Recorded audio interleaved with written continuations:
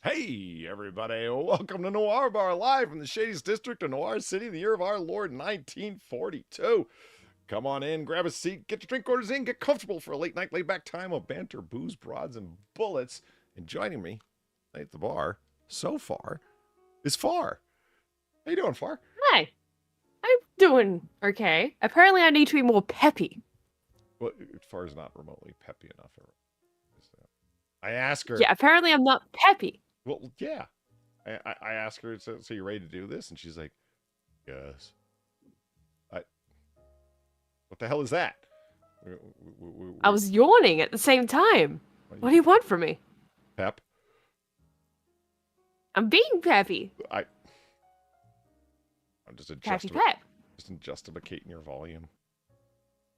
You're the youngest one of the whole crowd. You got no excuse to be tired. What with your job and all. 10-hour days. 10 hours. You'll be fine. Do you have any idea how the time just drags? Do I know what it's like to have a job? Yes. Yeah. I have 3. And if you count YouTube as a job, 4. So 3. Damn it, Far. Managed to... Oh, man. Boom. How are you, Polly? Terrible. Are you peppy? No. And I think you need to be more peppy. You can't use my own phrases against me. It didn't work like that. Oh, I can and I will. No, it doesn't. You're wrong. Mm-hmm. Go to heck. Come on. All right. Before we went live. Pep in your step. Enough. Enough! There it is.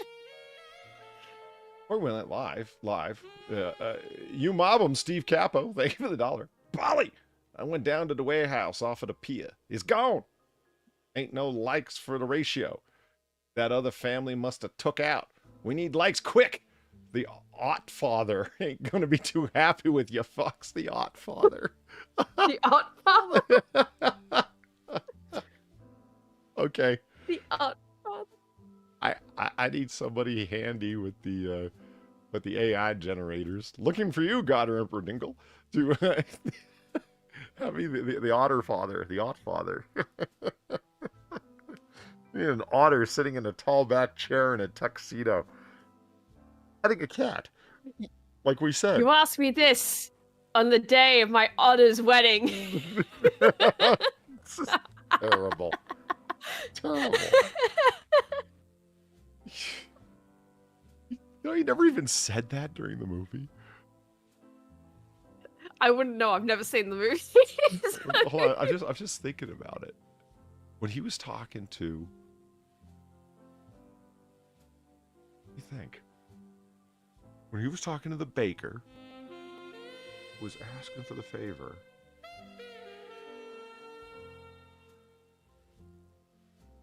Oh.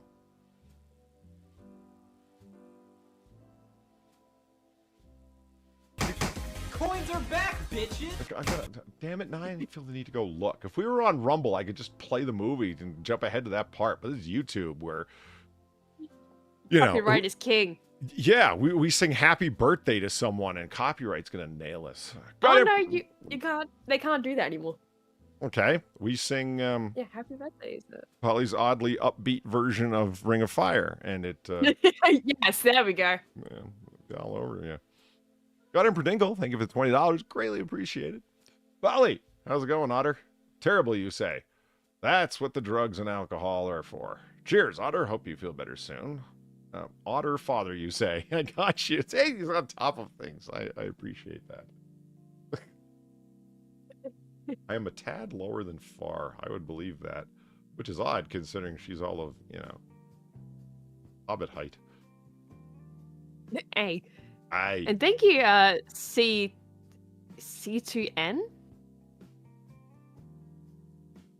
Ceton? Okay. For the $2, Alphabeti Spaghetti. C. Thomas, and it's like, It's C_TON.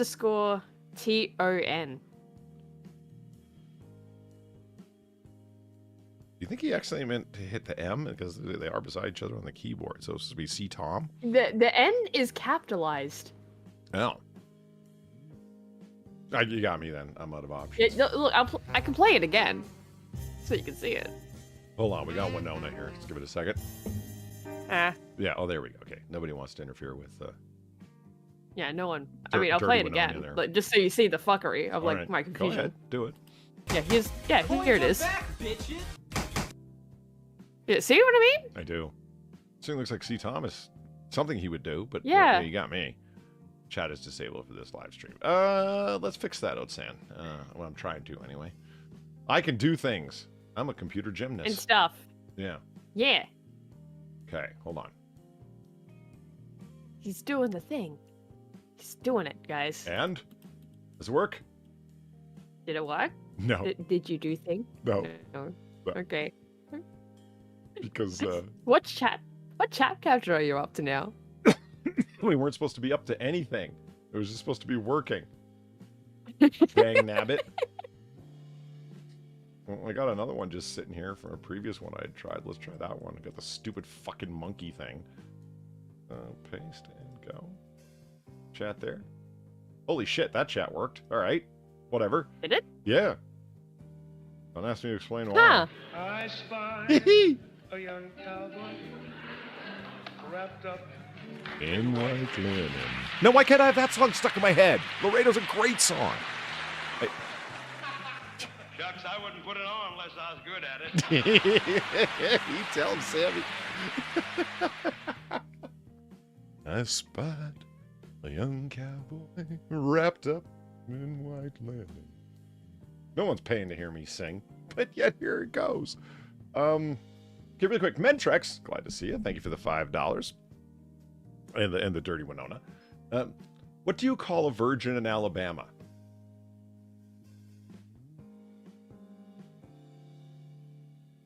I don't even want to say this. This is terrible. An orphan. Unfortunately, I had the exact same thing pop up in my head before you even said it. Like, is this where it's going? Is this where it's going? I wouldn't have been able to guess that. I hate that I was right. You're a gutter mind. I hate that I was fucking right. Yeah, you got your mind. What the fuck? Prophet of cringe. Prophet of cringe. Yeah. Strikes again. And Gamer Fucking Believe. Christ. Thank you for the 950 and the Laredo gun spin. So, as we discussed, German is a logical language. This is what I've heard. I don't know German myself because I don't speak Nazi, but, you know. Well, I just aced an assignment that was based on basic arithmetic. I'm also doing far better on written assignments compared to spoken. Stereotypes! We can thoroughly expect problems from our overly organized Germanic extraction friend, Valine. Explains why she's good at chemistry and is interested in orderly things and, you know, wants to actually everyone. Who actuallys people historically more than the Nazis? Actually, here's the best way to run your system. You know. God. Also, is that Sam? It is indeed. Oh my God, Sam's here. Just in time for the skirt pulling lady. The skirt pulling. Yeah, the one that's one frame short of getting me banned on YouTube. You never seen that one? Yeah. Yeah. Yeah. Literally, great, one frame, Sam. One. That's great, isn't it? Well, somebody dared me. That's the result of a dare. And I was like, if you do it, you'll get banned. Listen, I'm Turkey Man guy. You think I fucking care what the fuck the faggots at YouTube think? Whoa, Hollywood. I don't, is the answer. Are we still making a big deal out of those? I mean, sure. It's How everything far on into the stream now. are we? Well, yeah, right. That reminds me, Sam, I got something to tell you about. So, Play Trucker Zach, thank you for the $12. Greatly appreciated. I'll see Gamer Valine and raise her. Everything you said, but more. I just repeatedly called her a worrisome Germanic character that might turn into a, you know, what we're all worried the Germans will turn into. What? People with pointy helmets. Oh, I thought you meant likable. I Jesus, was say Sam. Berlin's already fairly likable. You know, if you catch her on a good day. But there's got to be likable Germans, like in the past. Let's think. Are there any likable German cartoon characters?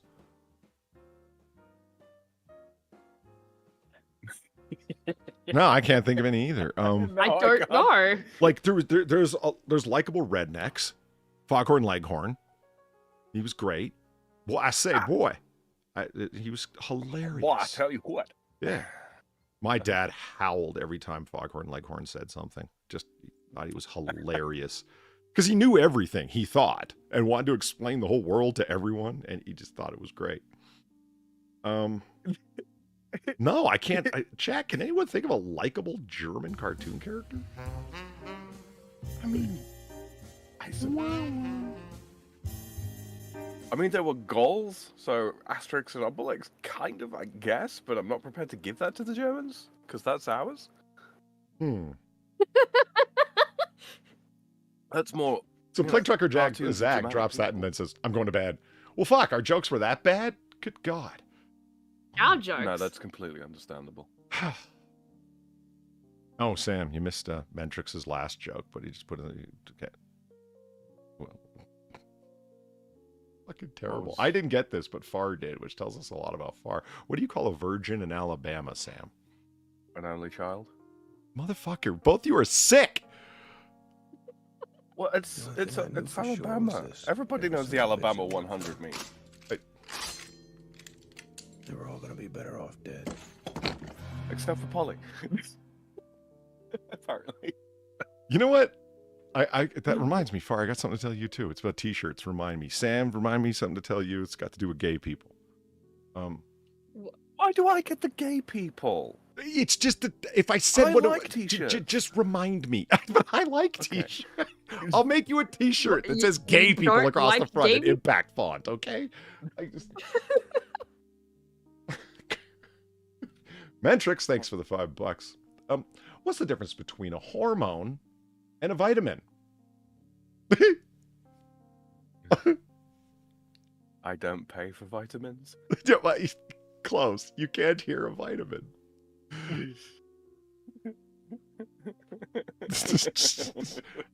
Well, how is it you two see these coming? I have to read them. You guys are get your mind out of the gutter. I don't know. Oh, we are sick, twisted individuals. Polydub, you must remember this. It is known. Reminds me of that joke from MASH. It seems like the test for who watches rerun television or who did back in the day. Or when Frank Burns yells at Hawkeye Pierce, it's like, "You're a degenerate. Your head's in the gutter." He's like, "I can't help it. It's attached to my body." At any rate, that is what we're going Yeah, to try to do. that's about right. But Gabriel, thank you for the $9, and those who gonna get it because they deserve it. Sam and I discussed this. The Nazis had a shit system following that Austrian. Austrians are what happens when you try to add art to German. It's true. We had that So- conversation. Bavarians for the win, Austrians for the no. Is that the idea? Kind of. I mean, I will say this. Okay. Well, let me just read off this last one. Justin Hermoof. Okay. Justin Hermoof, thank you for the $3.57. $3.57. Very nice. Nice number. How do you circumcise... Just in her mouth. Whoa. Just in her mouth. Oh, just in her... Right. Hermoof. Yeah, that's a little... Yeah. Gotcha. It needed a diacritical mark, Sam. It did. If it wasn't for them damn Pew arguments, Far, I wouldn't even know what the hell that word means. Those are still going on. I'm not even kidding. Are you serious? They're still going Yeah, no, on. it came up like a month ago. Like sometime What first the week of January, fuck? it came back up again. And again, it's not my man Abu Kamar who's originating these. It's him doing response videos, and he says these videos. Believe it or not, this has come back up again. And he's like, I will keep responding to this stuff as long as these guys keep trying to make this spurless claim. Spurious, rather. The Spurless. pews Little are still happening. Oh Mhm. my god. It's been like 3 years plus. I've been Yeah, Spur- fucking Christ. Sam, one day, I would make a video series on like the history of ridiculous, because people are like, what the fuck are you two talking about? The pews. I would make a video history of it because it's at levels of embarrassment. They made up an academic, remember, and got caught. Yeah, I remember. Yeah, they made like this dude up that was like supposed to be high up in academia or something like that. Yeah. And They had to admit they had totally fraudulently made the guy up, and they proved it demonstrably that, like, look where your IP address is coming from attached to this email. Look at the time that it was sent right after this. So I responded to this email that checked with the university. This guy doesn't exist. And they were like, yeah, well, we just wanted to, and it's like, holy shit. yeah, but the pews though. Yeah. But the pews though, they're legit. Right. They're legit. Our guy may not be legit, but those pews. Yeah. Hot damn. Fucking Christ. Just in her I can't mouth. believe it's Thank you still for the 3. Yes, it is. Thank you for the 357. How do you circumcise an Appalachian American? Oh god. Oh, I got nothing on this one. I don't either. Appalachians, like, are the Appalachian Mountains. That's it's not redneck territory, it's hillbilly territory. So for non-Americans, functionally the same thing. Just think along the same lines. It's not the same thing, but close enough. It's going to be like something that like sharpen his sister's teeth, right? Yeah, kick his sister in the jaw. There we go. Oh god. I mean, Austria Wouldn't did that result in create a the flag. balectomy? Like a German cartoon character, technically Snow White, but that's a stretch. Yeah, BG, I see your point. That is a stretch. Yeah.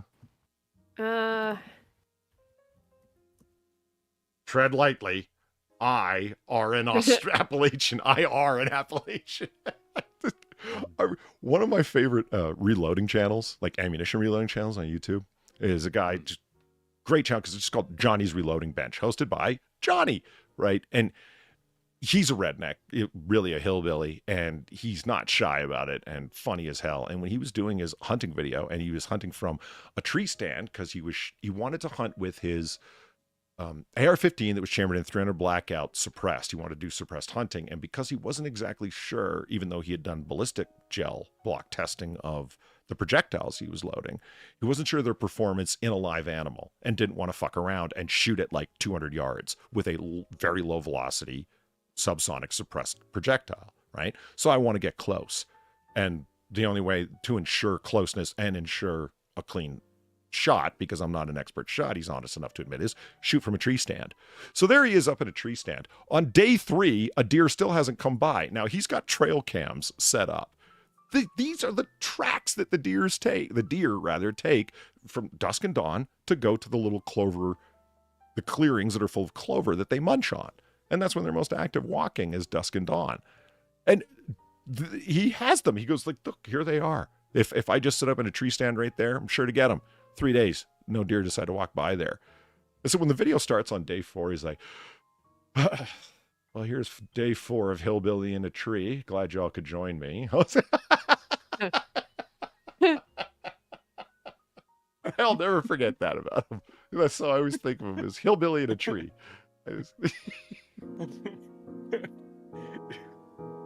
Oh. 3 hillbillies, they're a different breed.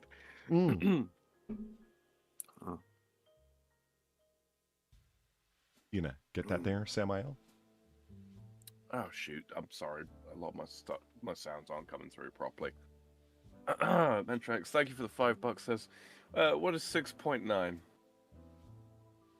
What is 6.9? Oh yeah. I don't know. Far? It's a 0.1 less than 7? A good thing ruined by a period.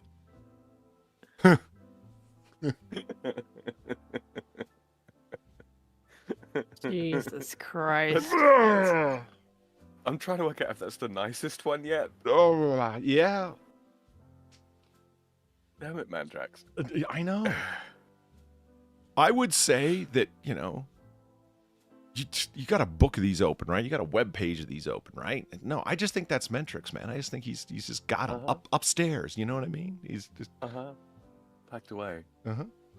ready to disturb the masses. Yeah. Yeah. Let's see. So how's it going there, Sam? How's the old back treating you? It's not. It's really not. Yeah, it took me like 25 minutes to actually get out of bed today. 25 minutes. Yeah. Did you do the slow roll? Yeah. Oh, I did the kind of try and grab onto the end of the mattress with your feet and pull yourself to the bottom and try and roll yourself off the end that way. Don't want to roll myself off to the side. I might have got wedged between, the bed and the side table. I'm not gonna complain. I'm not gonna complain too much. I've got painkillers. I'm just opting not to take them Why? because when I take them, I can't drive, and I can't rely on fucking anybody here to come and pick me up and take me somewhere. So if I need to go somewhere, or say it gets really, really bad, Right. yeah. Okay. So, yeah. Fair, I guess. Are you employing the painkillers or the muscle relaxers or anything? No. Like I say, the painkillers I've got are codeine, Mhm. and Nothing wrong with that. Can't drive. Yeah, can't drive on those. Can't drive on those. You can. It's just a lot more perilous. If I get stopped by the cops, it's instant license suspension. Yeah, but how are they going to know? If you've driven up They a can- telephone pole, I guess. But other than that, If you're on the road and they pull you or what have you, and they're not satisfied with the breathalyzer test, they can demand you come back to the station and take blood tests. there's something I Or don't urine know. sample. How do they, if they're assuming that you're high as fuck, and it's something that's got a short detectability half-life, and there's plenty of drugs that are like that. Some of them aren't. Some of them are. How do they test you roadside? It's like, oh, we're going to take a vial of blood. My God, what? I want to know what states you can demand a blood extraction from somebody on the side of the road. Holy shit. I mean, they can't do blood samples on the side of the road, as far as I know. Mhm. Although I suppose, no, technically the technology does exist. It's a lot like the diabetes tests, right? The blood sugar things that prick your finger. Mhm. I imagine you could have something along those lines. But no, they if they suspect you are under the influence of something, narcotic or alcohol or whatever, and they're not satisfied with the roadside test, yeah, they can detain you, take you back to the station, and do more advanced tests there. You can actually, if you get breathalyzed at the side of the road, test for alcohol, and you disagree with the result that's come out of the machine, you can contest it, and you can demand to go back to the station and have the advanced test done as well. Huh. So it's within your rights to do so. Okay, wait. I didn't notice this. Gamerverlane with the naming some cartoon characters, sort of, in some cases, that are German. Klaus the Fish from American Dad, the little goldfish. Krieger, the science director and archer. Magneto, Nightcrawler, they're all German. Okay, so the people you named that are worth naming. Nightcrawler, yes, full on. Nightcrawler is a super cool character. Big fan, because I was a big... Original Magneto? I don't think Magneto counts. Personally. I would argue that he doesn't, but that's me. Say something here, Sam. I thought you were going to respond to that. I need a sound check, buddy. Oh, sorry. Hold on. No, that's fine. Dude. Okay. I need to turn you up a little bit here. I thought that I might, and I do, so I will. Yeah, sorry, I've moved the microphone a little, much closer, and then dropped system sound down, and all kinds of weird, wonderful things. That's fine. Because resulted in clearer sound, or so I'm told. Yeah, you know what? I was watching... You know what's become a big thing on the YouTube, at least in the recommends that I'm getting with the god-awful display on YouTube that I've been getting, Sam? You know what I'm talking about? Yeah, not me, that's for sure. Well... Far definitely. She's all over my recommends. Am I now? Yeah. Huh. No Midori, Interesting but how I that must works. scream. Must not scream. Oh, must not scream. Look at this. Anyway. This is what I want, Sam. Traditional YouTube. Why can't I have this? It is for Just me. all the time. Mm-hmm. We're going to watch this again. You know why? Because Far reacted meh to it. I'm very indifferent to it. Uh-huh. And that's why you will be watching it again. Uh-huh. Shows will repeat until morale improves. Yes, I exactly. guess so. Fucking Christ. Chat's like, what are you guys talking about? Yeah, I know. Sometimes I wonder if I should just give up on the idea of running a semi-professional show and stop apologizing for making mistakes. And the show's about it, like just drunken Otter running a bar. And so, of course, it's going to be like, folly of ridiculousness. Because why would you expect an otter to be able to run a bar? What's wrong with you? I was about to say, the over-apologeticism, I think that's part of the shtick, in it. What's that? What? Well, some people, when they get drunk, they start doing they get very, what's the word? Not mopey, but, they get a little emotional and then they're apologizing for everything. Yeah, I know or the insisting that they're not drunk. Yeah. That's part of it. Oh, I see what you're saying. Like, well, fuck you. I thought you were saying like, oh, you're the guy who just doesn't really seem to care. Well, okay, fine. I guess I get mopey, you bastard. No, your character gets mopey, Polly. Your character. This is theater, darling. That's what we need. Affected language. You know what that reminds me of? Somebody brought up something from an Inside the Actors Studio episode that I had seen a good long time ago. And then that got me thinking about, just brought Inside the Actors Studio, that show, back to mind. I started remembering all these episodes I had seen. And one of the most entertaining, hands down, was that John Travolta one, where John Travolta is not the most interesting guy from a distance to read about. Like, oh, he did this, he did this. But for some reason, that interview that he did with James Lipton was fascinating. Yeah. And it was interesting to see how quickly he jumped over the Scientology crap. Far. It was weird. Like, if you didn't know some of the catchphrases of his weirdo celebrity cult, you very likely wouldn't have even noticed. You know what I mean? Like, one of their big phrases is living life as art, which could just sound like some poncy French continental thing, But, hey, sorry, it's true. It is, but I'm still offended. Tell me I'm wrong.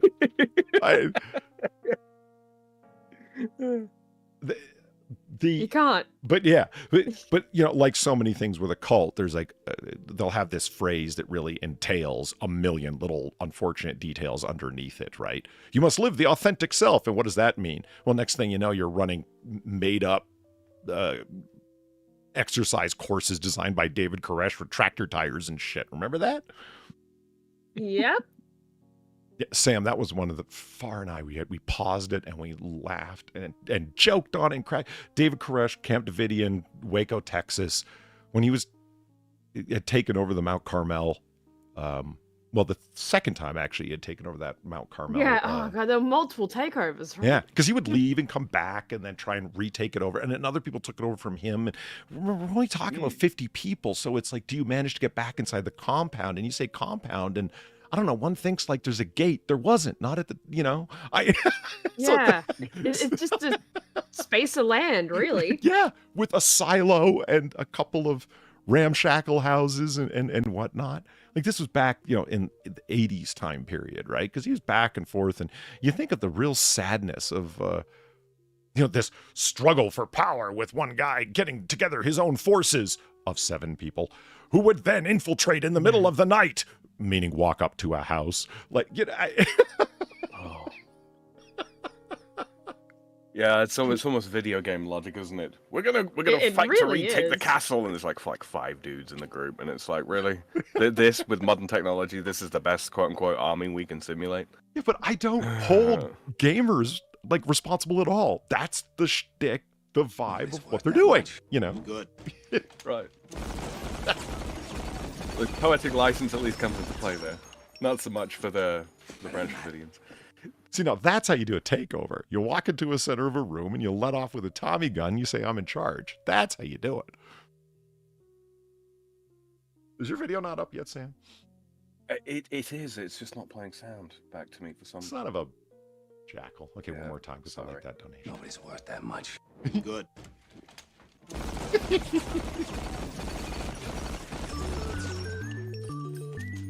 Better than that.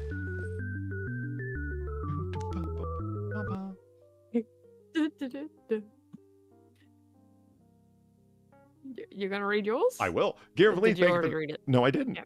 Garen Verleen, thank you for the 650. All right. Of course I'm in science. Could you imagine the path of destruction I would leave in most liberal arts departments? You and Sam both heard my sinister glee over that feminist U.S. women's class. Yes. Yes. Well, I told a few people academia is worse off for not having you there. I remember a couple of people along the way, years back, right, saying something like, oh, who cares? It's a small thing. If they want to argue over something so petty, let them have it. Whether it was something social justice or whatever. And I think back on them, like, and that's exactly how they got it. And went on to the next thing and the next thing and the next thing. And I'm not saying fight them every inch, but adopting an attitude of, oh, let them have it. That's ultimately self-defeating because you're admitting that there is a them and that you don't, that's fine. You didn't even say you're petty for wanting that. You know? Anyway. Mm-hmm. But then again, I also was the person, I didn't use the word petty, but I did, bring up the point. And that explains how I didn't get into the really good schools. You couldn't just let them have it. The petty argument they were having? No, and I was the one who was told that I was petty. Shockingly. I know. Like, really? You're going to make an issue out of something as small as that? Yes. Thank you, Mentrex, for the $5. I have a fish that can breakdance. Only for 20 seconds, though, and only once.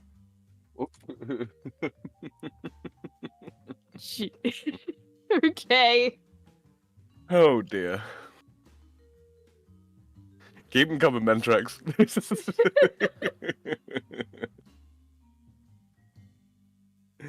Sorry, I just got caught up thinking about something.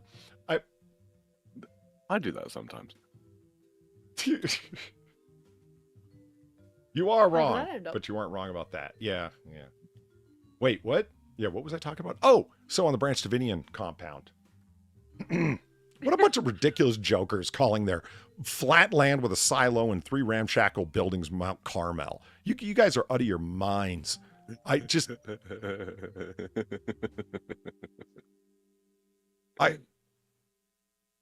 It's like when Joseph Smith declared wherever the fuck to be Zion. Where was it? It was wherever they ended up in between Nauvoo and Kirtland. They left Kirtland to go wherever the hell, and then when they left wherever the hell, they ended up in Nauvoo, Illinois. Utah? No, Utah was after Nauvoo. Okay. I don't remember. Why would you? As an actual question, why the hell? I mean, I can tell you why I would remember, because I'm a nut and I look into these things because I find Joseph Smith a really comic character. But there's my answer. What's yours? No, I don't have one. Quick chat, look it up. I mean, see that's what I was talking about with the comedy of errors. Is that maybe I should not share my screen selectively, where it's like, oh, here, this is okay to show them. Maybe I should just show it all the time so people know the crazy shit that we're talking about and laughing about and the stuff that I'm looking up. And why is Polly looking up 18th century collectible soap dishes? Like, what, you know what I mean? Like, while he's talking about the Branch Davidian, I don't know. Shut up. Why wouldn't you be looking up 18th century collectible soap dishes? I have an answer for that one. Actually, been around Weibo too long. Yeah, right. It's her butter dish obsession just kind of caught me, man. I totally wasn't looking that up. I was looking up this. But no, one of the things that David Koresh did was set up his own obstacle course. And having nothing. Oh god, the obstacle course. Yeah, this was his Oh, way of God. exercising his devotees, or whatever way you want to put it, the members of his little mission getaway. He, they didn't have nothing because they're out there in the middle of nowhere. They had tractor tires and they had dirt. I don't know. They had things and stuff. Yeah. So it would be like, pick up a pile of bolts and run with it, not spilling one. Like it was more like a joke, town fair kind of thing, and run through one tractor tire and then pick up the other one, almost like strongman competition where you flip it end for end repeatedly. You know what it reminded me of? It reminded me of like a kid setting up an obstacle course, Yes, right? And yeah. it's just shit that they found in their backyard.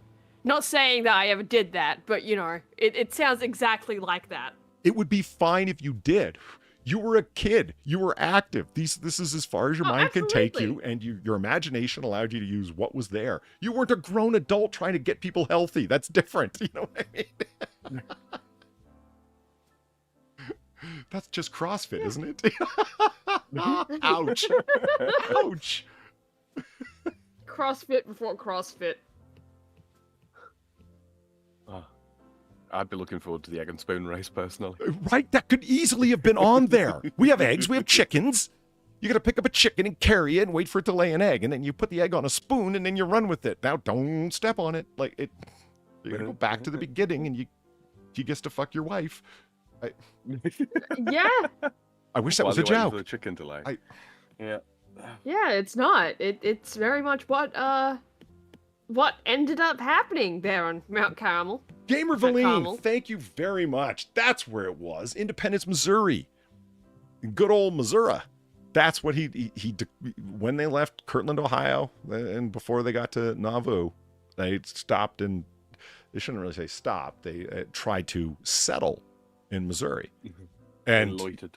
And Joseph Smith, never being one to not make grandiose claims, decided to declare that he had had a revelation from God that he had. Of course. That was the Garden of Eden. That's where creation began. This is Zion, literally. This is where Armageddon will occur. Wow. In Missouri.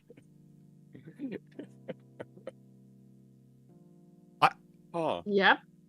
And that is still an authentic revelation of Joseph Smith. It's never been retracted. I remember watching. How do you retract that? How do you retract a revelation? Yeah, how the fuck would you retract that, though? Like, you kind of stuck with it at that point of, like, I am committed.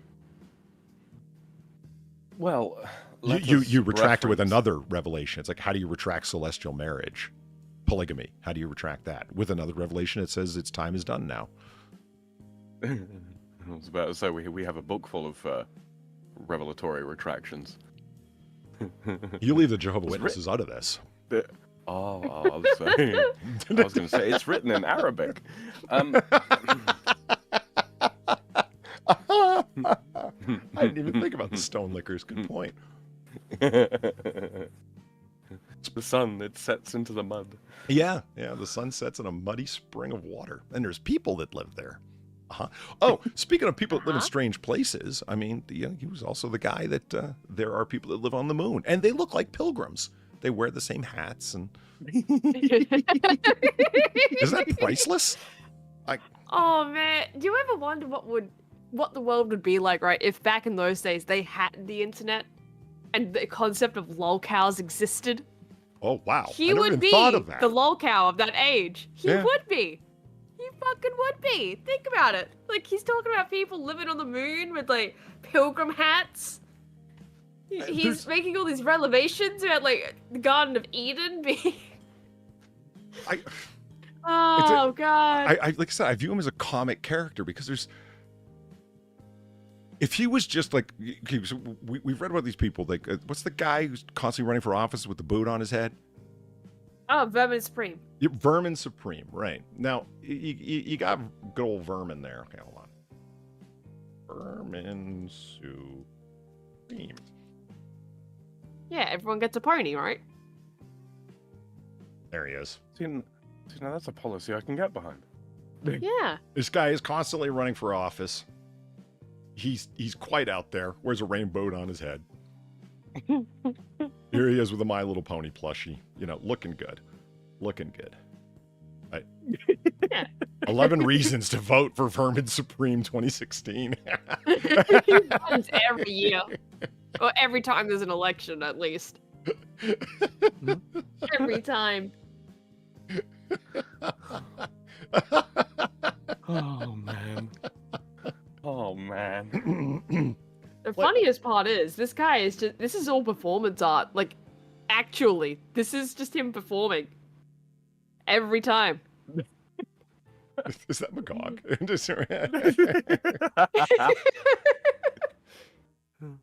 I mean, I don't know what he's doing here, but it's hilarious. What the hell? Is that his running mate? And Lord, who the hell is that? PC head? Lord Ned Kelly Supreme? I don't know. Kind of does look like Darth Kelly, doesn't it? Yeah, Darth Kelly. There was there was a political party. I believe it's disbanded. One in the UK called the Stark Raving Lunatic Party. They Wait a do minute, this is his name right similar here. things. Hold on. I always get denied going into Reddit. See? Yeah. As soon as you have a VPN running, man, Reddit, they're so secure. They don't want anyone fucking around with their... Yeah, right. Bullshit. I think considering, you know, the takeover of Reddit by a bunch of, you know, coastal quote unquote liberal leftists, basically, I don't think they should be allowed to use the word partner anymore. I feel like that's cultural appropriation, and they shouldn't be allowed to have it. Oh, wait a minute. I don't have chat shared on the window with the frame. Let me go ahead and fix that. We had a problem with chat earlier, Sam. I know that's shocking news to you, but... This is my surprised voice. Right. Yeah, you sound so shocked. Wait a minute. Why is it... It's okay. You can recover. It's...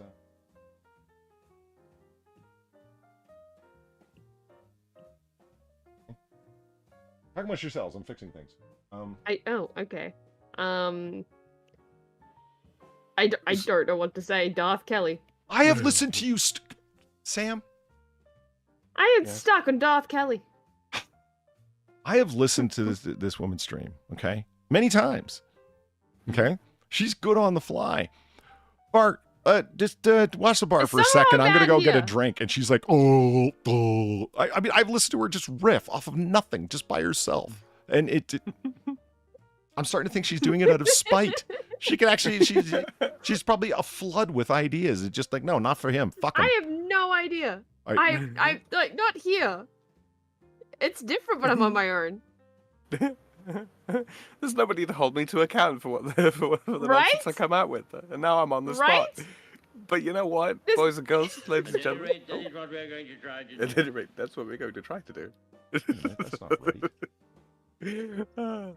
But ladies and gentlemen, boys and girls, people in the chat, if you ain't already, go ahead and drop a like on this stream. You know it's worth your time. We are funny people. Oh, yeah. We are, in fact, the entire circus. It needs to be touched, like the like button. Oh, yeah. Hold on. I got a thing for that. There's the Ooh Cthulhu. It needs to be touched like the like button. Stream that. Thanks, oh my gun. I appreciate that. What a pitch. Mm-hmm. What a great guy. Yeah, I was watching a Megon video the other day, and I heard him say something that was rather distressing to me personally. Okay. He's just he was talking about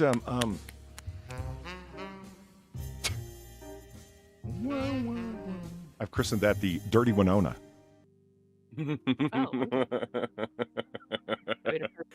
It's in reference to the music playing. It's a dirty sax. It's not anything. Uh-huh. It's got nothing to do with her. That's the Winona part. The dirty part's the music. Get your mind out of the gutter, Far. But it's so nice here. Moving along. Gaveline, thank you for the 350 and the average. Well, I have kept it relevant in your DMs. I'll check those in just a second. I need a third screen. Donate generously so I can have a third screen. Fuck, that would be so nice. Why haven't I been asking generous chat for help getting a third screen?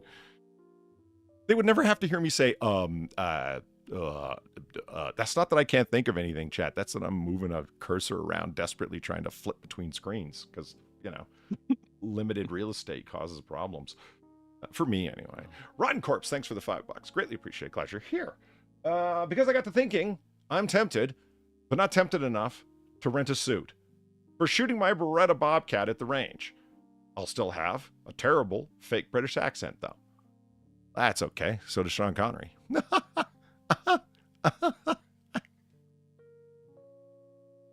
No? Okay. Sam's got a better British accent than Sean Connery. What do you want from me? It's true. Yeah. Yeah, he sounds legit. Well, I mean, people hit me up with the thing all the time. They're like, well, who do you think has a good British accent? And I tell them, and like, that's not a real accent. That's RP. That's received pronunciation. And I'm like, yeah.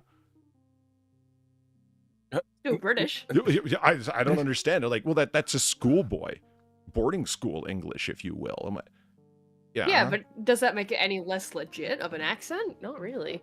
I don't understand because it's not like a random organic thing from the north where you sound like a bunch of soccer hooligans. I mean, most don't. At least you don't sound like you're from Liverpool. That's the one I can't stand. Love me pale ale. Love me bacon sandwiches. Well, I do like bacon sandwiches. Don't like Germans. Not racist. Just don't like them. I dig RP. I do.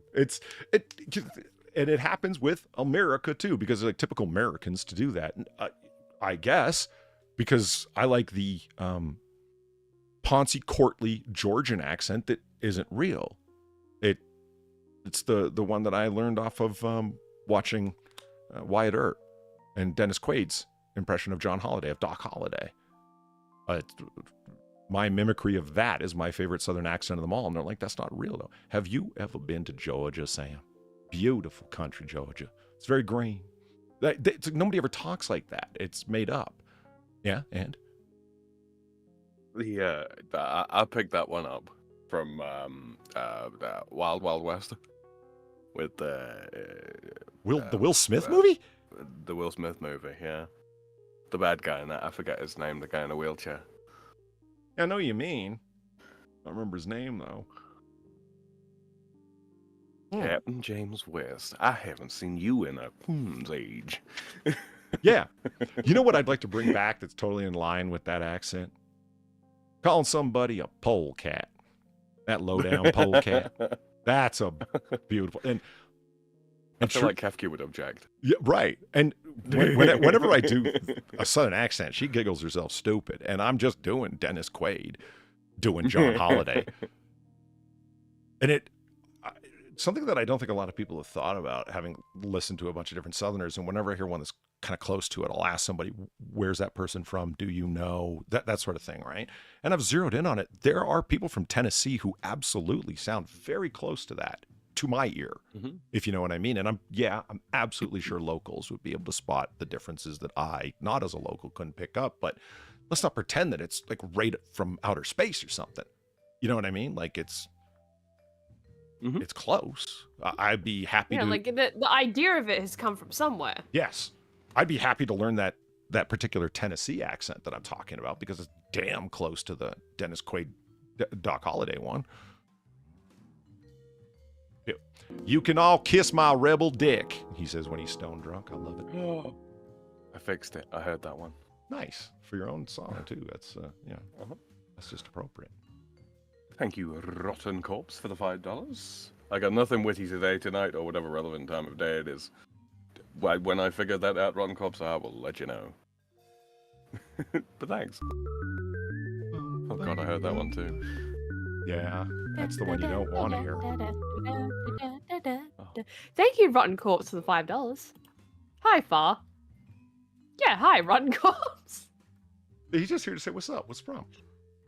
Yeah, he's saying just, yeah, hi. Yeah, See, hi. That one Hello. would be quite difficult to do. The melon.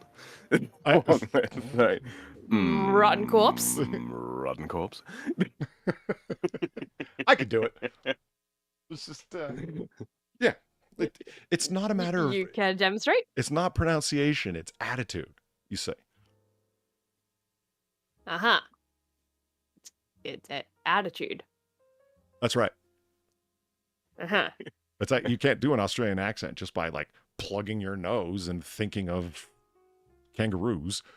You gotta. No, you plug your nose and think of, yeah, fuck the West. I'm joking. See- I'm joking. See, Okay. for me, there's like two core Australian accents. There's more than that, but for me, there's two core Very Australian subtly, accents. though. And the Bogan one, I always think about sniffing petrol, even though I know that's an Abo thing. But like that's how I get there, right? Oh my god. So like I was walking down the road the other day and I saw this Aboriginal guy, right? And he was just like sniffing like this jar of petrol. That's how I get to Bogan. What have Australians done with our precious English language vowels? Petrol becomes petrol. I can't even do it. Petrol? Yeah, and you, Petrol. right? Petrol. The L has gone. No, the O is non-existent. It's, you know, Petrl. Petrol. Mm-hmm. It's amazing. Petrol? There's an O in there, Far. It's petrol. Yeah, like petrol. petrol. You're not. Ask them to say petroleum Yeah. and they can do it. Petroleum. There it is. Petroleum. Petrol. It's petroleum. Brisbane. It says Peter. Yeah, Brisbane. Thank you. The A has no place. It's just, yeah. Canberra Brisbane? becomes Canberra. Yeah, it's Canberra. Our beloved I don't see the vowels. fucking problem here. Oh, dear. Stay with Melbourne. Then there's the other Australian accent, which is the sort of, this is the one that doesn't actually exist, right? This is and the way I get there is think of a nature documentary as narrated by a husky voiced Australian man, out on the plains of the Serengeti. Holy shit, look at all the awesome shots of Dennis Quaid's Doc Holliday. Fuck. Here, chat, look at this. That's very nice. Are you trying to do a Steve Owen accent, Sam? Is that what you're trying there? No, Or are you that's- trying to do the that's- British Australian? The British You know, Australian more so than anything. yeah, the I one can't- that I you can't do a hear. Steve Irwin.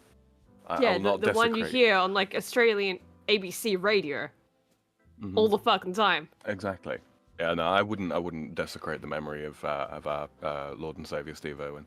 Because technically that is an actual accent some people have. My nana actually had that accent. Really? She spoke like a Yeah. husky-voiced Australian man narrating a nature No, like- documentary. Like That's half impressive. British, half Australian kind of accent. Like, you know, like Uh-huh. the fancier Hmm. Australian, I guess you could call it. Was this? I mean, you get those kind of things all over the world, though, right? I mean, Polly, you'll be familiar with this. I would imagine if you've listened to like any radio dramas from, the 1920s, 1930s, 1940s. Mhm. You know, the I'm a big fan radio of Shadow, American. mostly, but yeah. Well, like it's sometimes referred to as transatlantic American, I guess. Yeah. It's not quite American. It's somewhere between the United Kingdom and generic American. Yeah, What, like Frasier? Exactly. hmm. Niles, put that down. Is Frasier really an example of that? I mean, yeah, because I In thought my it was mind, yeah. British at first. I was so confused. Like one of the first times I ever saw anything related to Frasier, because I just heard the accent like kind of British, like, Mhm. and then it's like, wait, this is an American? How the fuck does this work? It's not until he gets angry, I suppose, Yeah. that you really hear the American part like really start to come through. Yeah, like it's just a bit weird if you have no idea what the fuck is going on there. But yeah, same sort of thing with Australian. Strange. Frasier's New England, though. He's from Boston. Yeah, but, not that you could tell from his accent. At least not to my ear.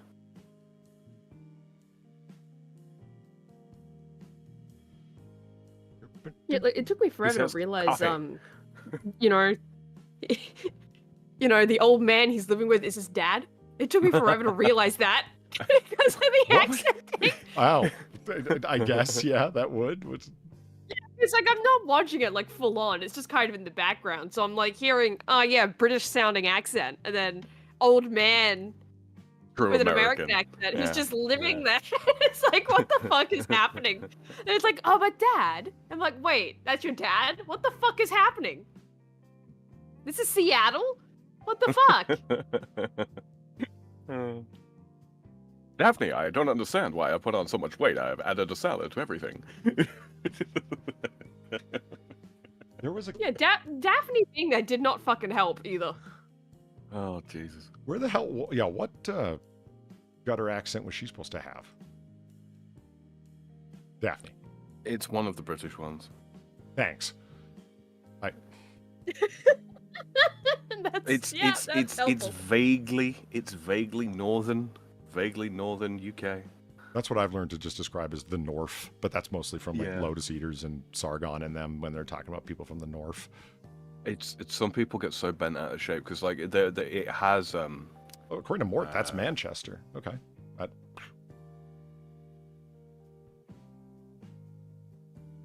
No idea. No, that is not what that is don't not think what it people from sounds- Manchester sound like.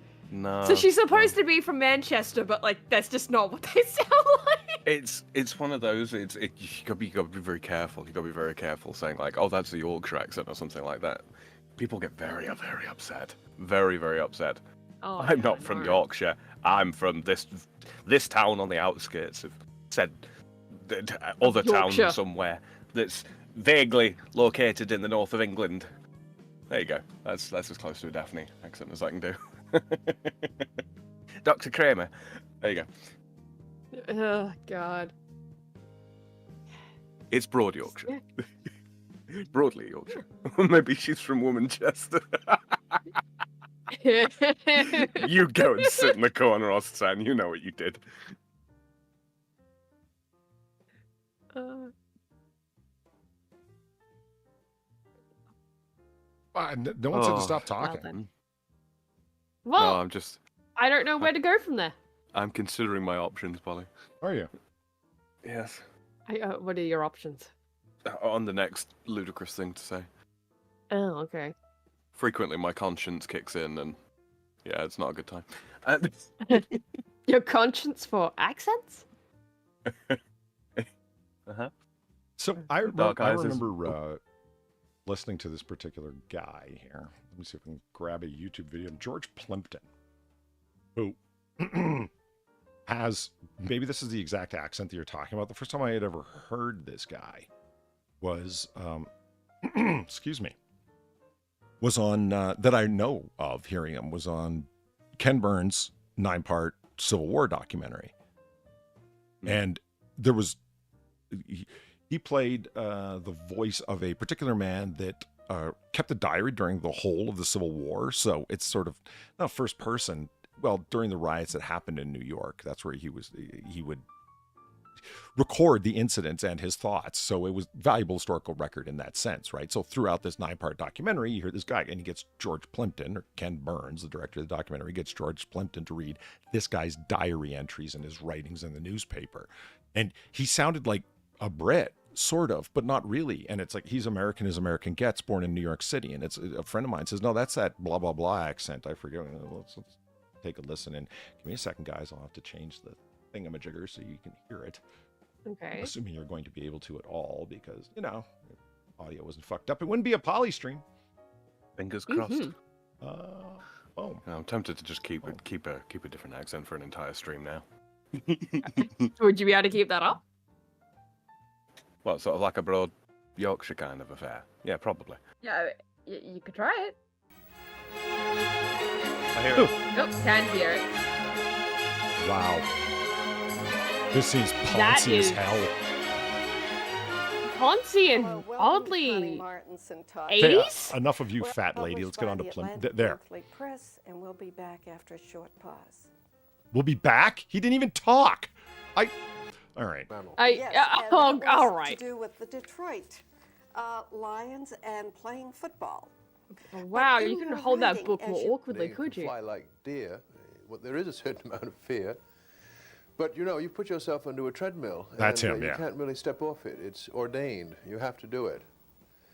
And I don't think Yeah, it's that fear is so much of weird. being hurt as it is fear of being humiliated.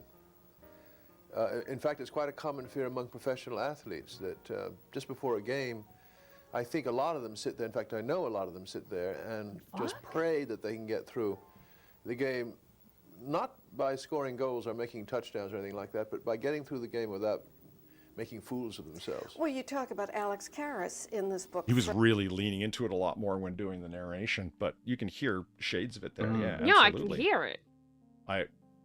What the fuck? I got nothing for why people sound like that, because I was just like reading like where he's from, and it's the Wikipedia page on him just said he was known for his patrician mannerisms and accent, as well as his patrician demeanor and accent. He's well known. Villain says, "Oh, that's the upstate avoidance of a Boston accent." Yeah, I could say that. I could hear that. Just like reading through it, it's yeah, born in New York City in 1927. I love I like this. to think of it as After St. Bernard's School, like upper crusty as hell, Plimpton attended Phillips Exeter Academy, beyond upper crusty, from which he was expelled just shy of graduation. But that didn't stop him from going on to Daytona Beach High School, where he received his high school diploma, before entering Harvard. That's the flower that sits atop the upper crust. Yeah. And then, of course, went to King's College. But it's just, this was a time when and that was the way it worked. Plimpton's studies at Harvard were interrupted by military service from 45 to 48, during which he was served in Italy as an army tank driver. Huh. Do you think he served Good as an old army cabbies, tank huh? driver the way royals serve as military officers, you know? Or the way women in the Possibly. IDF serve in combat? I just did air quotes. I'm gonna keep You know, that to all myself. all the upper crusty schools though, that kind of explains the accent to me, honestly. Yeah. That's like that will probably be the accent that all those people speak with. If Peter Hitchens was born in New England, yeah. And Plimpton's son described him as a white Anglo-Saxon Protestant, and wrote that both of Plimpton's parents were descended from Mayflower passengers, surprising absolutely no one. He has three siblings. Do these not sound like upper crusty people? Listen to his siblings' names. Francis Taylor Pearsons Plimpton Jr., Oakes Ames Plimpton, and Sarah Gay Plimpton. Like, wow, you people sound like you have hemophilia.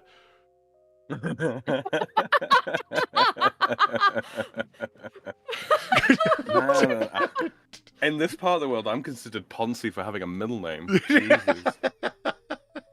Oh god. Wait, is that Ponzi? In this part of the world, yeah, kind of.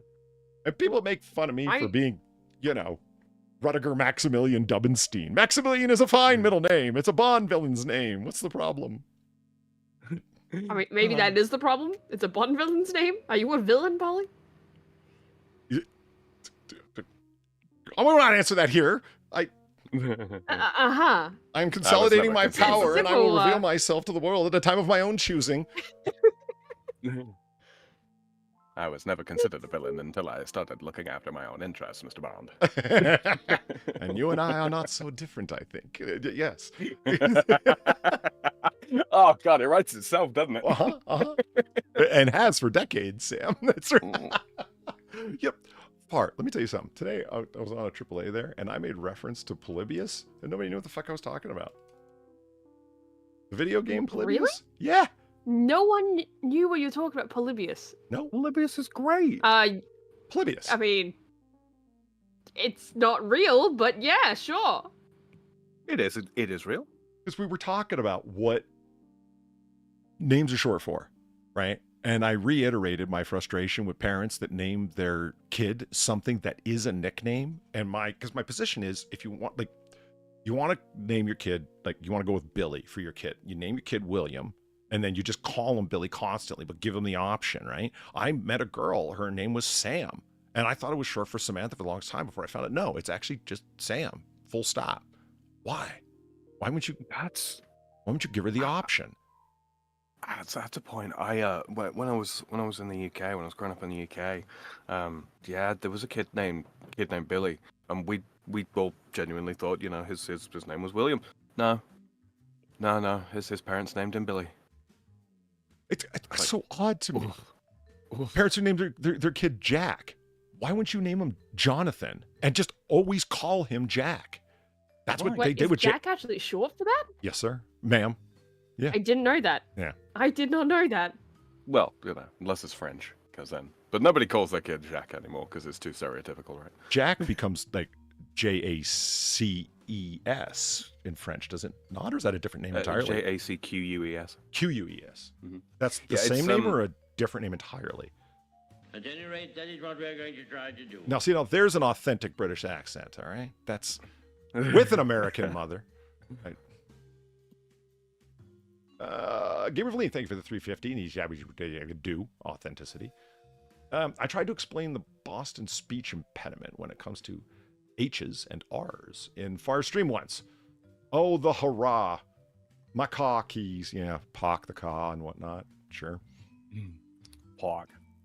I don't quite get it. It's just Jonathan F. Kennedy. Actually, I think he actually is just John on his birth certificate. So I mean, he actually counts as one for as much as just everyone just called him Jack. I mean, Mando's Ryder. It's I'm sorry, Jack is better than Jonathan, John, or Johnny. I still say give him the option, give him the full name. Why would you ever name your kid Dick? Call him Richard. Give him the choice to get out of it. I feel like at this point though, Jack is just so normalized as being a name on its own. It's kind of whatever. Yeah. Like it's so far removed already from Jonathan.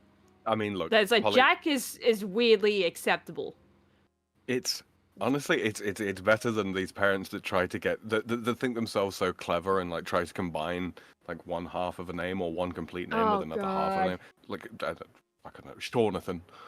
Shawnathan. Something. Well, don't get racist now.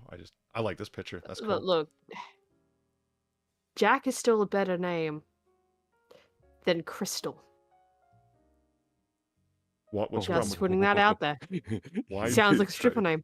Tread lightly. Right? We have a friend who has named that. I know. It's unfortunate. I'm sorry, but wow, that was like called. Any of the gem names, it kind of does sound like really? That. Not Ruby. With very rare exceptions. Ruby is probably one of the only ones where it's probably fine. You've painted up your lips and curled in.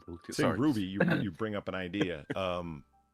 Is Jack always short for John? Most commonly it is, but it's also short for other things.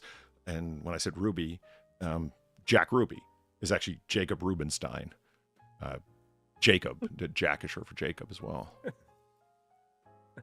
He's trying to get away from the whole Jewish thing just a little bit. Really? Yeah, really? With a gemstone? I know. Idiot. He thought the Stein was somehow more than the gem. I'm just saying. I just not look into Idiot. it. Yeah. Well, this is the guy who also shot Lee Harvey Oswald on national television. Thought he was going to be celebrated as a hero. Yeah. So yeah, it came with what's Polly short for? Like, Polybius. You know, like the famous Roman or the haunting government psyop video game. And people were like, what?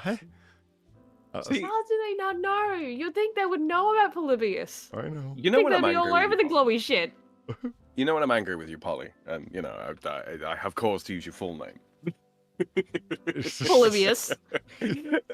I had because one of the things I do when I'm faking outrage with people, right, is I will give them a long string of various names. You know, I've done it with Eve, I've done it with Weibo, I've done it with Lulu. I have to fight hard not to go with polyphemus. Polyphemus. Polyphemus. Yeah, the Cyclops.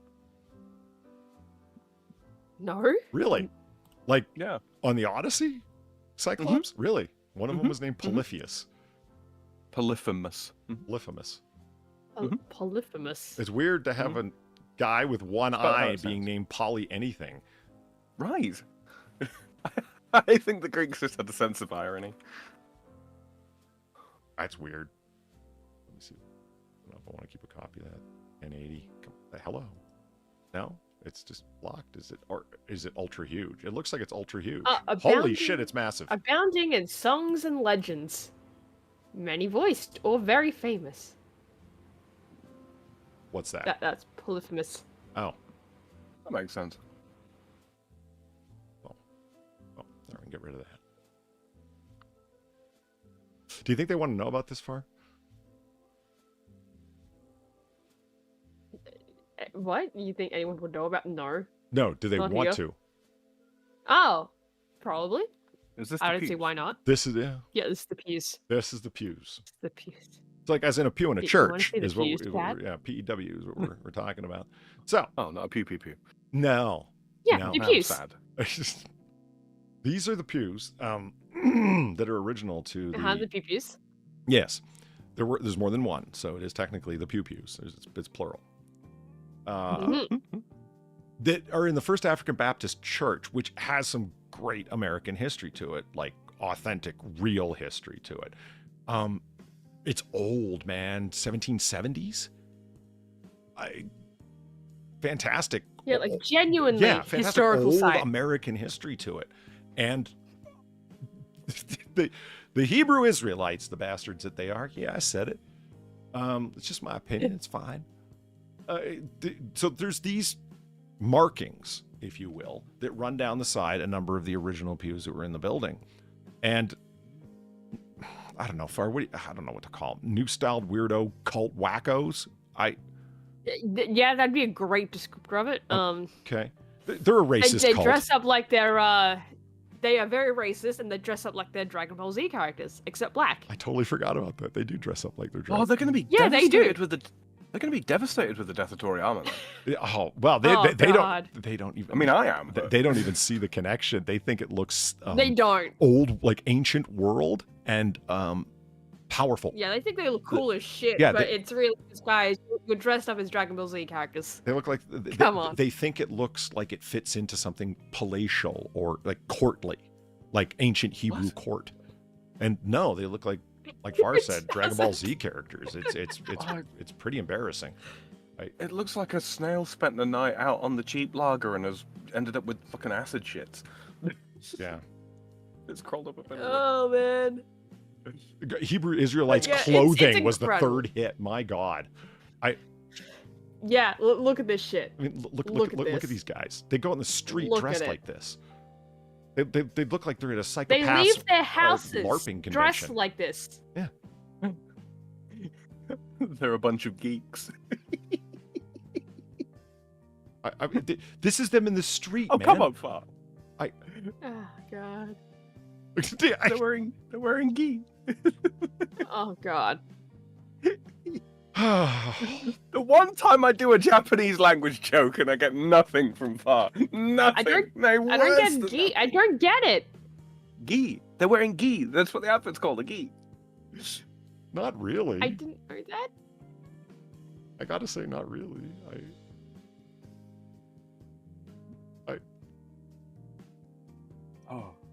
Oh, Peter says, name your daughter Amethyst, but call her Amy all the time. Why would you pollute a perfectly good French source name with a stripper name? Look at Vox coming According out to in Puff. defense of these guys, the Black Israelites' connection to the Covington story. Yeah, why God. were how did that even start? The whole Covington Catholic thing with the toothless meth head, fake veteran Indian with all of his white followers and his store-bought little tambourine, pretending he was, a tribal elder down at I can't wait for him. the March for Life. Oh, well, how did that all start? Because these guys, the Hebrew Israelites, were hurling racist insults at everybody. Because nobody gets racist like these guys. No one. Seriously, the stuff that racist against other black folks, it's nuts. Far, you've seen it. Stuff I wouldn't show. It's too racist to show. Oh God, yeah, it is. Like Polly has shown me this shit, and it's like, yo, this is there's nothing funny. Like at least with some races that you can go, that's racist, but that you can kind of see the humor in it. Even if you don't agree with it, you can kind of see the humor in some things you see like that. There's nothing like that with these guys. It's just straight up like, what the fuck? How in this day and age, in modern year, you know, in current year, to bring back that meme, I guess, how the fuck do you even start thinking like this? When you become so obsessed, like the core shtick of their group is like Hebrew Israelites, isn't that kind of saying the same thing twice or reiterating two intertwined things? Like as a repeat statement, like I can see how that you mean different things by Hebrew Israelites. Like I can see how you kind of get there a little bit, because I don't want to get into the whole technical thing because they don't, is the point, right? They muddle it and just say the same thing twice, and that's us. They claim that Black Americans are the original Hebrews, the original Jews, and the Ashkenazi Jews are Jewish, like meaning not really. And that's why they call them the Ish people. They're racist as fuck, these guys. It's so bad. Yeah, like, it's so insane. Like, once you start like, you don't even have to do a deep dive. You can just look surface level and you're like, holy shit, guys. Yeah. You know what it is? How? Right? When you've all heard the joke about, like, you know, casual racism. That it kind of implies that there's competitive racism. Yes, these guys. Yeah, yeah. Yeah, and honestly, yeah. These guys are the competitors. Because they are so invested in this idea that we're the original Hebrews, we're the original Jews. Other Africans that they view, other people of African extraction in general, that they view as not being part of their lineage of being true Hebrews are, well, they're Africans. We're not Africans. We're Hebrews. So therefore, saying racist shit that I have never heard, the most racist white man, the most racist Asian ever say about black folks came from these guys, because they're not us, and they're so desperate to be that we're not African at all. We're Hebrews. Yeah, like you want to see the most racist shit you've ever seen against Africans, ever. Look at some of the Hebrew Israelite memes that they make. Indeed, just type in Hebrew like, Israelite it's meme, them. And most of their memes are making themselves look like Dragon Ball Z superpowered people, like space Jews, basically. And then targeting Africans for hateful shit. I mean, yeah, there's like racist shit to demean some people. Okay, no, their shit comes from a very ugly place of true, well, it seems true like hatred. Yeah, like we really hate you. Anyway, like it's shit that would make like a KKK member go, "Whoa, that's a bit far." Yeah, are you guys trying to get ruined overnight? Unironically. Yeah, the feds are going to be like knocking down your door, but they're not, for reasons unknown. I mean, there are black federal agents, Polly. Yeah, well, yeah, it's so. Oh man, these guys are these are my true favorites. Yeah. IUIC, the Israel United in Christ is their name. The guy in the center is former brother, now Bishop Nathaniel. He named himself. He's a former NYPD rather detective. Right. Remember this? Yeah, I remember this. This guy, it's it's unbelievable. The guy and his partner, both NYPD detectives. This is all verified. They're not rumors. Even he just goes, yeah. Yeah, you can find it. You can find this so easily. It's just out there. He doesn't hide it. They were corrupt like Alonzo Harris was corrupt in Training Day, but for real though. Like the worst guys in the Rampart scandal in LAPD. That level of corruption, these guys rolled like. They fabricated evidence and set up this other guy. All black people were their victims, by the way, because that's who they patrolled and that's who they victimized. And they ended up, both of them, getting unceremoniously fired and kicked off the force because they've been brought up on corruption charges and unseemly behavior and excessive force complaints so many times that they ended up being drummed right out of the NYPD. What does it take to get drummed out of the NYPD as a black detective who is who's decorated again and again, but also has all these complaints against him and has been brought up on disciplinary hearings so many times. Fuck. So anyway. Yeah, all of that, apparently. Yeah, he breaks loose. You didn't understand, Polly. He's a maverick, but a damn good cop. He wasn't even a good cop. He ain't no Harry Callahan. It's just like, out for justice with his own methods, right? This guy's literally fabricating evidence against people. And it was proven in court, but someone gets out of it. Anyway, he forms IUIC, and here he is in his little squad colors now. If there was only 10 of these guys, as I've said before, I wouldn't care, but there's not just 10 of them. There's thousands and thousands, tens of thousands of them. It's scary, really. There's more of these than there are neo-Nazis. Yes. According to actual figures. By multiple orders of magnitude. And these are the guys who proclaim that, Armageddon's going to come and everyone who's not part of our little racial dynamic is going to die and God's going to smite everyone and the Bible is our book. And I'm not going to lie, though. I do dig the robe. You like the robe? I do. I really do. They've got capes, Polly. They've got capes, brother. Well, if anything... if this was just some costume, right? That's like from some video game or something like that, you would understand it. It's not, though. No. They're serious. They believe this is ancient world wear. That dressing like this is how the ancients dressed. And it's like, no. Straight out of Carthage. Yeah. Oh, man. Someone write that down. All right. Have a good night, Mendo.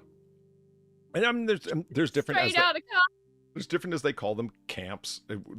Whenever you see the guys in purple, yeah, that's IUIC.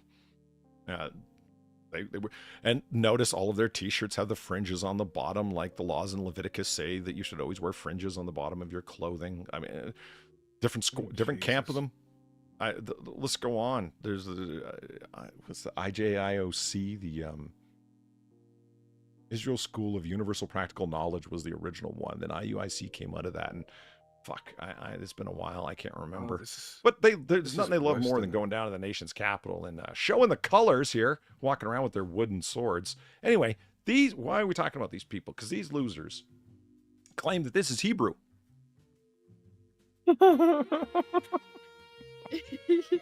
Yeah. Something from Warcraft. Shadowclaw, thank you for the buck. These guys racist against Africans makes sense since Africans have been genoiding each other for centuries. Oh, I see what you're saying. Yeah. Yeah, there's been a lot of fights. African is not a monolith. It's only woke idiots that would attempt to claim such. They don't view themselves as the same people any more than, it's like the broadest term I know, Asians. Oh my God, that's insulting. Oh God, yeah. Oh God. Well, even European, right? Oh, yeah, it's absolutely. That's the big three, right? European, Asian, African. But in reality, it's that covers a lot of bases there. Kind of can't just generalize that. That's always been one of the things that I kind of dislike. You're of white European descent. Your ancestors were probably... They're talking to like a Polish person. Look, the Polish people didn't do fucking nothing. All right. God, the amount of shit the Polish have gone through as well. It's like, you really want to say that? The only offense that the Polish have ever really caused was their 998 ways to eat cabbage. 500 or so of which are good. The other will leave you in the restroom for an extended period of time. It will not be a restroom for very long. You will start calling it the war room. But not even just that. There's a difference between Norway and Italy. You know, you kind of can't. You kind of can't just cover your bases white European. And it's like, what do you mean? Do you mean the other? Yeah, and white is more. Yeah, exactly. I'm allowed to say that. I'm a European. Yeah, he's European. He's allowed to fucking say that. But you know what I mean? It's like, even then, it's like that's a lot of coverage you got there for that one term. But you're Asians as well. It's like, yeah, do you mean Japanese or do you mean Mongolian? Or do you mean big difference. South Asian Indian? Because that's kind Yeah, of, that's that part of too. it. That's how incredibly broad it is, and insultingly so to the people that you would be calling Oh that. god, and but- then what about Polynesia? Good point. Fucking Polynesia. Because Samoans? Are Samoans considered Asian? Yes. Yeah. Everybody from like the north of the Pacific Rim, all the way down to South Asia, to Polynesia, all the way over to Eskimos and Inuits. Yes, all Asians. And yet they don't consider the Europeans that are also sort of like descended from like the Sami and all the other sort of the original what is now Russia. All the tribes of people that migrated from there outwards, Yeah. into the New World and. Just so What up the thing's got me? the idea, like the pews here. What could they possibly have been arguing about? And Peter asks like the critical question: what does it say? Well, that is the question. What? yeah, that is the main question, isn't it? What do the pews say? Yeah. Oh boy, what do they say? And it, gentleman online, Abu Kamar, is a smart man and has a degree in linguistics and knows. You know how it is, Sam. My people. Well, it's when you know a few languages, and he knows 3 that he's fluent in and comfortable, but then knows bits and pieces of a number of other languages, and it stops becoming after a while, as he would explain. And I'm monolingual. I don't know, just English, and barely at that. But Oh no, since you speak sarcasm. yeah, and You peg speak Latin, Otter, but that yeah. don't count. The only thing I knew for sure was this. Every son of a bitch that worked for him. They were all gonna be better off dead. Yeah, I identify with that. Gamer Verlene, thank you for the $9. The Civil War accounts I'm reading for military history drop fewer hard R's than these guys. Congrats on being more racist than a guy writing about his wife buying a wet nurse for $2,500. Congrats! Congratulations! You're more racist. Do you want a prize? Do you want a trophy? Do you want the racist trophy? Wow, that's rough. That's really whew. They claim that it's okay. So they have true Hebrew. These cult members in the form of shit. Give me a sec. Yashalon Kadash. Remember that language, Harlem Hebrew. Oh dear God! Oh dear God! Yeah, that one. So that's what You they. know, that- that sounds like. What does it sound like? That name sounds like something from a video game. It really does, doesn't it? Yeah, I mean, It does. Yashalan Kadash. yeah, Yashalon Kadash. Is, Oh, just wait till you hear more about it. it's Glory to the Sunwell. it's a riff off of a thing that comes out of the Talmud, which is a particular way of understanding language that was written at that time, because Hebrew has no vowels, so you have to have these diacritical marks to understand how it's to be pronounced. You can read the words, but how are you to say them, how are they meant to be said? Well, the diacritical marks only got added in with what's called the Masoretic text, and I wouldn't know about any of this if I hadn't been watching for these guys making their arguments, and the people counter-arguing against them that are really smart people linguistically, like Abu Kamar, and he finds their claim so radically insulting that he's just like all over them, and they see in him and others like him these supreme enemies and all FBI agents that are trying to bring them down because they have the message of truth. It's in pure internet insanity that these people even exist, and they are dominant over on TikTok like you wouldn't believe. The presence they have on TikTok is crazy. And it's like those guys, the Dragon Ball Z guys or the Nerve Ball Z guys, like. Oh God! Yeah, the N-word ballsy guy. Yeah, because I mean, that's the way they roll. That's the specific phrase I was trying not to say. No on one said screen, it, but so yeah. I don't know what you're talking about. I'm having it's legit. flashbacks. It is a legitimate. God. I'm having flashbacks to the one clip of Trunks now. Don't shoot! This man isn't black. Man isn't black. They believe that this writing is in this Proto-Hebrew that only they speak. And it's crazy town. Aramaic. Well, Well, wait till you hear about the way their Hebrew functions. It's fucking. yeah, all of their God. the noises, everything is pronounced like the diacritical marks of the Masoretic text are to be ignored because that's a European German injection into original Hebrew. That's their take. And it's like, okay, no, but Okay. there's no reason to assume that. And where are you getting the pronunciational guide from that you're using to come up with Yahalashai, which is how they believe that the tetragrammaton is to be pronounced, not Yahweh, but Yahalashai, because they have really with the Hebrew letters, the 4 of them, the tetragrammaton. There's a big fancy $2 phrase for you. The name of God as written in Hebrew in the Hebrew Bible. Those 4 Hebrew characters, because they reject the way that Jews, actual Jews, pronounce it. They're like, no, you got to go with our pronunciational guide, Yahalashai. It's like, that's just insanity. You're just making this up as you go. And yes, they are, because Of course, I made it up. because they think that they got that pronunciational guide through an angel that showed up in Harlem, a man in a gray suit with a nice round afro. All jokes aside, this is the story, and This is the story. and gave them All about how. and gave them the pronunciation guide along with the 12 tribes chart, so they could understand who was part of what Hebrew tribe. And the member of their tribe, the tribe of Judah, of course, because who doesn't want to be that part of that tribe, okay, is them, Hispanics, and American Indians that they believe are all of the same race. What's the angel called? Gabarashel by any chance? The Angel of Harlem. And that's where the nickname came up for Lashwan Kadash as being Harlem Hebrew, which is this mockery name. It's fitting. Yeah. So what does this actually say? Nothing like that. And it's been through linguistic analysis a whole bunch of times by people who really know what they're doing. And the best that they can figure out is most of it is unintelligible. The parts that are actually, there's one pew that is actually readable, and it's closest to pieces of Arabic. So it seems like mostly, like some enslaved Africans from West Africa in the transatlantic slave trade were Muslim. Well, yes, of course. The Muslim armies invaded North Africa in around 700 and enslaved the hell out of everyone and ran a slave trade for centuries before America was even a thing. Don't believe me? Look it up. So yeah, some of the slaves were brought over, very few, but some of them did speak Arabic and were Muslim, and that's how those got on there.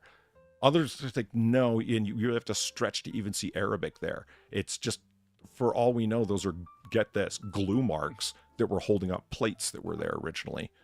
You know, when you just strip glue down a surface, an adhesive out of a tube. Yeah. That's the First African Baptist Church wants nothing to do with any of this. That's why all the photographs are at all is so shoddy. Because you have to sneak in there to get photographs because they don't want any part in any of this. Like, well, can't we just examine the pews or whatever? And they're like, no, we have actual history here. We're Christian as hell. We're not Jewish. Yeah, that's the confusing part about it, isn't it? It's like, this is a Baptist church, right? Nothing to do with Jews. Yeah. Why are you so insistent on this being Jewish text? Valine in chat says, that's just Black Joseph Smith. These are melanated Mormons, which is my phrase of the day. Yeah. And Valine isn't wrong, and it's funny that she spotted that thing as quickly as, well, lots of people did, but I did too, because it's like, wait a minute, you're claiming that you are the current natural Hebrew descendants of the American Indians who are also Hebrews? Who claimed that? Joseph Smith. Wow, guys. Not only do you dress like Dragon Ball Z villains, not only are you racist as hell, you also have more in common with Mormons than anybody else. Yeah, congrats. Well done. You're following the teachings of King Pekalasho. Yeah. There's like delve into and so they've been arguing about this forever and a day, and they'll let it go by, and they've been through so many embarrassing things with this. They, like I was saying earlier, they made up a scholar. They pretended that Dr. Richard Katz was his name, K-A-T-Z, that he really existed, and he was at Hebrew University. Like, really? You went for like the top institution, academic institution in Israel? You couldn't go with somewhere that was like hard to find? You couldn't have gone for somewhere where it would have been way harder to verify this. Unbelievable. And they got busted having made this guy up. He's supposed to be like a Jewish scholar. Going, oh yeah, absolutely. The Black Americans are the real Jews. We're just an offshoot in a Johnny-come-lately group. Sure, that's what a Jewish scholar of ancient Israel is going to say, right? Yeah. In Israel, right, as well. Wait, I've heard of this Cats guy. If you have, yeah, the op. He's not real. Yeah, went further than anyone thought it did. And who got suckered into talking about the real Jewish history of this church as a last line? CNN. Oh my god. Of course they did. They just took their word on it and reported it. They didn't even they didn't even ask the people at the First African Baptist Church. They had to retract the story because they got a hold of them, the people from the church, and said, "We deny all of this. This is not true. Where did you?" We've had scholars here look at this. They don't see any Hebrew here at all. We don't claim it. What are you? Christ. CNN. Was it a special report from Chris Chilashaza?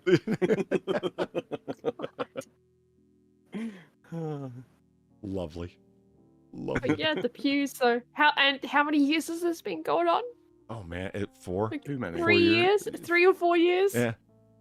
And it comes up Like, every it few just months never ends. because people think that it's going to die, and a new group of idiots finds a new way to sucker a new group of people. Like, did you know that African slaves knew Hebrew and they wrote in Lashawan Kadash, and here's the proof, in the oldest black church in America? It's like a great way to strip away actual history for fake history. It's And make it more confusing that it's in a Christian church. I know. Like, The that's the whole part I thing- don't get about the whole thing. It's the fact of, like, of all the things you could have chosen, you chose a Christian church for your weirdo, racist Jewish bullshit. It's the only place they could find glue scribblings. Yeah? Man, I mean, it just that just it demonstrates the really sad underpinning of the entire thing. You know, the group of people descended from who knows who. You know, assorted places in Africa. They're trying to establish some origin story. You know, of where they come from and all that kind of thing. You know, because trying to trace down your actual lineage. I don't see anything in isolation. It sounds like, why would you, there is a deep, like you were saying, there's an insecurity, this need to, Yes. Kind of connect this thing. But then if you pull back just a little bit, you're going to see a similarity amongst all cults there. And people, what is the distinction between a religion and a cult? And when you start describing a cult generally, and, different models to understand cults by, different psychological and sociological models by which to understand cults. And people describe it, but that sounds just like any major religion. And it's like, not in the particulars. And one of the key particulars is in the special knowledge. It's not just that they claim knowledge, it's that they claim special secret knowledge that we can only pass along to certain initiated people. You know what I mean? And it goes back a long, long way to a special thing. This is what spirit science tries to do, right? Here's this special knowledge of something that happened in this golden era long, long ago. David Koresh, here's something that happened in this, there was this great apostasy that happened a long time ago, and we have the special knowledge.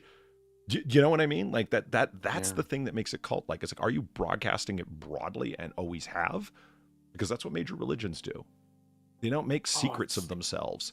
They try and tell anybody and everybody. And if you've ever been approached by somebody who wanted to evangelize to you, you know that, because they won't stop telling you about stuff that, okay. The people that are cults, they bring you in, they love bomb you, then bring you in and then say, oh, well, we can teach you these secret things and so on. I mean, there's the distinction amongst others, but that's one idea. It give you this really strong sense of identity that you're more powerful than you ever knew, blah, blah, blah. Wow, how many groups does that sound like? Small cult groups. You can't do that on a massive national scale. It doesn't work. There's only so far you can push something like that. You can have thousands, even tens of thousands of members, but it sort of becomes self-limiting at a certain point because it's not special when everybody's involved. You see what I mean? That is the power. That is the power of sunlight, Polly. Yeah. Which is why free speech is so critically important. Spirit science warning people not to think about the DC villain Joker because put it up with chakras or something. Yeah, that's right. Wait, really? The earlier reference I made to space Jews came from space science or the spirit time science. traveling space Jews. Yeah, Yeah, that Yep, time traveling they space fucked juice. up and they needed to go get They weren't evolved as the others, so they Yeah, they wildly racist Yeah, they shit. fucked up their evolution, so they had to time travel to the past so they could race or something like that. I've often thought about doing streams that are was- just like lowbrow cult hilarity. Where it's like, we're not trying to do studies. We're not God. trying to go deep with it. We're just trying to have some late night laughs with, my God. It would be hilarious because there's a lot of hilarious shit to discuss. Yeah. And I don't want to leave out the people that go the other direction. We don't go specific with, oh, here's this knowledge and here's this knowledge and come join our group. They just want to sell you stuff. The New Age group, people come to mind. Is that there's no underlaying worldview. There's no systematic thought whatsoever. It's just the world is full of spiritual stuff and things and powers that you can harness. Now, buy these bundles of herbs from us. They're part of a spell that you can cast. Buy these power crystals from us, these special teas and tinctures from us. And we've got shops, and there's lots of them in Arizona, apparently, to my surprise. Yeah. All throughout Southern California, especially San Francisco. They're all over fucking YouTube. You know how many witches they're all over YouTube? I think you watch. So many. You watch it for a minute, and you know anything about like cultic traditions, and I mean, basically, my knowledge of cultic traditions comes from Rome, from like Republic era Rome, and then from their interactions with who they call barbarians, the Germanic peoples, right? Mm-hmm. And all of the New Age shit, like it's like this is coming from there, and that's coming from there. This is all a Franken worldview you've come up with. Like it's Frankenstein together. It's a bit of this and a bit of that. You see power in water, so you want to go by running water, by rivers, but you also believe that you can cast magic spells, and somehow the dead have strong spiritual power, so they want access to bones and graveyards and shit. And I'm like, you've mixed 3 or 4 different spiritual traditions together that are separated by hundreds of years and thousands of miles. What the fuck? It's the ley lines, Polly. It's the ley lines. Yeah. I said that to some people, and they go, well, you can't knock the hustle. I'm like, you know what? I don't buy it. I think I can. Yeah, I don't buy that. I think I can. If somebody drove down the street in a bright pink Cadillac, I don't care if you work for Mary Kay. You're an idiot. I can laugh at you. Well, you can't laugh at them. They're driving a Cadillac. No, I can and will and do. Because they're in an MLM. Yeah, right. If Well, I'll do you one better. They're in a pyramid scheme, like the hotels. Yeah, well, yes. Yes. If you're buying power crystals, yeah, I'm gonna laugh at you and the person that sold them to you. At least I'm gonna make fun of you. With any luck, the positive outcome, in addition to me being able to have some laughs at you, is that you might think better of it and not do it anymore. Yeah. They'll need to take a spiritual sense of being.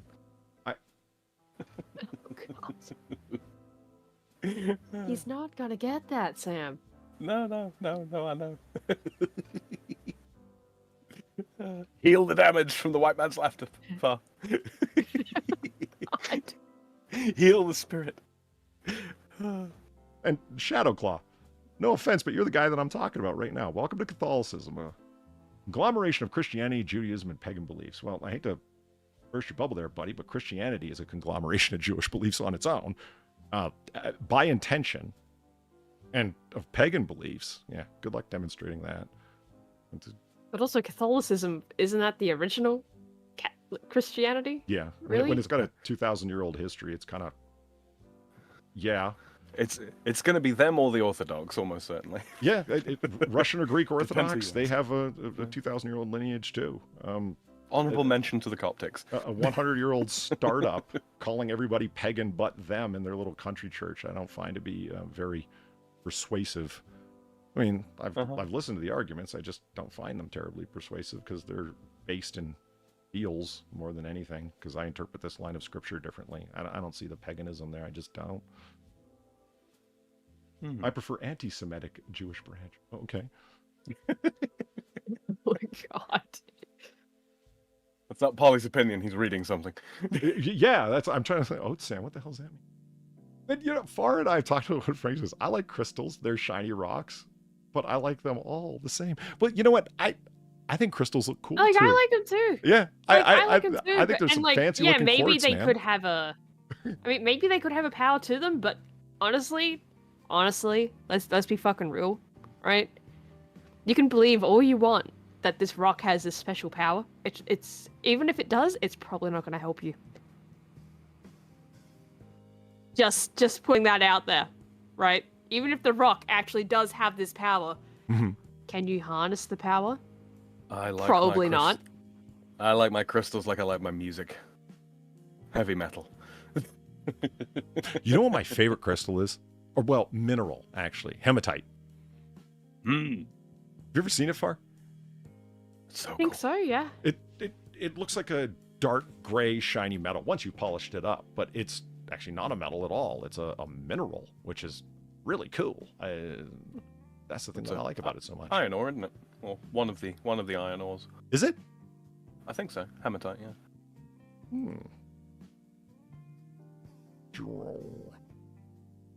Bloodstone. Application error. A client-side exception has occurred. See the browser. What? What? I don't know. I get told I'm What the committing fuck is errors. that I have no idea. Well, I'll tell you what, Shadow. I'll give you one response, and then you can have the last word if you'd like. If praying to the dead is pagan, then the Bible's a pagan book because there's, several examples of it happening biblically. So, I mean, that's just not really a strong claim. But yeah, I don't really see that one as being a like I said, a feel good free to claim have the there, last buddy. word. I'm not looking to argue with you. You've always been a cool guy, and I'm sure we have more in common than we'd think if we were to be talking about it, if you know what I mean. You can't have one-sentence discussions with anybody. That's just not fair to either person. Useless. You know what I mean? So it's, I say something and then I get the last word because I'm the one running the stream. No, fuck that. He can have it because he's more limited than I, Hematite. It is a really quite pretty rock, I'm not gonna lie. Come on, there we go. Little See? chunks of red. Isn't that sweet? Uh-huh. Yeah. Oh, that one's been tumbled. Yeah. I think quite it's like so cool. Like you would honestly think it's a metal, but it's not. It's a fucking mineral. That's why I dig it. It's two iron, 2 oxygen, I think. You know more than I. Already, I can tell. Fe2O2, I think. It's just. Well. Oh wait. Ooh. Well. There we go. Duck, go for the win. I don't know why. Fe2O3. Fe2O3, but fuck it, Sam. You were, hey, well done.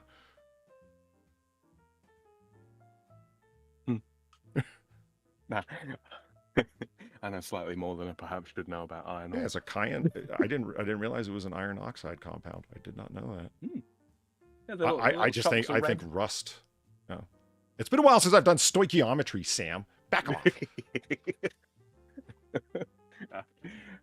I like my metallurgy.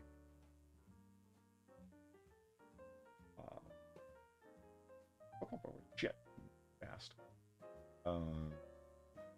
Appetite that Dr. Clusterfuck mentioned here. I don't know of it personally. Oh. You know it? Appetite. Only from Minecraft, reasonably. Only for being hungry. I'm glad you didn't say that. No, sweet. I still have some. I don't see a lot of blue outside of sapphires and not mineralized. That's cool. It's like blue marble, man. Look at that. Is it chemically related to... Okay, this is the word that I really have a difficulty saying. I've heard chrysocolla and chrysocolla. I'm not quite sure which it's supposed to be. No idea. I don't know, man. CHRYSOCOLA. Chrysocolla, chrysocolla, one of the two. Okay. It's really pretty. I think so, anyway. That is a pretty sweet one. I never have seen it before. Opals are sweet, and bloodstone. I've got to guess what that looks like. Find out. It's just hematite, right? Is it Yeah, another- there we go. Is it another kind of hematite? Just with red blood spatter? It looks like it's probably like iron and copper. Copper's green, right? See, now that's the kind of pointless knick-knack I'd want on my desk. This sphere to pick up and ponder when people are talking so I can look like I'm doing something deep. Hold on, Ooh, I you just can got to have pick up my bloodstone. Yeah. I want a Newton's cradle made out of these. How cool would that Newton's be? bloodstone. Clack, clack, clack, Bloodstone clack, cradle. Clack, clack, clack, clack. See, that sounds like a boss level in a video game, doesn't it? It does. The bloodstone cradle. Being like 1.5 inches across, I'd want one that's like 3 inches so I can, perch it upon my fingers and just stare at it. When people are saying something to me in the middle of a meeting, I'll just like pick it up and look at it and say, what are you doing? I'm consolidating my nefarious power. Attach it to a scepter. It's the Bloodstone Scepter. Fear my otter powers. Hey, that looks like a jawbreaker I bought once. Holy crap. Not that big. I mean, the color splashes. Looks like a pebble I painted once. Looks like you could bite into it and it'd just be chocolate. Am I wrong? No. Like not at all. chocolate as in that's a wrapper on the outside? No, as in like that's the crunchy outside of the chocolate. Oh, Like the sugar shell. right.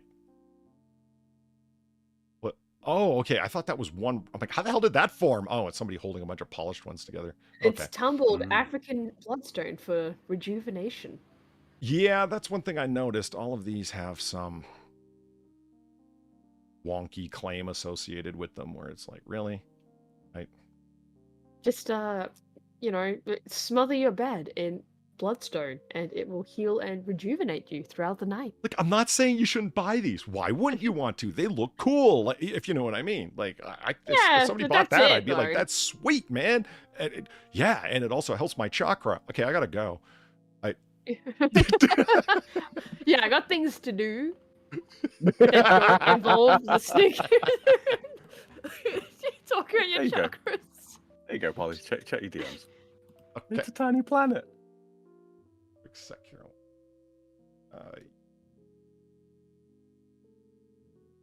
Right. Ooh. Ooh. Oh, this is that the one glowing? where it's like, yeah. It's got like fluorescent bits in it. Ooh. How do you link? Because I love my bioluminescence. I didn't know there was a mineral luminescence. So let me just bring up. Okay, that's fucking awesome, Sam. Okay, let's go back. This MILs thing. Okay. Okay. Do they do that not under specific light? Or is it only like it'll fluoresce under black light, for example? I think it might be blacklight. I'm not sure. They're really cool either way. Yeah, I mean, oh man, I kind of want this on my desk now. That's so cool. That's so Yeah, cool. good call, Valine. That's pretty funky. I can't help but believe that you had a little help with Photoshop on this one. You know what the sphere looks like? The one that's lit up in blacklight, the one we were just looking at? That one. On the right, pre-exterminatus. On the left, post-exterminatus. Yeah.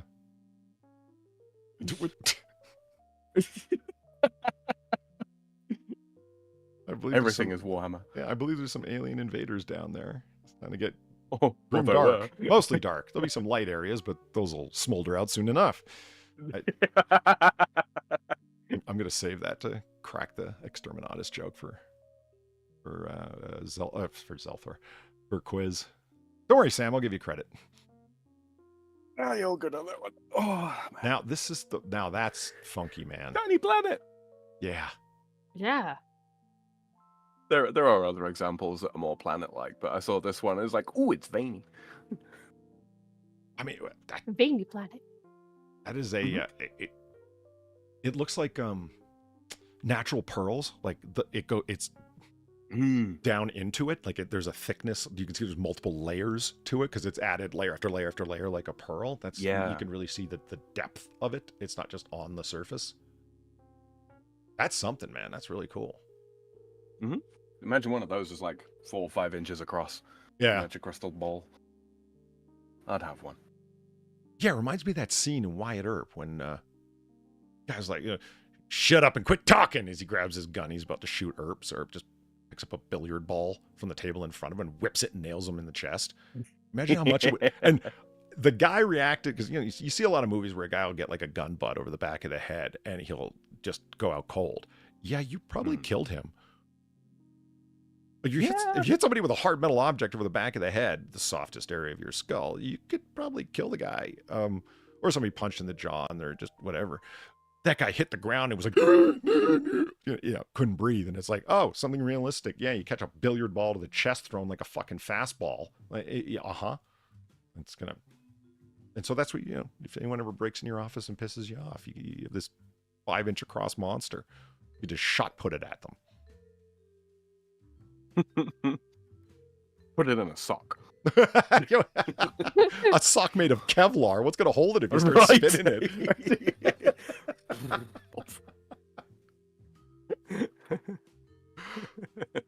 Think fast. What's up, Tiny Planet? That reminds me. We were talking about the Olympics the other day. And I said, shot put is a stupid sport, but by far, hammer throw is the stupidest sport of all. And they really came down on me for this. The people I was talking to, they got angry. They're like, who are you to say that? Don't you know how hard it is? I'm like, I'm aware of how hard it is. Like, in that I've seen how strong built the people are that do it. Yes, they're clearly strong people that have built up a talent at an incredibly stupid thing. Well, right. I mean, like, chopping down trees using only your teeth is incredibly difficult. That doesn't mean it's advisable to do. Right. More practical. And so, I mean, it doesn't, and that's not to say all of the ancient sports because it's just my opinion. Say, hey, Polly, go fuck yourself. I like it. Okay, fine. I still think it's stupid. That's not to say do you think all the ancient sports are stupid? And I said, no, javelin is amazing. Right. It still is to me. A triple Chucking jump. A fucking spear. I wouldn't want to do triple jump, but it's interesting. It's cool. It requires a lot of physical skill. It's still a kind of running. It's not the best of them, but it's still fine. I got a joke for you, Polly. Triple jump is fine. What the fuck, Polly? What? Triple jump is just dumb. You don't like triple That's jump? my dumb sport thing. Is No, it? I think it's dumb. You might like this one, Polly. Okay. So I was at a sporting event and there's this guy carrying a long stick. I walked up to him and I says, "Are you a pole vaulter?" And he says, "No, I'm German. How did you know my name was Walter?"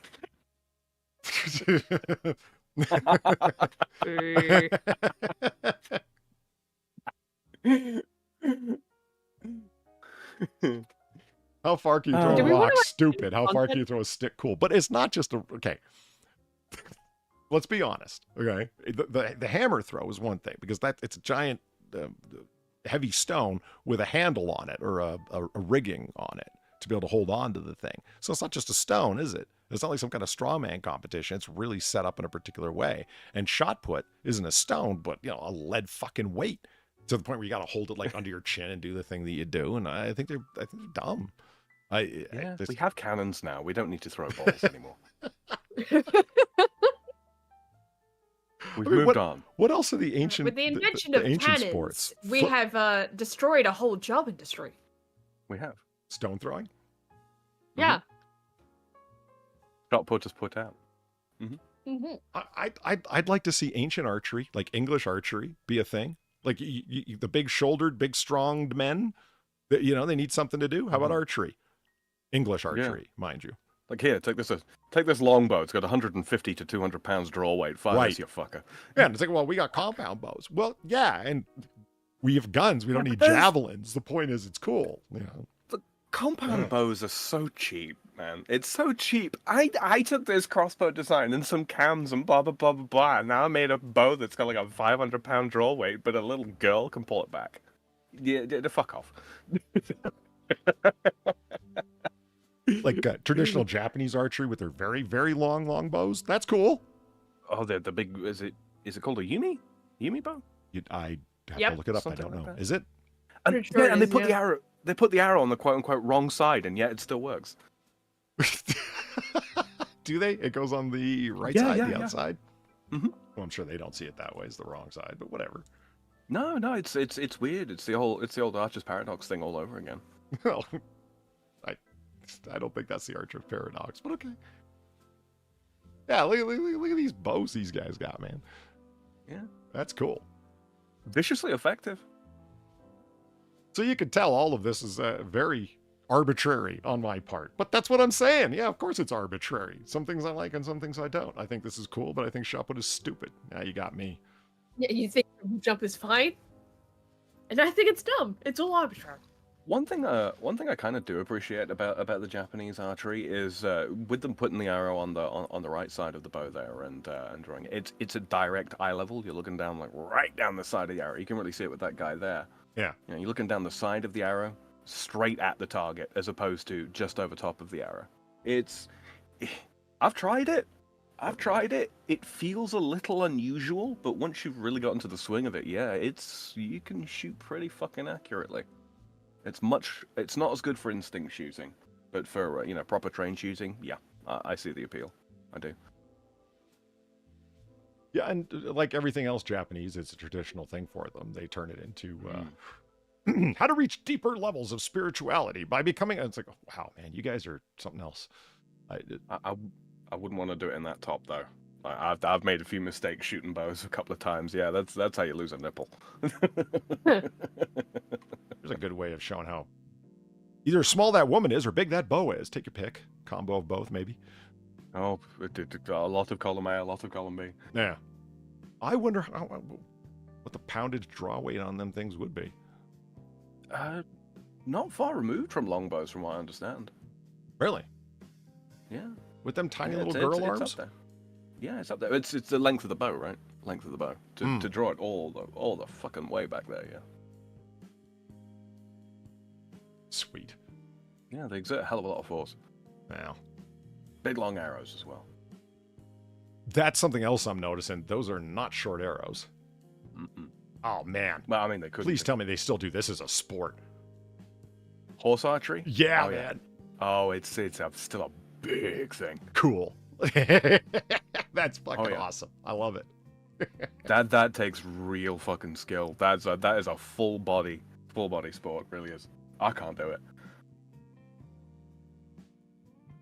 Yeah, and notice you can go with colorful costumes and not look like a bunch of psychopaths. You fucking right cult members. So do you want to look at some actual Oh content yeah, now? right. 2 hours in? Actual content, Bob. I mean, this is all being content, but you know what I mean. You wound me.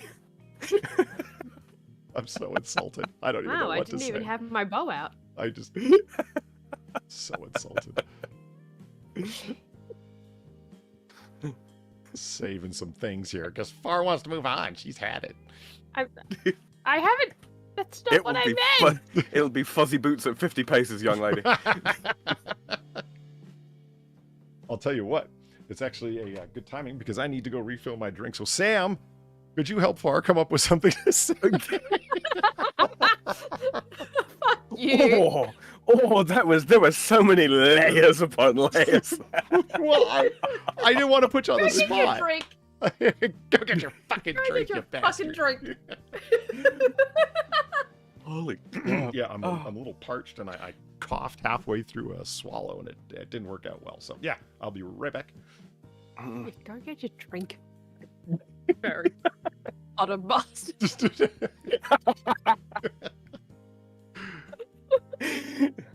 Yeah, you little shit. You little fucking muscular shit.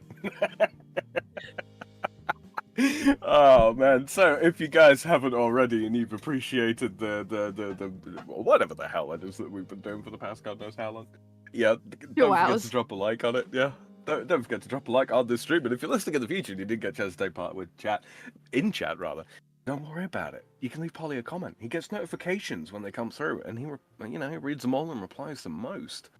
Far just dropped the Streamlabs links in chat there. So if you're feeling very generous and you would like to pelt us with pennies, or as the Hebrew Israelites would probably call them meshakala,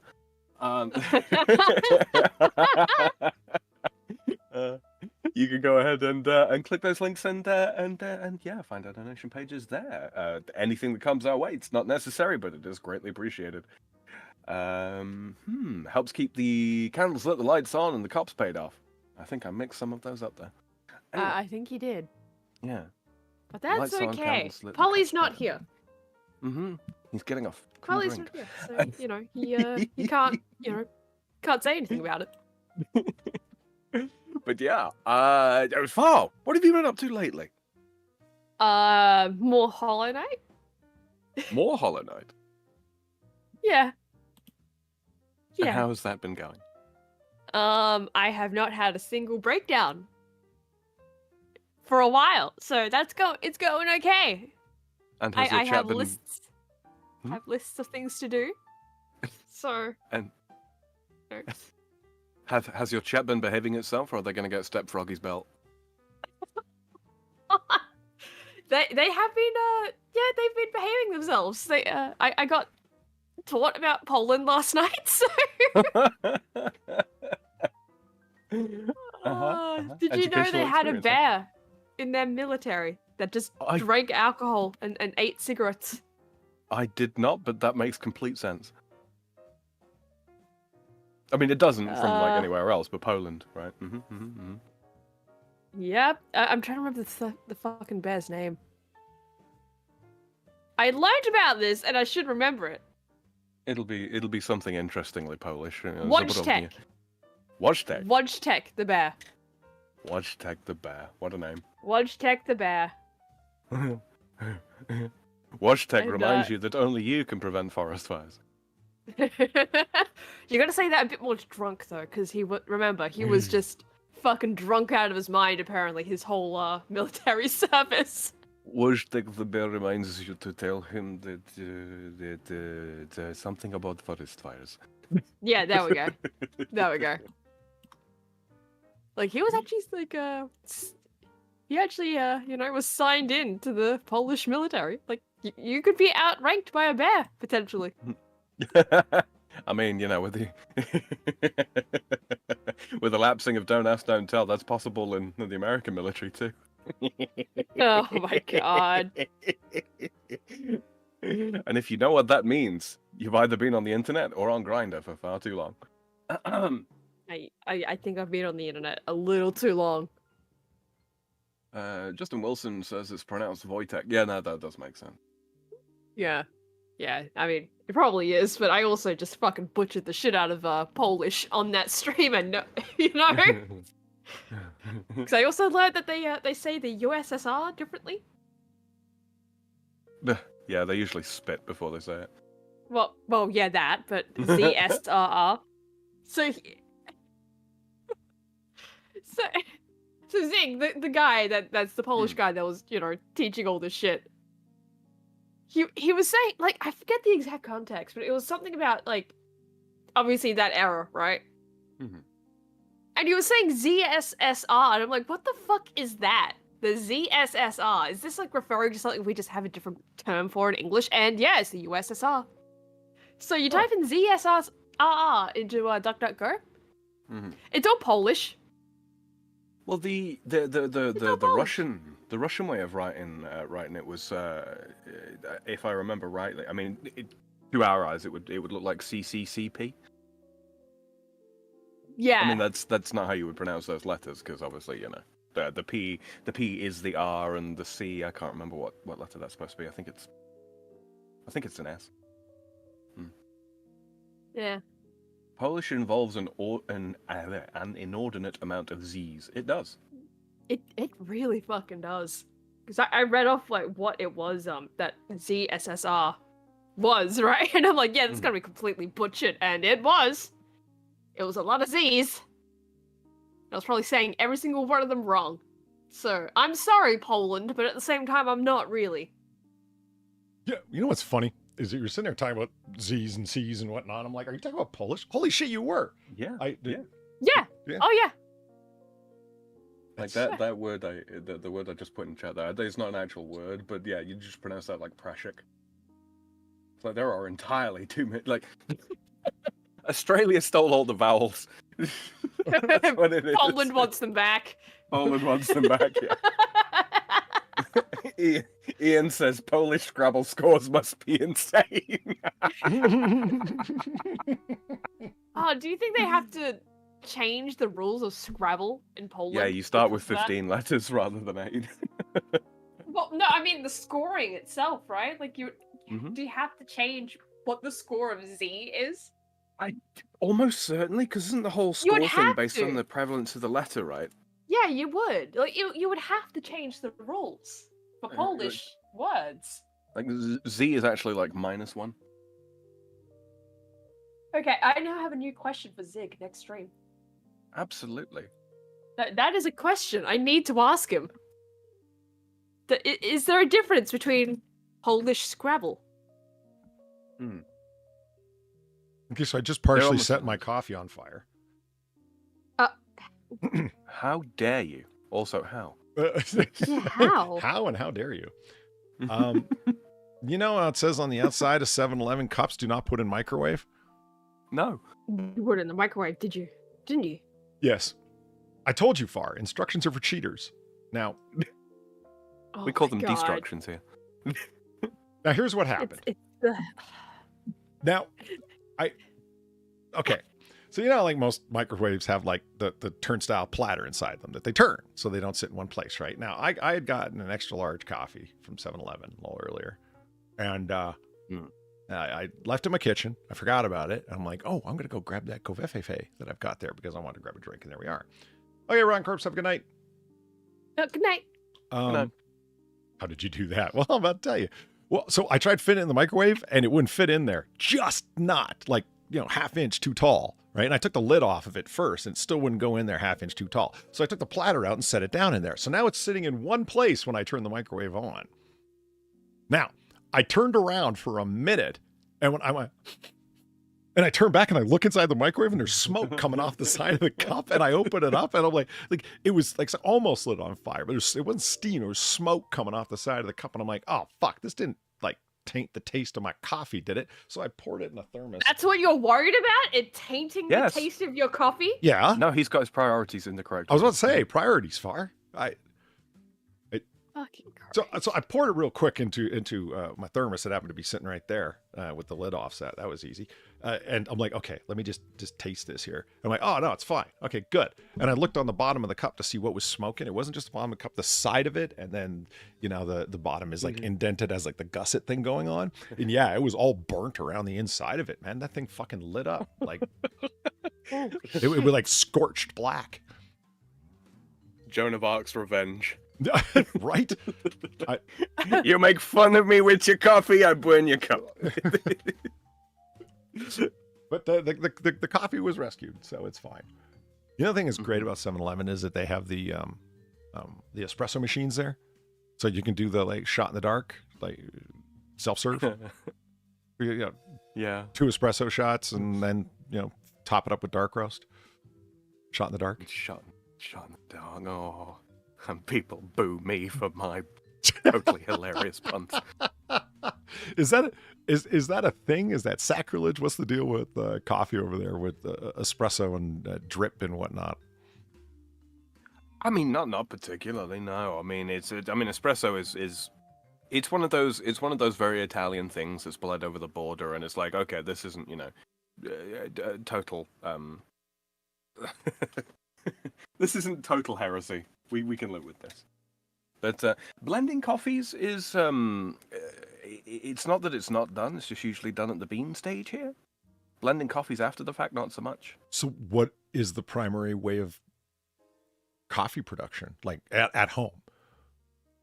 Oh, in terms of like, what do we do? Yeah, like is it French press? Is it drip? Is it K-cups? Like, in my experience, mostly French press, shortly followed by drip. That being said, this is not a particularly rich part of the country. In cities and such, it's all what you call it, coffee machine, be that drip or steam jet. Okay. No. Yeah, I mean, Gilcotto, don't get me wrong. It's like, just make more espresso shots. I mean, espresso is it really is the peak evolution of the coffee bean. It's, now you're adding millibars of pressure and making it do what you want. Like, it's... Aim the coffee. Yeah. It's... You know what distresses me? Quite honestly. I remember when we first got back over here, when we moved back from the UK, very, very, very few overweight people. And then I remember in the town closest to the village where I'm from, a McDonald's cropped up, just a one. Within about like 2 to 3 years, obesity like bloomed into existence, I guess.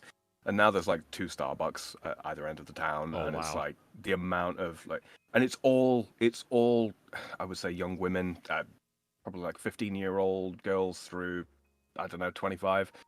Oh god, you go into that town, and it's just like every other woman you come across has got a Starbucks cup in her hand, and it's like, this is so disappointing. This is Sam, maybe you can. Seattle. I think this is an opportunity here. Do they actually call it a Royale with cheese? Yes. Yeah, absolutely. No shit. Okay. Yeah. It's not super common anymore. Most people just call it a cheese. It's like the word chewing gum. Like the word chewing gum. Like that makes sense. There are words.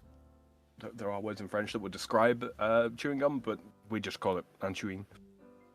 We just take one word from it. See, so I've wanted an espresso machine for a good while. Now, the thing that bugs me about them is that if you go down to your Walmarts and what have you, right, and you buy it, it's like, I want it with metal parts, for God's sake.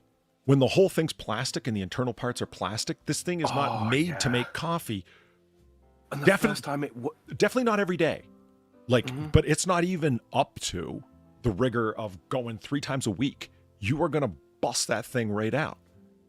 And the first time you turn it on as well, and the element heats up, and it like takes all the like the surfactant stuff off of the plastic, and it stinks. Yeah. And that gets into the flavor. Oh god, it's wrong.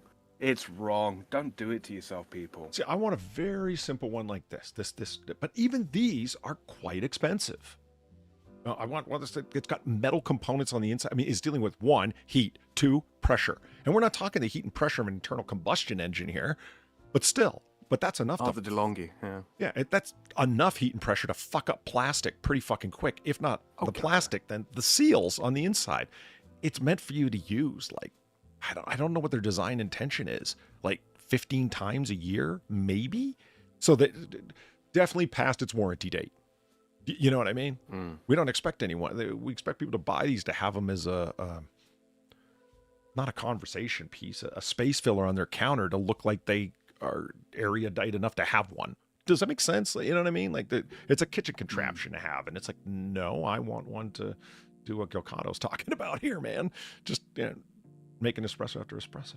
That's my plan. The one of the things that I have learned on my travels is if you want to talk to, like, normal everyday people that are serious about coffee, talk to the Danish.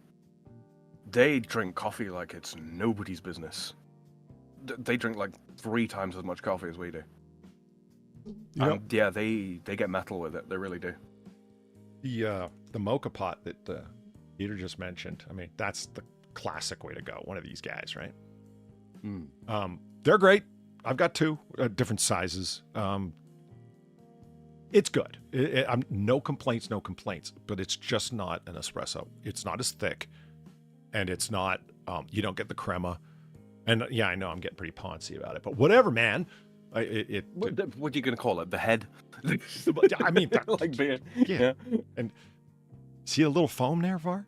That's called the crema. And this has sad small amounts of crema. This is embarrassing. Pick better beans, asshole. You're not screen sharing. You're not screen sharing. I am with the people that matter. Oh, so not us. Got it. I'm kidding. Dems was jokes. I see how you really feel. No, hold on. Go get another fucking drink, Polly. I completely forgot. My apologies. Sam, Sam threw me for a loop because he says, "Oh yeah, the DeLonghi," and I'm like, "Yeah." He was watching the stream. That's how he knew. But I just assumed that, Anyway, this. See, I go with the flow, Polly. I'm super cash. You've seen these things, I'm sure, Far, these little deals. Yeah. Yeah, they're by far the cheapest way to and efficient to step above and beyond a regular coffee. No question. Use it for years. I'm a fan. No criticisms. But I would like an authentic. Here, I'll show you Far. That's the motorbike that you get before you drive a full-on car. It's like it gets you from A to B, but it's just not quite the same as the real thing. I had a friend who was absolutely obsessive about Turkish coffee, or it goes by a number of different names, but. Boom, there's that back in. Also, that's the stuff they make with the big pot, right? Big clay pot and all that kind of thing, and it sits atop an open flame and all that kind of bullshit, right? You do it on top of an open flame, but it's a small little pot with a handle coming off the side, like so. One of these guys, and that is some of your thickest, richest, most ridiculous level of coffee ever. I have it is kind of poncy, but I can't knock it. It is good. It's the most inefficient because it's the amount of grounds you use for the amount of coffee you get is the most out of whack of all of them. Drip coffee being the best, right? Because you get that slow drip process and whatnot, right? But I don't know. I'd still rather go with an espresso. And have they? God, look at it. You see, like the cups, like all like thick and like crusted over, and it's like, yeah, that's what happens. Oh God. You could stand a spoon straight up in that. I know, isn't that awesome? Think of the little Turkish delights on the side as well. Oh yeah. Oh, I want Turkish delight now, Polly. Yeah. Now, of course, I mean, who wants a cup with the Mohammedan stone liquor symbol on the side? But that's a different story. I learned a little thing about that, and I might be wrong. I might be wrong about it, but the whole it's the moon and the star, yeah. Yeah.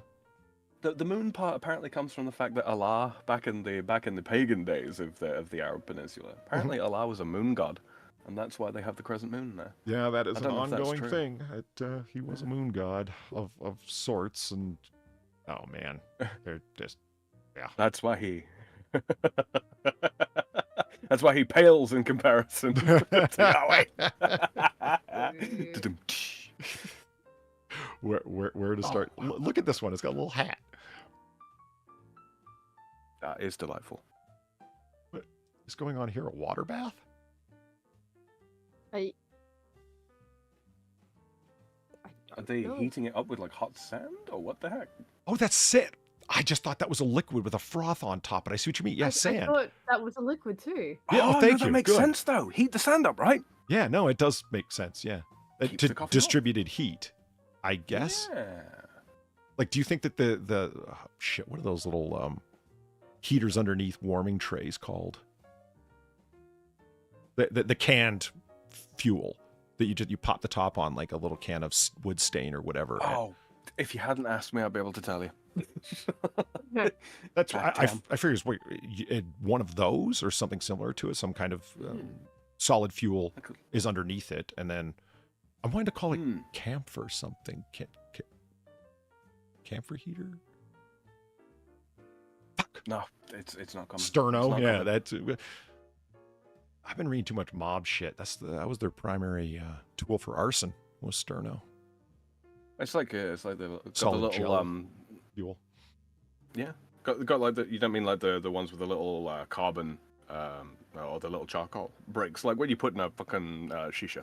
No. Let's just. I was like, what the fuck are you talking about? Food and arson and what the? No, not sternum. Sterno. I just. The sterno. I guess it is. Okay, whatever. Oh, no, yeah, see. Well, there you go. Today you've learned. Yeah, cooking fuel. Yeah, sterno's being the brand name for whatever these little fucking things are called. You what? you add cooking like next to sterno, right? I'm not proving I'm a real And person. you're just cooking like the bones. They just want you to eat people. That's what's going on here. Right? This is just all really complex cannibalism. That's all that's going on here. It is a chafing dish. I said camphor, but that's the word I was going to. A chafing dish. That's the. You silly human. You can't hide the forbidden calcium. Burns for 6 hours. Okay. What? I will eat The your forbidden. bones. The forbidden calcium. Look, it's jelly fuel. That's what they want you to think. It's just forbidden calcium. In case you're curious, why sterno? Because it burns clean and is very difficult to detect as an accelerant. So why is this I'm not sure used it's very for... difficult to detect it being human too. So why is this not used for those totally legal things that people sometimes take to protests? Because the people that go to protests are really not that smart. I mean, okay. Why do I know about this? Because I have an ongoing interest in mob shit, basically, Italian mafia shit, because it's a very interesting 140-year-old story.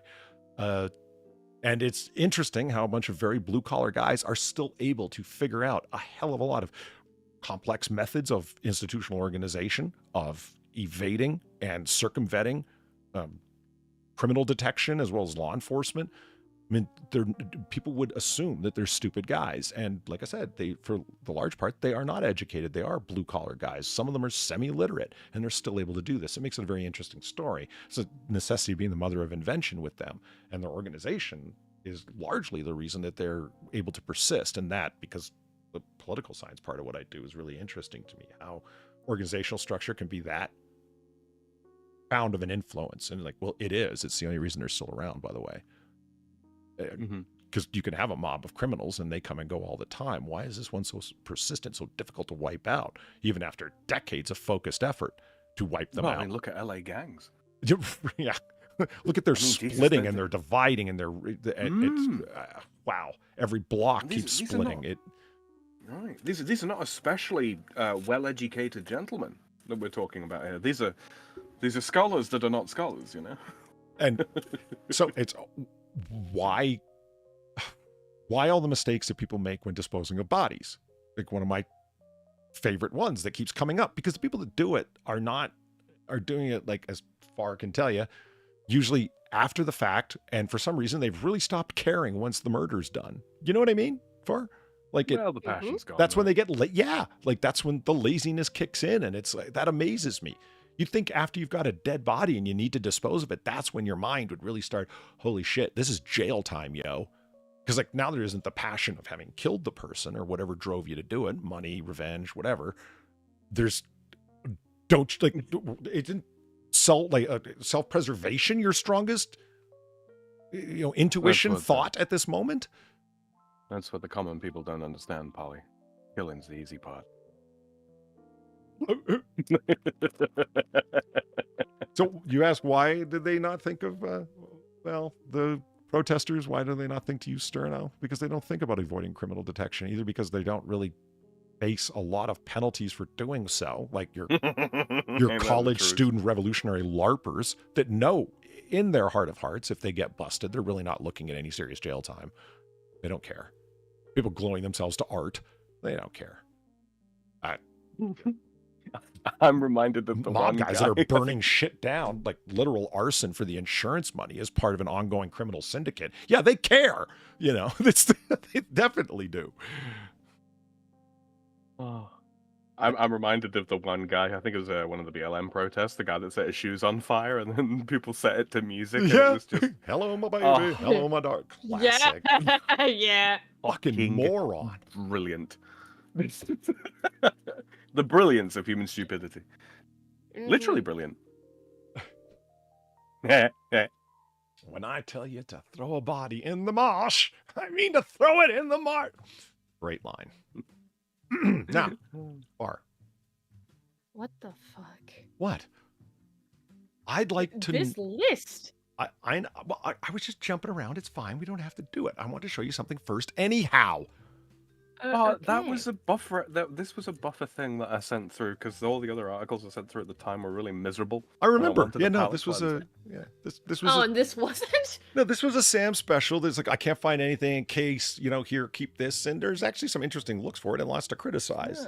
So hey, what about the guy? Yeah, you're the artsy person. You'll have more to say about this article than any of us. But I don't really give a shit about this kind of thing.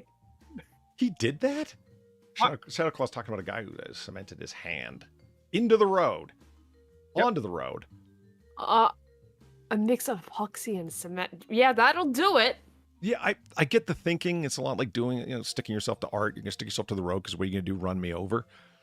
You're lucky that we do live where we do because, oh, man. If this... Yeah, anywhere else, you would be run over. I don't understand how this isn't self-refuting evidence. This is a brutal, imperialist society that will wipe out anyone who stands in their way. Dude, we're willing to bring the whole world to a halt because you glued yourself to the road. The very basis of your action of protest fundamentally undermines your message. Yeah, what are you... You wouldn't have even tried it if you actually believed what you were saying about the state was true. Because you'd known it was instant death. It would be a martyrdom for you.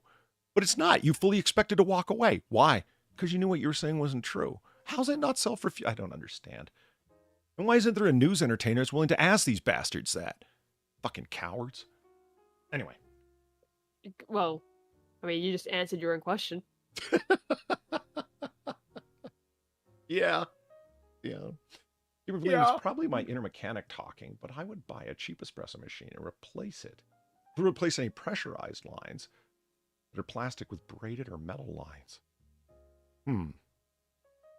I should tell you, Valina, about how I fixed my coffee bean grinder. That thing gave up the ghost, and it was what had failed on the inside of it was the timeout switch, where it would run for 30 seconds and then shut itself off because it assumed you had walked away, or at least was a safety switch in case you had walked away, that it wouldn't just keep running.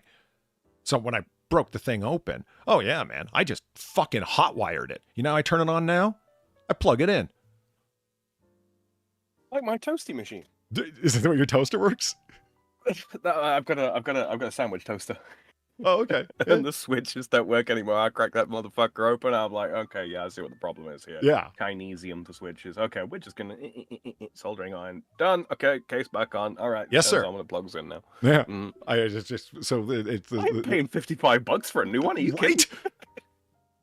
Don't I'm gonna soldering iron, and damn it, I'm gonna use it. Don't keep talking about this, or I'll reiterate the tale of my K740 and how I rewired it to live again. I remember that. And it wasn't because I tripped over it and pulled over my whole computer. It's okay. I remember you doing that. My laptop broke the fall. And I wonder why people don't want to help me buy a monitor, because the last one ended up face down when I kicked it over in the middle of the night at some point.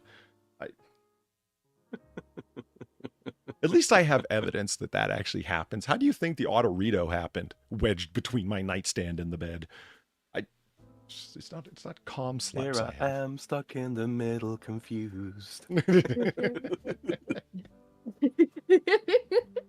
Oh yeah, and there's some things that I wanted you guys to remind me of, which I'm going to ask you to do in a second after I show you this, because I've been holding on to this video for about 3 or 4 weeks now. I want to show you guys a hologram clock.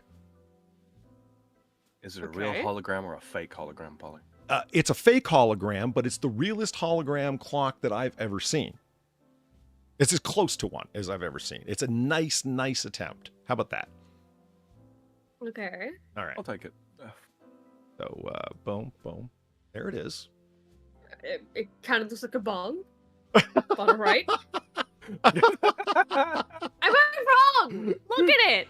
It's just let's just give it a chance, Far. Give it a chance. I'm not giving it a chance. I'm just saying what I see. Now, I'm sure if Gilcato's still here, he'll recognize this as a obvious circuit board. You know, and it is. It's this gentleman. It will spin, says Gilcato. it twill. And it's very awesome the way that it works. It's I think it's very, very clever. It has light up points along this shit, what's the word? I did it myself in high school and I can't remember. Lead strip, right? Yeah, where you lay down the stripping on the solid copper top board and then it leaves just your circuit lines left, you know. That's what the individual here has done, and he has instructions and connections to it and whatnot. So far, here, check this out. Starts to spin.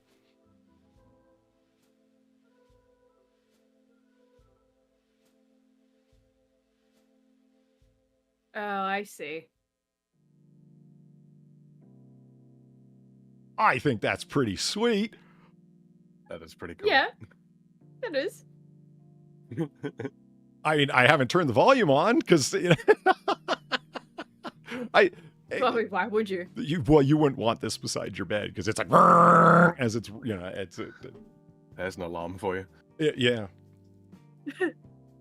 I mean, I love the Don't thing stick your fingers along in. the second hand is the red line around the outside circling. That's a nice addition. I like that. We don't want to put a second hand on here, or maybe it's not possible with the spinning effect, but I think that's pretty cool.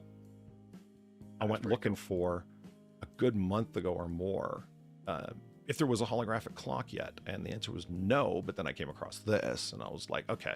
So you see what I mean? It's not a true hologram clock, but it's a damn nice attempt at one, I think. So. Yeah, like it works, I guess.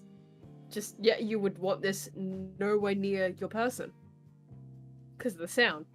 And nowhere near my person, because I'd probably take a finger off in the middle of the night, waving it around at whatever nightmare thing is chasing me. Now, yeah, as if in precognitive response to me wanting to do this, I want to go back to something Samael sent me. Us, we, persons. You guys are on. Oh, right. Boom. Just had to save it because Sam uploaded it as an MP4 and I couldn't figure out how to get my browser to play it.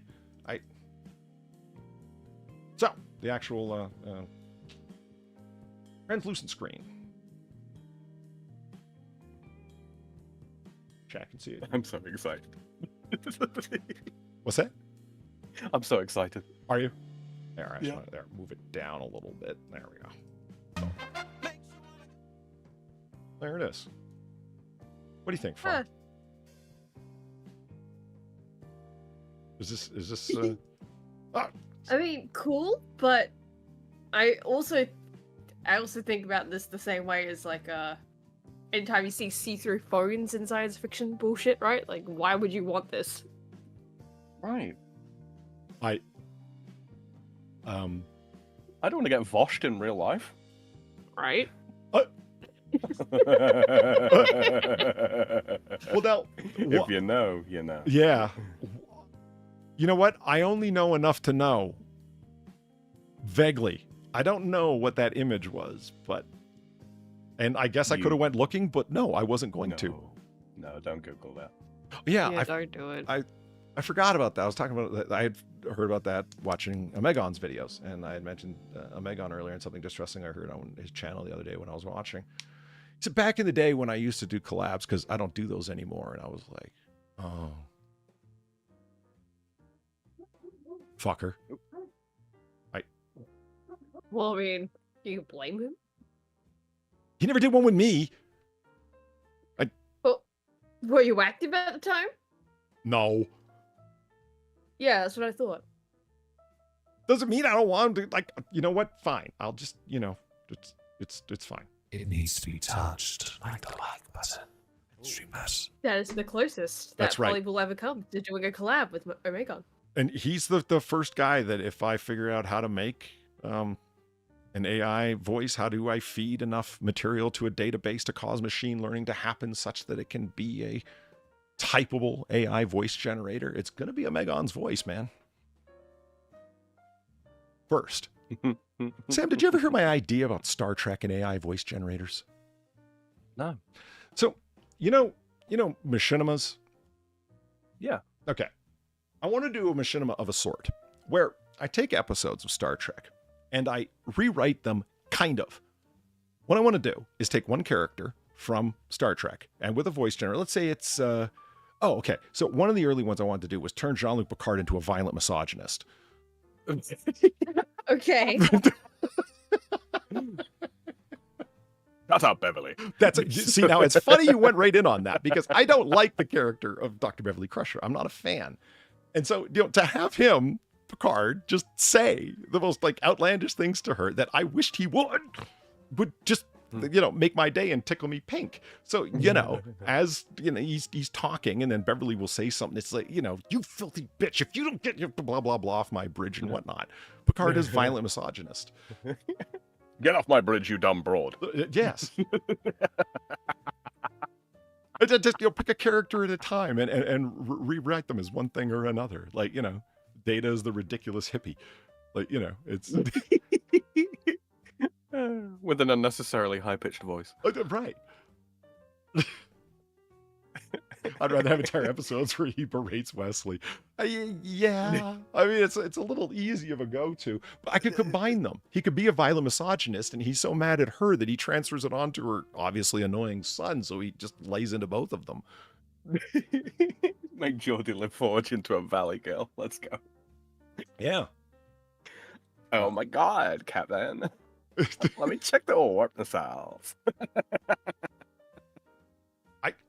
What happens on the other side of this? Do you just see the opposite of the reversed image of this thing on the other side of a translucent screen? Presumably. Yeah, that's what I would assume. Which is why I have the same thing of like, I would not want this. Because why would you want that? And that's not even me being like, oh, I'm doing dodgy shit on my computer. Like, no, I just don't like people looking over my shoulder even. It's just fucking weird. Why would I want it like this? I think the most egregious thing for me is the pseudo holographic keyboard. Is that? I was just looking at the keyboard. Is that what's supposed to be going on down there? Mm-hmm. I like buttons that I can feel being pressed. Something I find interesting is that I've heard people issue that saying where like, I've tried the projection keyboards, so have I. Where it's projecting on the table and then you're typing. Or projecting from the bottom to glass and you're still typing, same thing. And I don't like it. I like keys that I can feel. But yet, these are the same people that'll say, oh, hey, I really miss a physical keyboard on a BlackBerry. Oh, what are you talking about? That's so old school, Grandpa. What the hell? I am drunk. So drunk. I cannot get up. How could you like a touchpad on a tap pad on a screen, but you hate it on a tabletop? Oh, I don't like touchpads. I text with my fucking phone as little as possible. Gamer Valine, thank you for the $2. Finally! About time you covered International Women's Day. And I will release the first episode of Picard, Violent Misogynist, on next year's Women's Day. It's called touch typing for a reason. Yeah. Did either of you ever try swipe typing?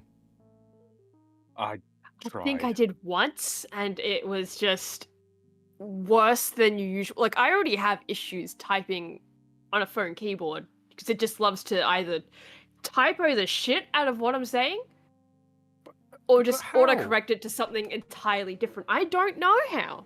You have tiny little fingers. Touchscreens just don't like me for some fucking reason. If anything, you should like, if I press one spot, I should, but I don't, apparently. Because if I touch one part of the touchscreen, it just assumes, oh, the thing next to it, right? Don't know why. It's always been like this. I truly do also miss the physical keypad. But, yeah, I think I did try that once, and it was worse than usual. So, never again. Now, one thing that is funny about the touchpads and the stuff like that actually came up in an episode of Star Trek Voyager. The Delta Flyer, this fancy new ship that they were designing, there it is right there in cross-section, it was really Tom Paris's idea. And he's the pilot of the ship. And Tuvok lays into him for these controls that he added onto it. little dials and shit in the 24th century, like knobs and readouts and whatnot. And Tuvok lays into him. And I suppose the superfluous controls that you've added from your Captain Proton program, his holodeck program called Captain Proton, where it's all like 1930s serial-esque designed in black and white and everything. He goes, I suppose that those, he goes, hey, every one of these is completely functional. And Tuvok says, and superfluous. He goes, I am tired of tapping on screens, Tuvok. For once, I want to feel the controls, okay? And I'm like, thank God. Somebody said it finally. I'm with them. Yeah. Consider this as well. Electromagnetic disruptions within the shielded zone of the ship, right? What's going to happen? All of your fucking fancy touchscreens are going to stop working properly. Knobs and dials? Not so much. Yeah. It's practicality. And he does say at one point, like he leans over and he tapped the center of the dial readout to see if it hasn't gotten stuck. You know what I mean? And he goes, you're not a pilot if you don't do this. And I'm like, you know what? That's like, I think the pilot's version of the barbecue saying. It's like the tongs don't work unless you give them a couple of taps, Yep. Yep. I was thinking exactly that. Mm-hmm. It's true. Also, the knobs and dials can't explode, unlike the normal consoles. I believe one day Starfleet will figure out to stop building their consoles out of explodium. It's just such a useful material, Gilcano, and we have to accept they haven't found a substitute, okay? Captain, we need to replace the tannerite in the ship control. Oh, that's a very valid point. I saw a picture here of something like this. I remember when I was talking to a guy at a conference one time, and he was a pilot, Air Force pilot, who now did drone flying. And he said the most difficult thing that he had moving over to drone flying was there's no seat of the pants feeling. And I said, really? And he says, yeah, it's not the controls. It's the feeling everywhere but your hands that's the problem. You don't, because the seat of the pants feeling, you have no idea how much, because I had no idea how much I relied on that. Touching down, taking off, you can feel when the wheels are still on the ground, but the tension has begun to release from them. You can feel it. Mm-hmm. The rumble feels slightly different, etc. He goes, the way that different pilots would talk about it, the way different runways would feel because they had different coarsenesses of blacktop on them, etc. He goes, you get none of that with a drone, and you feel numb, and you never get used to it. And I was that's fascinating to hear, actually. I have never once encountered, like the driving simulator boxes that you can get in and all that kind of thing. They have them at like fairs and, not fairs, but amusement parks and all that kind of thing. I have never come across one yet that can accurately simulate the feeling of hydroplaning. You hit a certain speed and there's a large puddle and all that kind of thing, and you can feel it, right, when the tires of your car are no longer making contact with tarmac. You can feel it. Yeah, the first feeling that I get is that rising in your stomach feeling that you should only have on a state fair ride of holy shit. Like, yeah. Yep, I am no longer in contact with the ground. We are surfing. Yeah, because why is your car turning on an axis pretty much in the center of the vehicle? Like, this shouldn't be happening. You know what I mean? The car doesn't do that. Yeah. It turns the front end or the back end but when all four tires, like you said, have lifted up and you start rotating in a way that this is not normal. Yeah. Oh yeah, man. The panic. You try and dump some speed and it doesn't happen because you are gliding over the surface of water, and then there's a snatch as you hit tarmac again. Yeah. I've had a tire blowout, and that was less of a panicky feeling. Honestly, yes. In my opinion. Yeah, absolutely. Although I will give the caveat. I've had a tire blowout on a trailer. That wrench from the rear as the trailer hitch is sort of yanked a little bit due to the change in weight distribution. That's a squeaky asshole moment. That is. Squeaky asshole. Yeah. Let's cover a couple of schnooze stories that Far sent that I wanted to talk about, especially for them Hollywords over at YouTube when they got me for something similar to this. Yeah, the only copyright strike I've ever had over the exploding whale. Those bastards. I mean, that wasn't YouTube, but it was YouTube who backed them up, the fuckers. Life-size English. Let's try that again, shall we? Life-size replica of a beached whale appears at Glenig as part of the Adelaide Festival. It's a palindrome. Oh my god, it is. Oh my god. Why? Lenelg. Do you think they produce race cars there? Maybe. Is it just Palindrome City? Possibly. It's the Alaskan History Museum. Okay. In short, a replica of a sperm whale has appeared overnight. Really? At the Glenelg Beach as part of the Adelaide Festival. It's hoped the theatre piece, which includes actors pretending to be scientists, will open up conversations about climate change. No, I'm sorry. Go back to the actors pretending to be scientists. That's what it says. Yeah. What the fuck? Right there. You've seen these before, Far. You've watched MSNBC. No?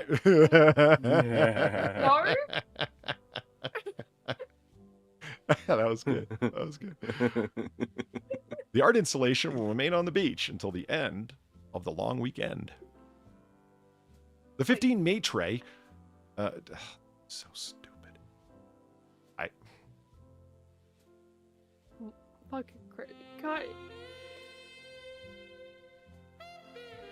Can we get meatitarian protesters standing there with plates and a barbecue waiting?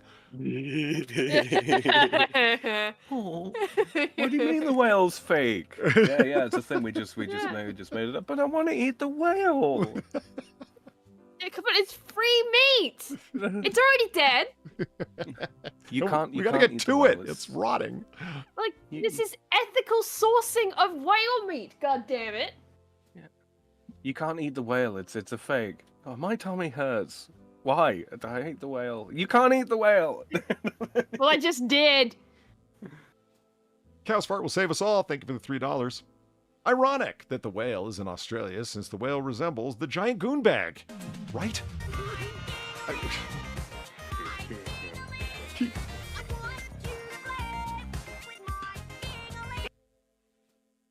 Thank you, Phantom Pro, for the $10. Verse 2. When Mama took me to Sunday school, they tried to teach me the golden rule. Every time the choir would sing, I'd sit there and play with my ding-a-ling. People say he was aiming for a double entendre. Not at all. Come on. That's not aiming. That's succeeding. Mm-hmm. I go read this one. So Peter in chat says, "It's free meal estate." Yes. It's free meal estate. Brilliant. Hey, that's near me. Good. Go down and... Well, don't slap him. You'll get arrested. But it might be gone. Tell him off. It might be gone. Like it said like it's there for the long weekend. The long weekend has passed. It's probably gone by now, unfortunately. Fair enough, yeah. Hundreds of curious onlookers have descended to the Adelaide Metropolitan Beach for a glimpse at the art installation and for a possible explanation of how beached whales are even related to climate change. I'm fairly sure it's got very little to do with climate change. I mean, I know there's a number of reasons that they beach, and then other reasons that are not understood. It's like... The Art Collective has set up a gazebo on the shore, as well as the actors pretending to be scientists from a made-up environmental group. Aren't they all? And the International Whale Association. Yeah, I wouldn't want to associate that with my real thing either. Yeah. As part of the theater piece, the actors are speaking with spectators about different versions of how the hyper-real whale was beached to spark conversations about climate change, blurring the lines between fiction and reality. Okay. The jokes, man.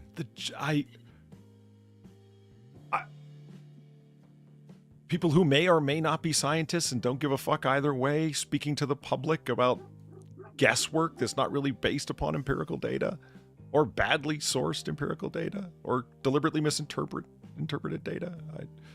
How's this different from your normal scientician of network news? That's the neat part. It's not.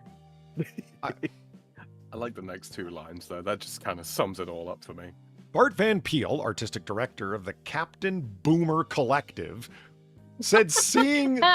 Holy shit. said seeing a beached whale provoked a journey of emotions for people. Quote, the beaching of a whale is a rare event that throughout the centuries has always moved the community, Mr. Van Peel said. It's not that rare. It's not that fucking rare. Think about it. Like, how many times did you see in, like, news articles about, oh yeah, there's a beached whale here? It's not that fucking rare. He looks like H Bomber guy on vacation.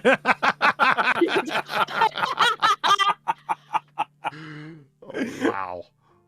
And how about also, deliberately yes. misinterpreted? Yeah, I know, Eric, right? Is it... I don't care which group it is. I don't care what position you're coming from or what you think your credible source is. Stop overstating your position. Seriously. Stop saying things that are well beyond what you know or can demonstrate. It will save you so much trouble in the long run. I don't care who you are. Think about that for a second. Whether you're a lawyer or a religious person or a scientist, or like, think about it. Stop overstating.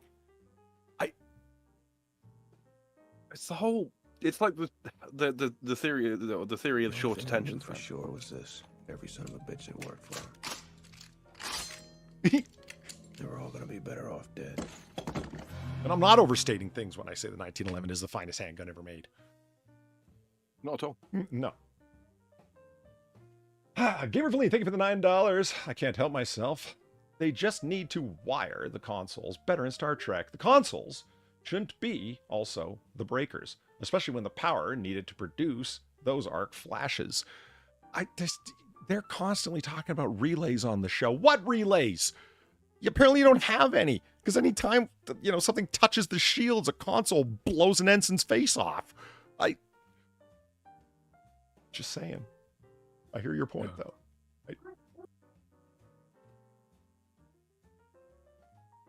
Anyway, back to the Blue Man group here.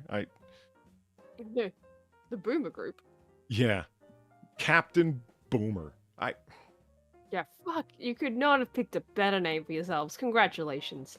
People's reactions ranged from skeptical to being total believers, and some had changed their minds after hearing a scientist in a uniform speak. Nothing says anything more than what you just said. Guy with a clipboard and a lab coat claiming to be a scientist convinced somebody. Tell me they aren't high priests to some people. Yeah. They literally were an actor. Why didn't you just source actual climate scientists? Because there are none. Touche. And when I say actual climate scientists, I mean somebody who claims to be that. Well, wait a minute, that's the same as the actor, isn't it? Fuck. I just cornered myself.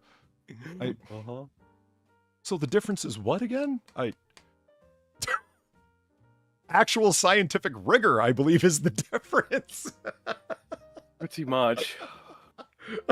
This whole thing depresses me, Polly. Wow, Bar, you really came across something here with this article. Yeah, I did, didn't I? They start to play along in our theater, fool other people in the audience. That's just a wonder to see. You are openly admitting that other people join in the gag and the game of pretending to spread information when they're not being paid. You openly say this. Literal disinformation campaign. Yeah, no shit. For people that would obviously be very up in arms about spreading disinformation online, you sure love spreading disinformation offline as an art piece. Look, guys, our optics-only approach, it works. Oh, God. It's amazing to me. Like, you think that somebody that was, no, you don't understand, I'm a climatologist, and I'm telling you that this would be, like, the most offensive thing you could imagine, because it undermines the legitimacy of your claims. Yes. It's not striking at you. It's worse. It's striking at your credibility. Wow. Wow, it's one of those times I wish I was on camera, where I'm just like, wow, I got nothing. Oh, man. This whole shtick is more fucking transparent than that fucking laptop screen. And, I mean, I love. Yeah. I just think about it now, right? It's like beached whale, and it's like this is the CNN version of an event, right? You turn around the other angle. This is the real version of the event. It's at a festival, an art festival. It's not real. It's. You can literally see the Ferris wheel. It's a media circus. It's a literal media circus. Congrats, guys. Valine just mentioned something that she actually did send me earlier. We talked about it on AAA, and she found a video of an orca killing a great white shark. Huh. They fought. Want to take a guess who won, or which one? I mean, one versus one, I'd give it to the great white, but pod versus shark, I'd give it to the orca. Those are some mean bastards. It was the orca. The one with the word killer in its name won. I got it. Yeah. Shocking. Yeah. Boom. All right. What did it do? Tail smack it to death? And round one. Wow. Oh yeah. Okay, I see now. Let's just go over that one part again. Oh, they're gonna show it in slow-mo again. Okay, here we go. He just fucking came out of nowhere, man. Speedy little. Look at that head. Tons. Boom. Fuck yeah. That's 5 tons of fuck you. Okay. Back off, son, baked Picard. I don't want to hear it. Right. Sun-dried Picard. You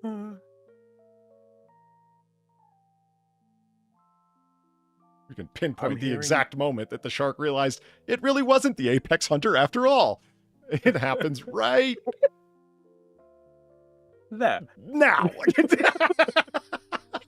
Oh, man. Apex what, bitch? I just...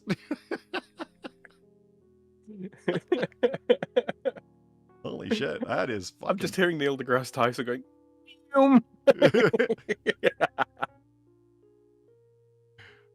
Oh, man. Oddy Boy's still swimming away from it, though. I can tell where your Oakley wraparound sunglasses were. Yeah.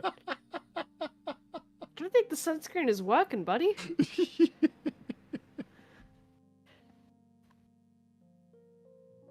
So, I mean, man, why do you keep cutting back to Lipless McGee here? Come on.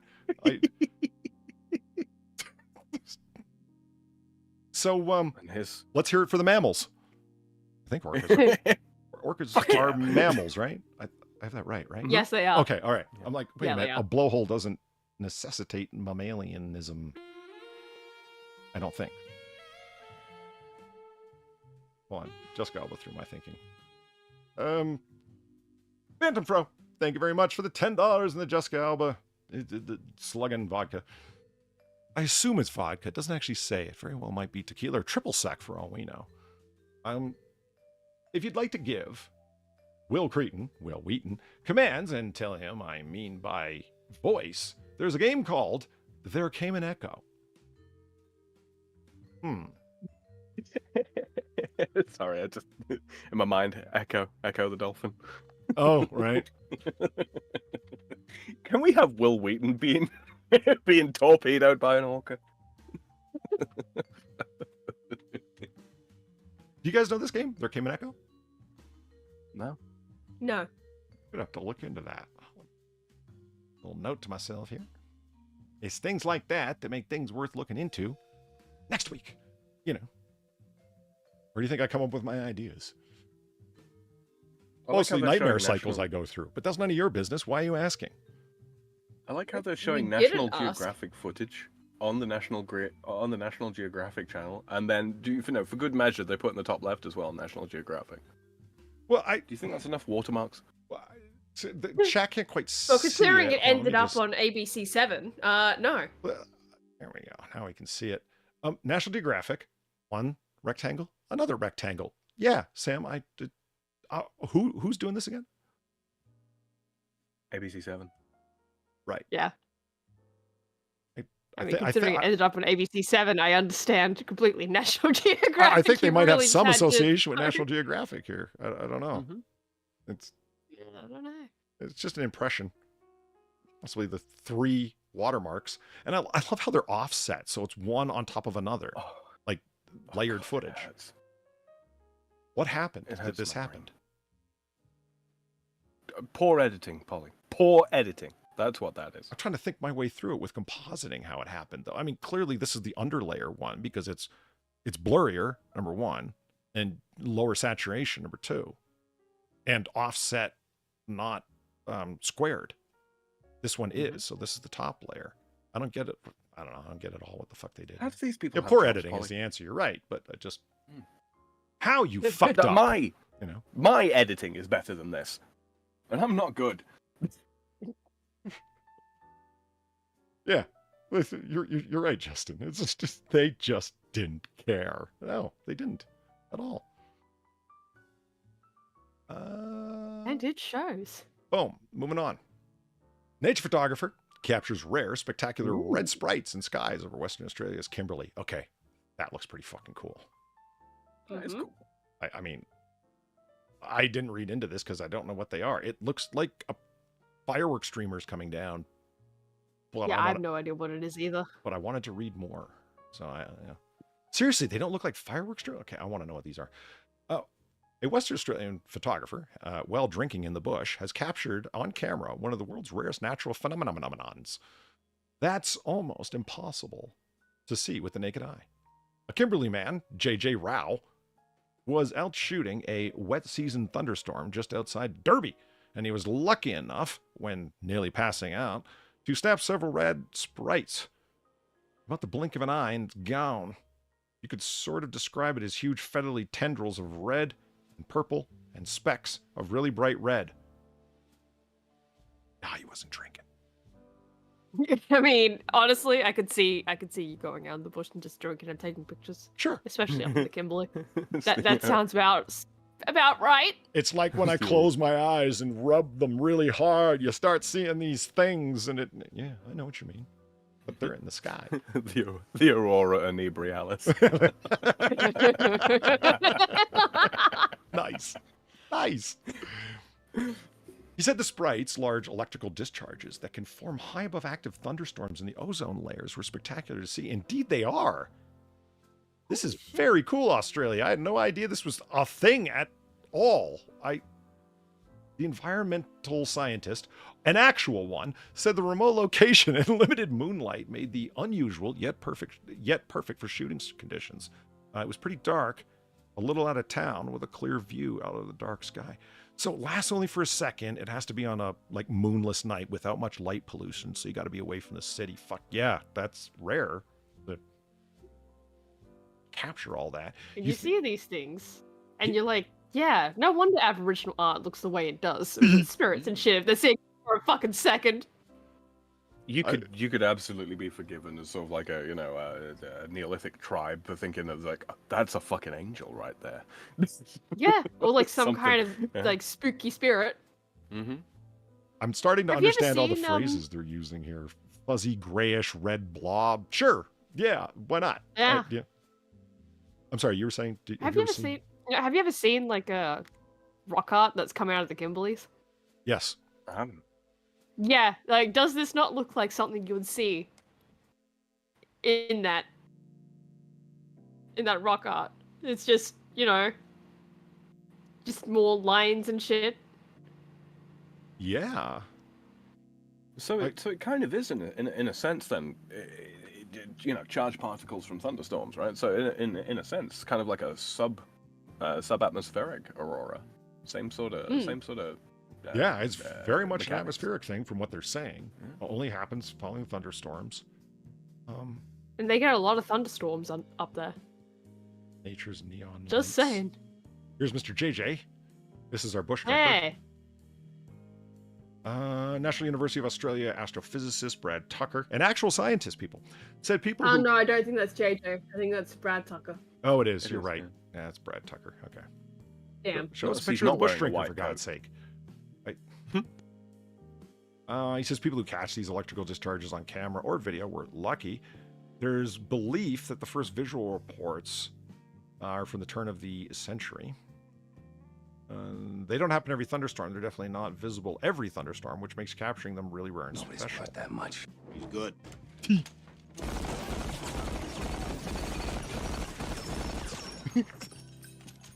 Better than that.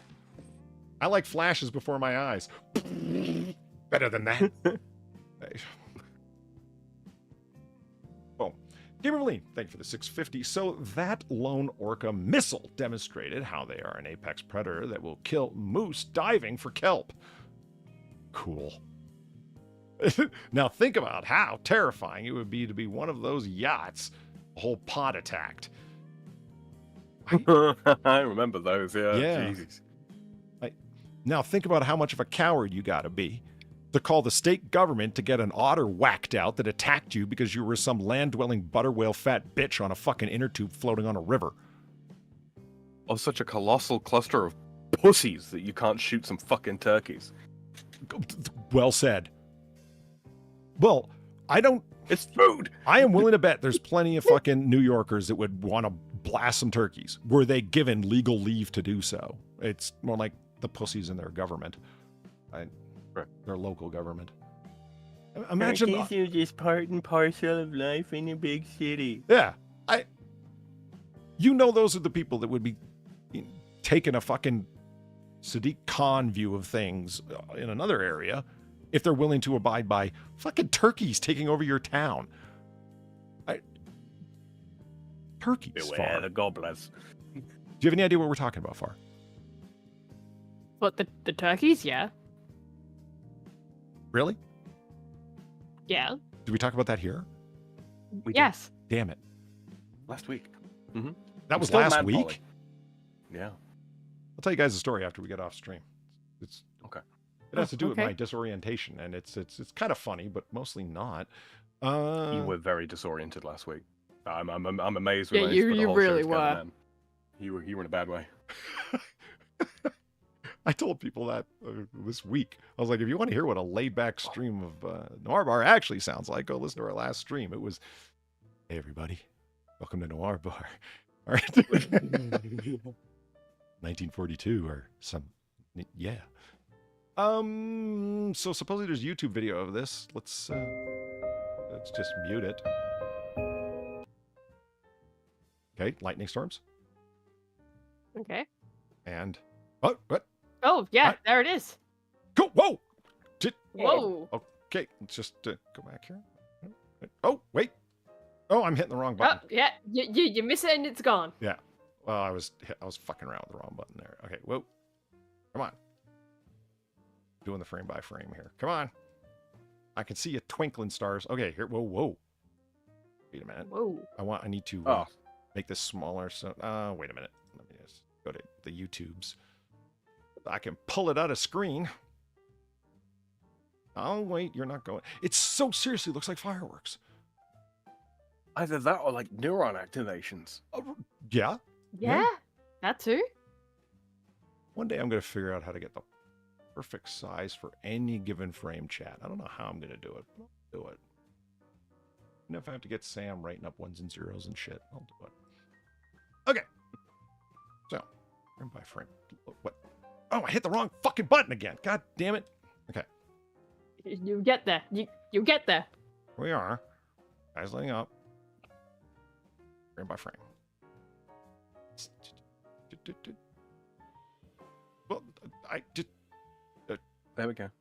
Here it comes. That's 10 times slow-mo. Thank you. The hell.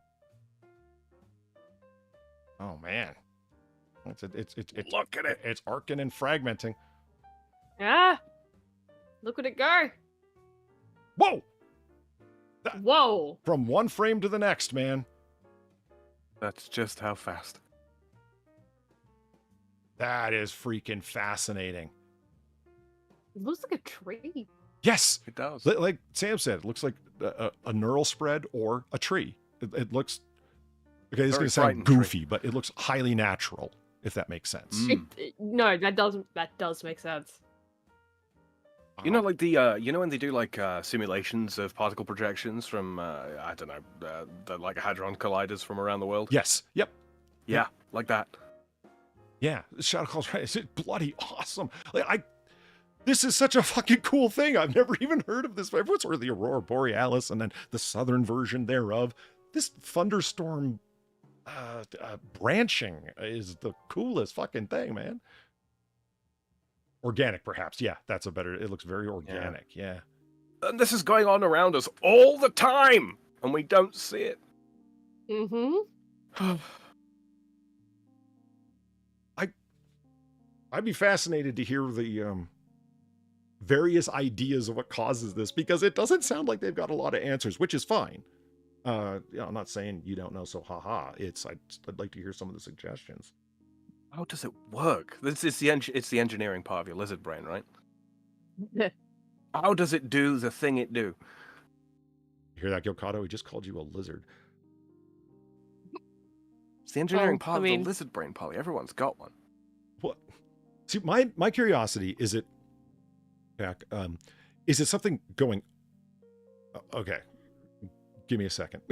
Is it something going up in an energy state or down in an energy state? So, is it something igniting? That's a good question. Right, and technically, something igniting, the light that you see emanating from it is going lower in its energy state. But you know what I mean. It's something that is going off. Where Aurora Borealis is something that's highly energetic, being slown the fuck down, and the energy bleed off is what you see. The plasma in the atmosphere. So is it energy going up in state or down in state? That would be my first question. I'd say down in state, right? Because red shifting. Okay. Yeah, because the bright purple tends to be higher energy. Yeah. Yeah. And another thing that's fascinating. Hey, Lisa, fascinating about this is if you were to like take some of these pictures, right, and frame them up on your wall, anybody could be easily convinced that this is just some Photoshop art. Oh yeah, and it's like, no, that's a picture over Western Australia, man, taken by a drunk person, like in the bush. In the bush. I love how it starts out foggy and purple, and then becomes much more red and thin. Sharp. Yeah, it's like you know what it is? The stuff that's coming out of Palpatine's fingers onto flash lightning. Very sweet. I reckon why it looks so foggy lower down, it's either atmospheric conditions doing that, or it's just how fucking fast that is. Gotcha. It's blurring just the resolution, yeah. The shit. What do they call the photo plate that takes images inside of a DSLR camera? The photoreceptor plate, whatever you call it. It's too fast for it. Yeah. You know what I mean? That the digital eyeball. Yeah, the most it's going to be able to pick up is the blurry blur. Lisa's like, what is that? We don't know. The CCG array. Thank you, Gokado. It's these really rare jet lightnings that happen possibly in other places, but are well known to happen in Australia that none of us have ever seen before. It happens after and during lightning storms, and they ignite in the atmosphere, and they're only seen for briefest of moments. Like a second. Yeah. Like less than a second, actually. And a guy out there caught some really cool pictures of them, and now we're just looking at a YouTube video of it, and this is a freeze frame of them happening. And this one's in 10 times slow-mo, and this is as most it's not there, and then boom, it is there. Like it's whoa. Yeah. Yep. So is this possibly related? Because the lightning itself, like the pathway that lightning travels down is sort of comes into existence like fractions of a second before the energy transmission. Yeah, the itself, positive right? streamer goes up, and then the negative charge comes down. Yeah. Is it related to that, perhaps? Where does it start and where does it end? That's a good question. What's the point of? Okay, I was going to say ignition, but that's assuming that it is some kind of burn off as opposed to rapid offset of energy. I don't know. I'm a scientician, and here's my opinionates. It's fractal. it kind of does look fractal. It's so bloody cool. You know something I realized for all the Star Trek fans out there that I clued into the other day? If I was ever somewhere, If I was in Starfleet, I'd want to be a... And then they answer the question, right? You know what I'd want to be? A security officer. You know why? They're the only people on the ship that don't seem to have to be experts with algorithms. Right. You're watching an episode of Star Trek. The command officers and the operations officers are constantly talking about using fractal algorithms, and I'll apply a Borg algorithm. And there's 16 bi-radial algorithms that I'm going to apply to this. Scans and what? That's all you do all day long. At least you get to carry a phaser if you're a security officer. What's your opinion, mister? I'm telling you. What's your opinion, Lieutenant Worf? I say we hit them, Captain. That's right. Really hard. I say we burn them down. And it's those phaser settings are tricky, man. Sometimes you're going to evaporate someone when you meant to stun them. It's not my fault. Photon torpedoes. Lots and lots of photon torpedoes. They die first, though. Well, you know, when they wore red. Guess I'll die. Yeah, well, once they switched over to the gold uniforms, they tend to have more longevity. I wonder if it's like the whole red car, green car thing. Like the what way? The statistical analysis that shows that green cars are much more likely to be involved in an accident than red cars or whatever the fuck it is. I thought it was red. And then people just it could be red. We're taking the random guesses because they're super fast cars, or people think they're fast cars and fuck around, and you know. People don't think that Australia is all spacebound, but they are. Australia could launch its first private orbital rocket within a few weeks. Weeks! Look how off-center. I mean, I'm not really surprised. Pisses me off. This is just a scheme to dispose of the spiders and cane toads. Look, it actually looks like a rocket. Pay attention, North Korea. Yeah. Don't no, pay actually, attention. maybe don't. Yeah. Yeah, maybe don't. Yeah. Like, like, why the fuck would you tell them to pay attention, Polly? Do you want to die? The whole multi-stage thing makes it look like a giant fucking necked round. You mean the rounded parts with the little disc holes in them? Well, if you to remove those, if you to get okay. rid of those, yeah, because it broadens out. It looks like a neck down round. It's great. I love it. I guess when I first looked at it, into the sun. I was like, oh, I'm like, wait a minute, that's just part of its gantry setup, isn't it? I'm a dumbass, you know. What I was reading about this, and it's like, you know, you get an idea of the size of it. That is a massive flag. That is an unbelievably large hangar, and that rocket is fucking huge. Like it doesn't really give you a good sense of dimension looking at this picture. You know what I mean? Polly, look behind the nose cone there. Those are toolboxes. They are. I mean, it's big, but it's not like, you know. But don't get me wrong. It's not like the Saturn V rocket, whatever the fuck. That thing was unbelievably large. It's not like the space shuttle. Yeah, it's. I mean, space shuttles are. Yeah. They are huge. Huge. You don't get an appreciation for just how big those fucking things are. The Veron T disruptor. Now there's a fucking inside baseball reference. There was only 5 made, you know. You know why? Why? Because it was the only disruptor made with a trigger as a button on top of it. Go figure. Not really. It's a bad joke. But really, the triggering mechanism was a button on top of it. What the fuck? But it's got a grip on it. Why would you put a trigger in the traditional place? You know, where your trigger finger goes. I don't know. They were being weird.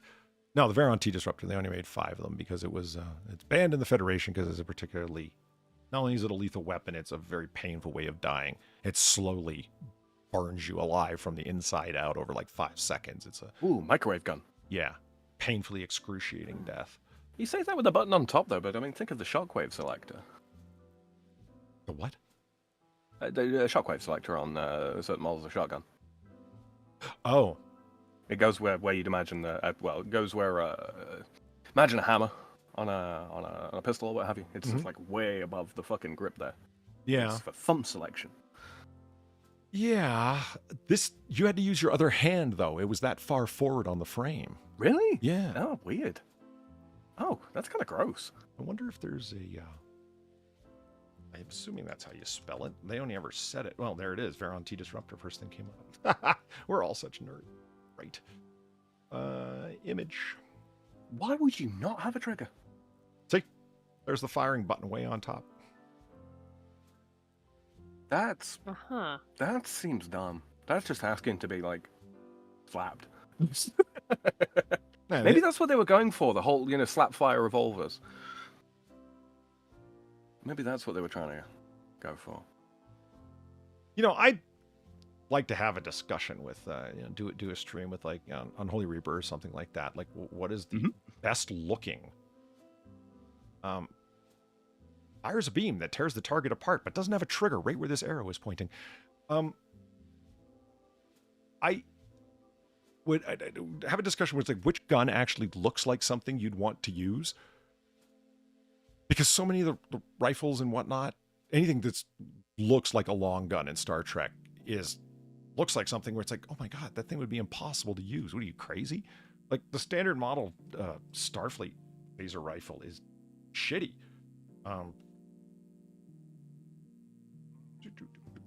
Bar's like, oh, please show me this. I want to see.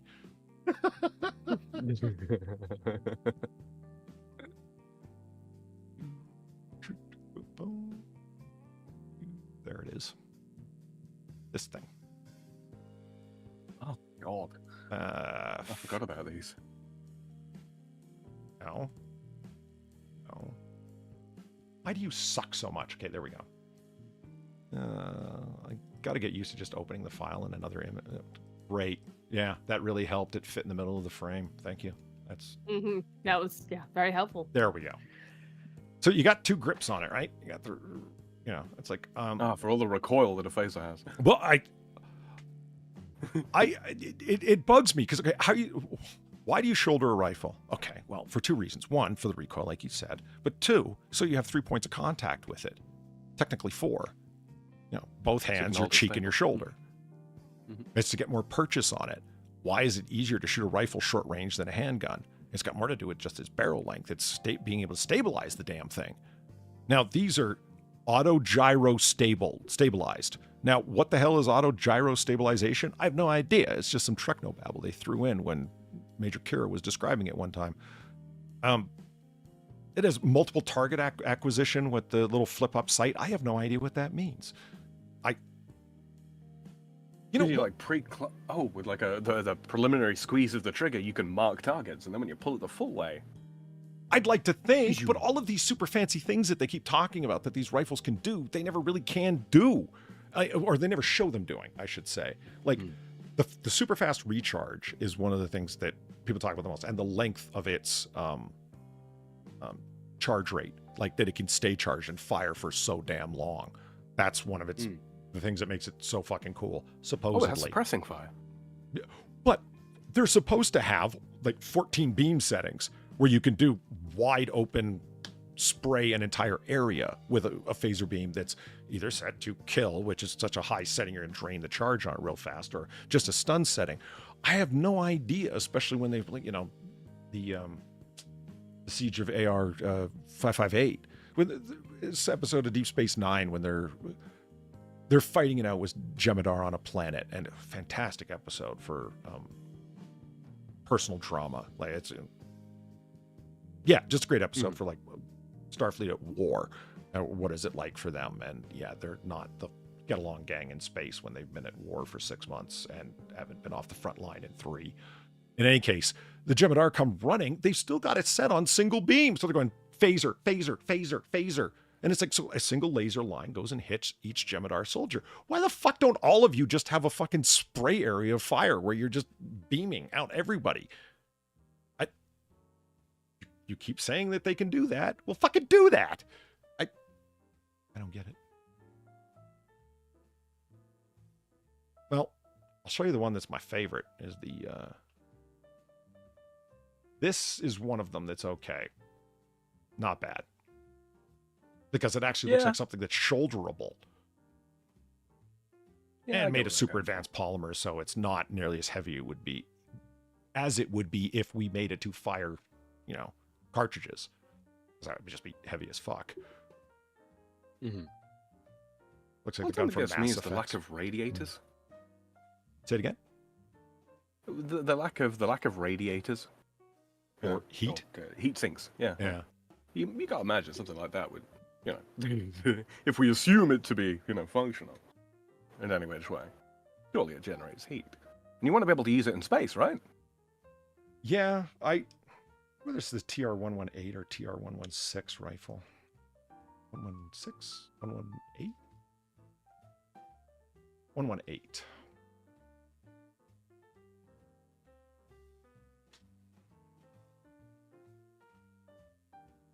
Or not. No help there. Wait. It was 116, you lying bastards. Damn duck, duck, go. There it is. TR-116. Huh. When Starfleet Security actually designed projectile weapons. It actually fired a fucking projectile instead of beams of columnated energy. As in bullet projectiles? That's or right. Are we talking plasma? It fired hilariously, a titanium bullet, which in Technobabble is an extremely hard metal. What the fuck did you make the barrel out of then? Quadranium. I'd say... Petranium. In the lore of the episode where it came up,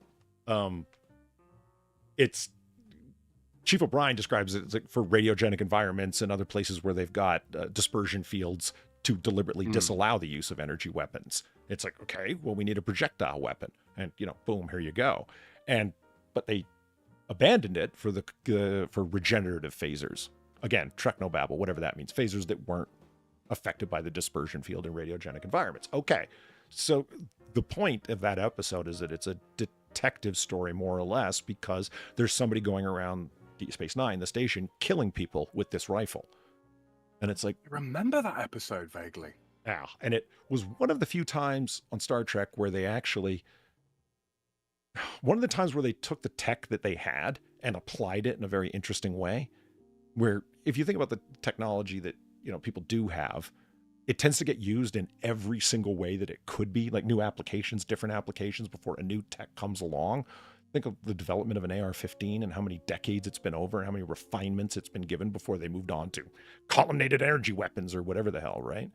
Star Trek, okay, here's this idea. Why didn't anyone ever think of doing this before? And the writers are being clever. The killer had attached a microtransporter to the end of the barrel. So he's on the other side of the station, fires the gun. It goes through the transporter beam on the end of the barrel and is beamed to the other side of the station. The bullet continues its trajectory and hits the person. And they weren't even aiming at them or were nowhere close to them. Yeah. I'm like, that kind of makes you really clever, actually. Holy shit, writers, you earned your money this week in a big way. I mean, at that point, though, if you can open a transporter, endpoint pretty much anywhere, why even accelerate the projectile? Why not just? I started thinking about that. Where living brain. Wouldn't the goal be to put your targeting sensors near the enemy line and then fire in to the transporter beam, and then all of your projectiles or energy weapons or whatever they might be would then project out of where you would put your targeting sensors right next to? Wouldn't a massive area of defense be about beaming torpedoes onto enemy ships as opposed to trying to fire them at enemy ships? Well, you'd want some sort of, because shield disruption's a thing, right? Yes. Create an incredibly localized field of shield disruption, and then transporter beam, photon torpedo. It wouldn't even have to be accelerated. As far as I know, it only happened in one episode of Voyager, where there was a heavily damaged Borg vessel, and Harry Kim, of all people, the perpetual ensign, came up with the idea of beaming a photon torpedo on board their ship, and boom. And it's like, Jesus Christ, he's the first guy to think of this? How? How is he the first guy to think of this? Oh.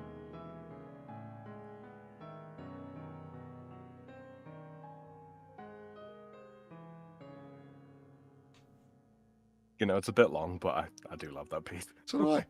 It's worth it. Phantom Fro, thank you for the $10. It was made to take out the Borg. Esri Dags welding this sexy beast as hot as hell.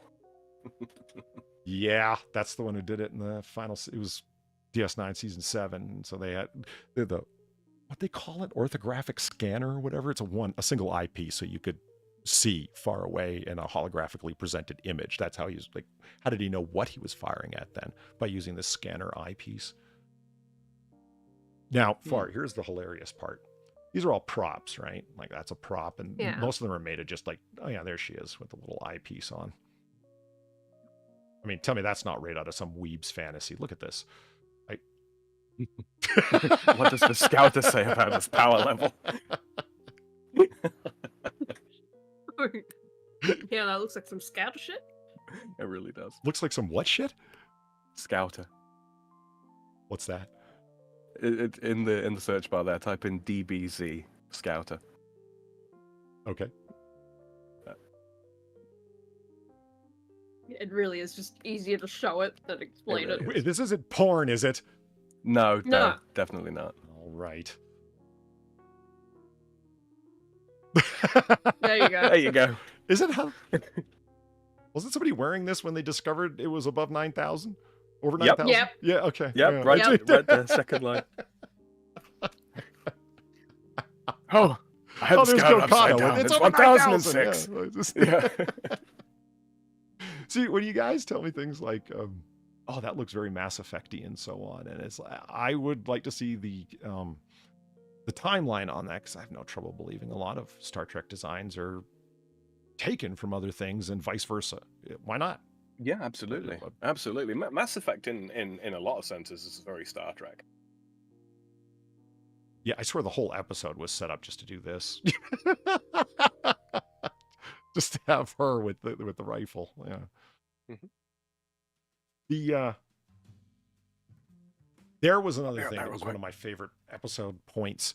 So Quark has his holo suites, right? Which holodecks, where people just, well, Quark is a little bit more honest of a presentation of the way that people would use holodecks. It's all porn programs, all of them.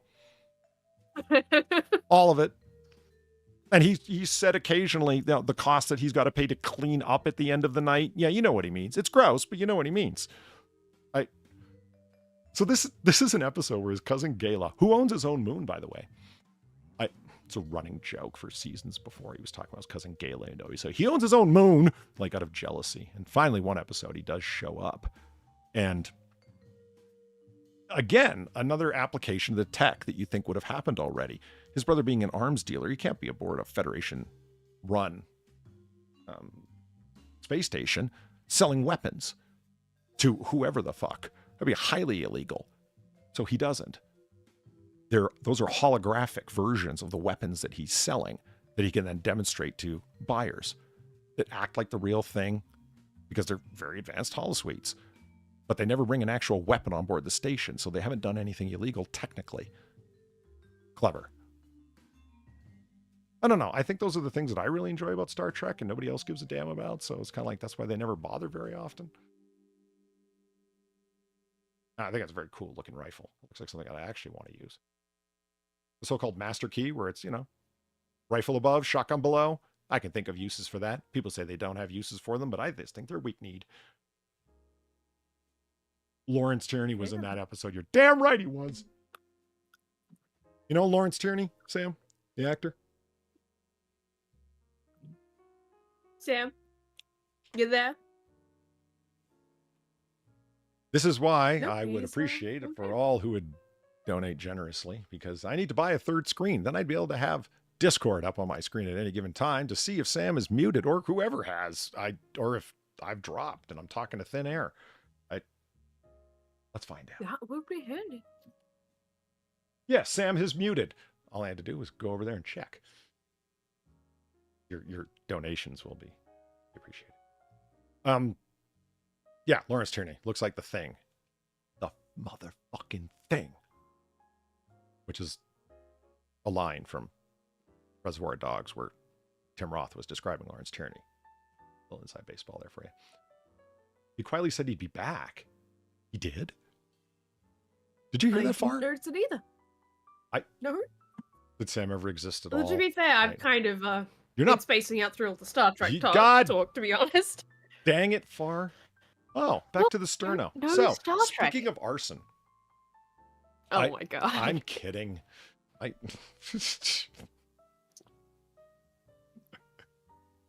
You know why arson, the way that the mob used to do it, doesn't work anymore, Far? Because the cops caught on?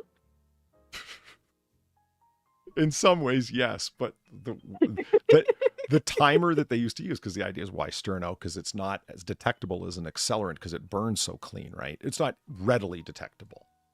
I'm sure the methods of detection have advanced a lot, but regardless, because the way that they used to do it is like you can't leave things that are going to be like accelerants, for example. The place is covered in diesel fuel. Why was your bar covered in diesel fuel? That's a surefire sign that somebody lit it up on purpose. You know what I mean? But you got to light it up. So when you've got a full book of matches that's been lit on fire, isn't that enough to, clue somebody in that you deliberately set a fire, or a fuse for that matter? So how do you light the fire without blowing yourself up? How do you set a timer that's not going to look weird? The way they used to do it back in the day was to light a cigarette and then stick it in the back of a book of matches and put it in an ashtray, then walk away. As the cigarette burns down, it eventually gets to the matches, which spark up the entire book, and then the whole place goes up. And all of them were in the ashtray, so there's nothing untoward about any of it. The problem why you can't do that now is that cigarettes are made in such a way that they put themselves out. They won't burn right down to the filter anymore. So, anyway. Moving along. So anyway, this is how you don't start fires with cigarettes. You do not start fires with cigarettes in this way. What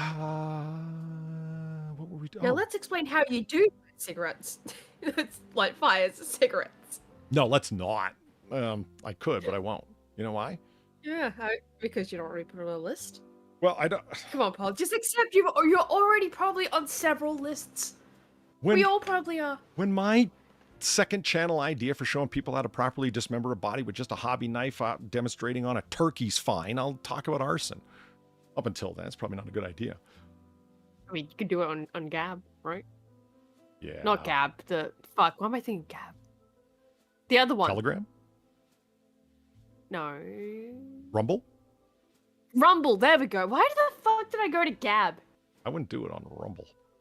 Don't be Billy Joel. You wouldn't do it on Rumble? I wouldn't do it on Rumble, no. I mean, Rumble's it's definitely not YouTube, but it's certainly not fucking 8chan like 8chan used to be. No. Not at all. You can, they've got corporate sponsorship and everything else. No. Yeah, you'll know that, Rumble is, it's starting to cause problems when people are, when mainstream news organizations are starting to talk about it as a meeting spot for white nationalists, et cetera, et cetera. And it's like, oh, yeah, so their numbers are big enough to be worrying you. Good. Hey, fuck off. Remember LimeWire? I remember LimeWire. I remember LimeWire. Downloading a song and it being either the song you actually wanted or, my name is Bill Clinton and I did not have sexual relations with that woman. That's funny. That came up this week. It did. Did it? Yeah. Monica Lewinsky's modeling a new line of clothing.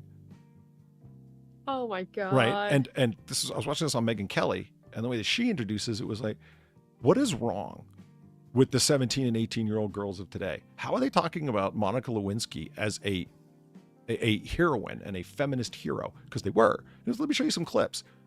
And they're like, she's just so iconic and legendary. This is the woman who bedded Bill Clinton.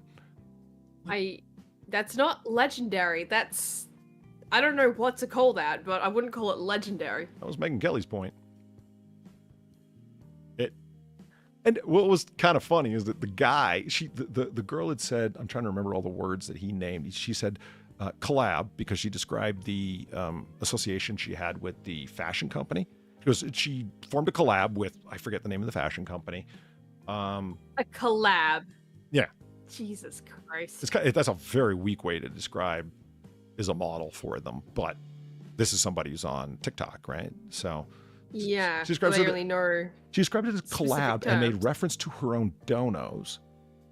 And I forget, it was something, a third was the other thing. And when it came back, the guy said, wow, the language. And I thought he was talking about the multiple beep, beep that they'd put over because she was just dropping F-bombs every other word. And he goes, like, collab. dono. Like, I guess collab's collaboration. I don't even know what a dono is. And Megyn Kelly, who's older. Good, keep it that way. Yeah, who's clearly older than that guy, says donation. And he goes, oh, wow, I guess I really am old. And I'm like, no, look at you. You're a dweeb. Sir, you've always been a dweeb. You were a teenage dweeb. It's not about being cool. You're just a fool, man. And those are not cool hidden words. Frankly, I've never been a fan of dono. It's a little too cutesy sounding for me, but that's me. Yeah, no, I don't like it either, but it's appearing all the time, and I still refuse to say it.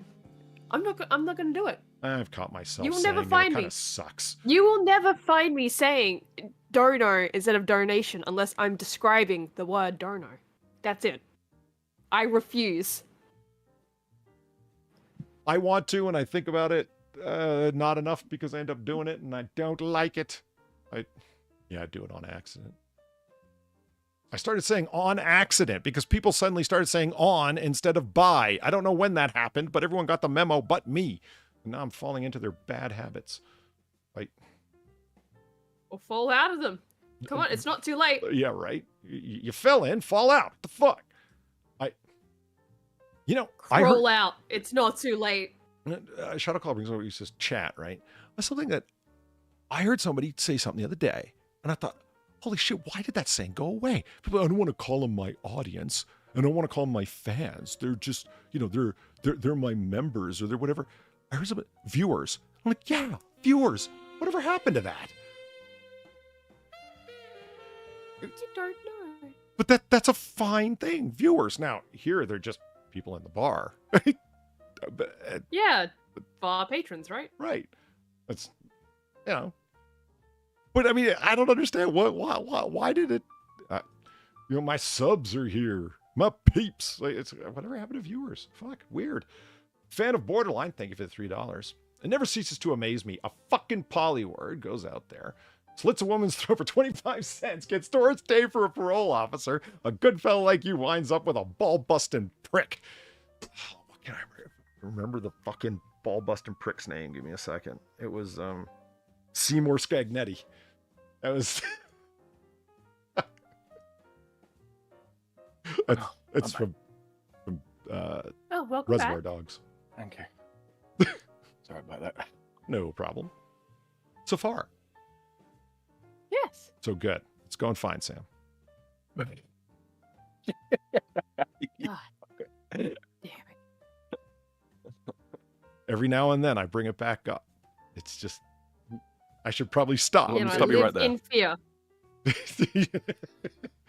So far, I ladies, live in fear every time you do that.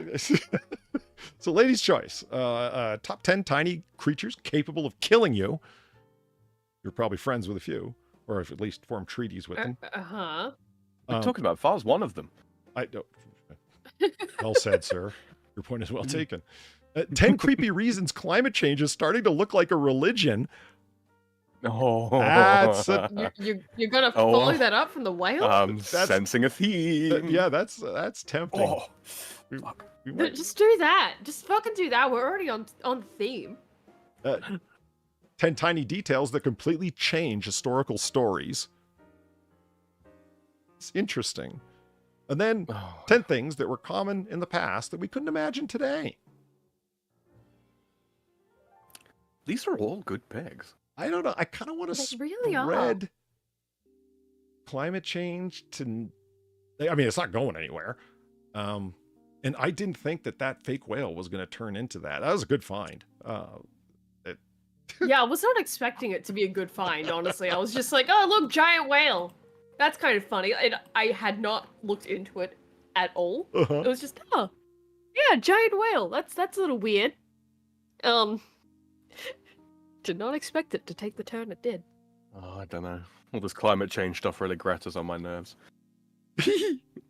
Okay, Sam, you say that. When I was looking through the lists, that was the fucking image for this list, was Greta. Oh, yeah. And I thought, I don't want to imagine top her now. 10, and it was a picture of Greta, and I'm like, top 10 what about Greta? Ways that climate change is becoming like a religion. I'm like, holy shit. This 10 tiny details that completely change historical stories is interesting. And then creatures capable of killing you, which, we're always going to cover things that will kill you here. It's fine. Yeah, it's high modern tradition, right? Yeah.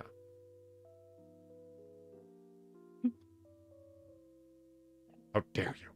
I know. How dare you?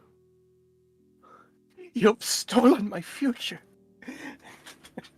Oh, I didn't Stolen steal my shit. dreams. At least not from you. Oh, God. I'll flip a coin. Well, you had my choice.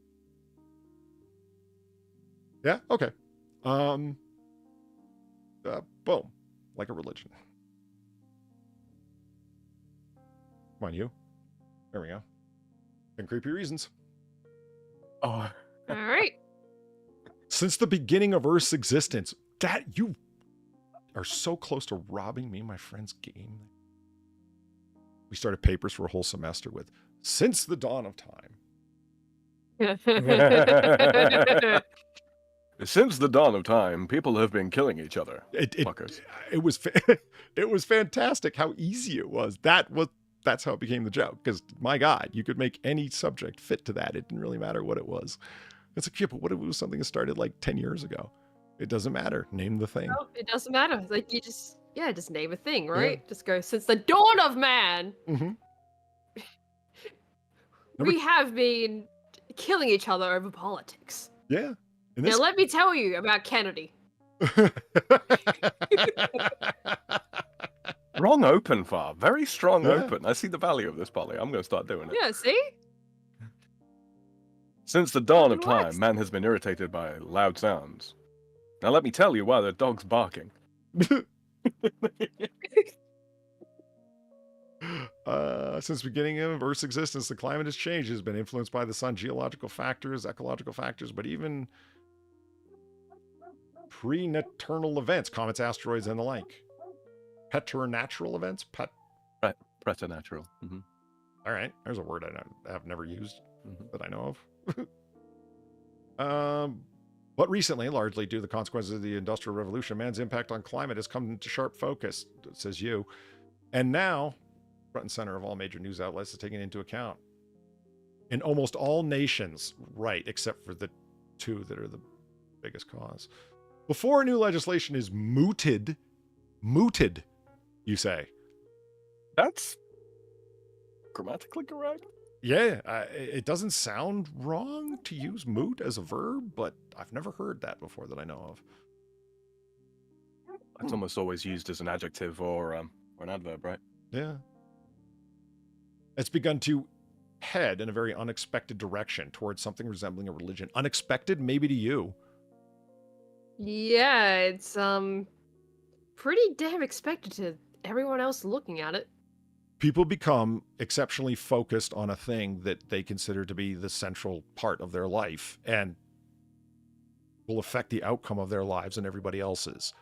They're going to turn it into a religion. Yeah, be that politics or gender identity or the environment. Why is that surprising to you? Doesn't surprise me. Number 10, religious services and sacraments. Most religions hold services of some kind. They are, in most formal Christian sense, as sacraments, designed to impart God's grace on his followers. And in their most basic sense, designed to give psychological health to adherents. Confession removes the feeling of guilt associated with wrongdoing. Oh man, are people confessing to environmental degradation? Oh. Yes, absolutely they are. We're going Father, green. For I've sinned. I didn't put the right things into the recycling bin. Wow, they are doing it. I drive 200 feet to the mailbox. I'm a fanatic about recycling at home, but at the office, I just throw everything in the trash can. I order too much from Amazon. The packaging, even the paper, is often not recyclable. Wow. Forgive me, Greta, for I have sinned. Right? I mean, don't get me wrong. I mean, the plastics one is like, okay, I use too much plastic, cups, straws, bags. I do recycle, but would like to cut back on the use. Hey, that's fair enough. I can't really knock that one too much. I would like to produce less waste. Okay. You know? Yeah. Yeah, no, I get that. Wow. Oh, the pain in my spine is matched only by the pain in my eyes. Evangelism, and it's Greta with the fire and brimstone face. Oh, wow. God. Could we have a worse ambassador for autism? Oh, no. Oh, God, probably not. Oh, What? No, you can. Chris Chan. oh, I don't know if that's autism. That's like Oh, a hell of a lot of it is. that's like sextuply vaccinated autism right there, Far. That's that. But hey, it still would be a worse one. In Roman Catholic parlance, an evangelist is one of the 4 writers of the New Testament, Saints Matthew, Mark, Luke, or John. And in general use, the word refers to someone who preaches at religious services. Generally speaking, someone preaches the gospel, yeah. No faith is complete without its enthusiastic preachers, advocates, and climate change is no difference. Enter Al Gore, various celebrities, and latterly, man, you are really into strange uses of words. Latter as an adverb. Okay. Right? Latterly, Greta Thunberg. Greta. Literally could just use lately. Yes, sir. Yeah. Most recently, I feel like AI might have had a hand in helping write this. Thunberg, as I hear people say it more often, is almost something of a Saint Joan of Arc for the climate. Oh, that just hurts. Oh, can we burn her? Oh, don't give me ideas. Oh my God, that's your first question? Can we burn her? I won't use petroleum. I'll use I will whale use oil. low emission accelerants. Okay, I got sterno, man. It's fine. In Minecraft, I should stress, in Minecraft, okay. You think that shirt's made out of hemp?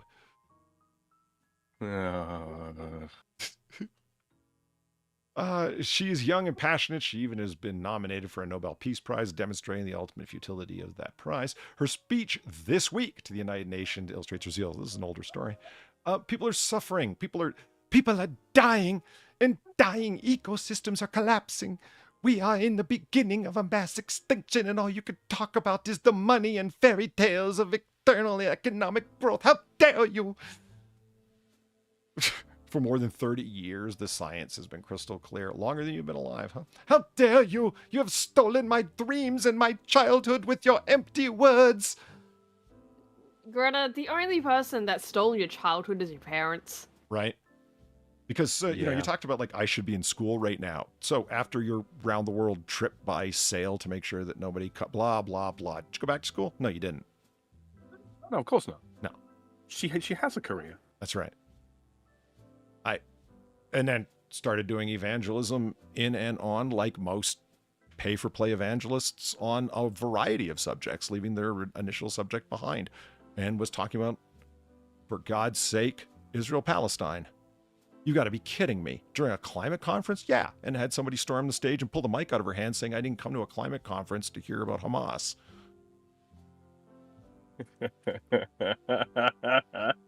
Wow. Okay, no, to be honest with you, that's probably the best way that could have gone. I agree that somebody, called her out, and she's no longer technically under 18 by like a month or whatever the fuck she was when she gave this speech. You can't attack a child unless, of course, you're one of the Covington Catholic kids, and then you can talk about putting them in a wood chipper, apparently, and it's fine. Oh, yeah. Yeah. Yeah. Tithing. Despite the fact that they were the ones being abused. Wow. This is like the most based list I've come across, and we've only been through a few of them. CO2 tax is a tithe? Wow. Wow. Well, no, because tithing is still, voluntary. I mean, you'd be shamed if you don't, but... It depends on what church you're in, but yes. True. I mean, in Roman Catholicism, yes, it's completely voluntary, but certainly they not should have called this one... In Mormonism, for example. They should have called this one the jizya. Yes. Yeah. That's more accurate, I think. He commanded also the people that dwelt in Jerusalem to give to the priests and the Levites their portion, that they might attend to the law of the Lord, which was, wow. We're going to quote scripture, man. Jesus. Give unto Greta. You're right.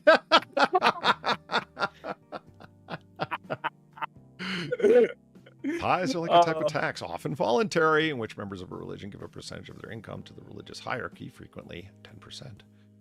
Phew, wow. I mean, you get the idea. You get the connection. Carbon taxes are a bitch. especially with the vague claims of what's going to be done with them. That's the part that always kills me. Oh, it's going to be for a wide number of programs. Oh, it's not just going into your general coffers? No, it is, but it's part of the budget. Like, oh, you fucking just going to tax us into oblivion, aren't you? Right. But the bit that gets me is like the CO2 tax. It's like you're not paying to correct the damage directly, or assuming there even is any fucking damage. You know, if you look at the figures, you'll notice that like for the past 10 years, each year that's gone by, the world has gotten anywhere between like 2% and 5% greener. Guess why? Because plants breathe fucking carbon dioxide. You dribbling idiots.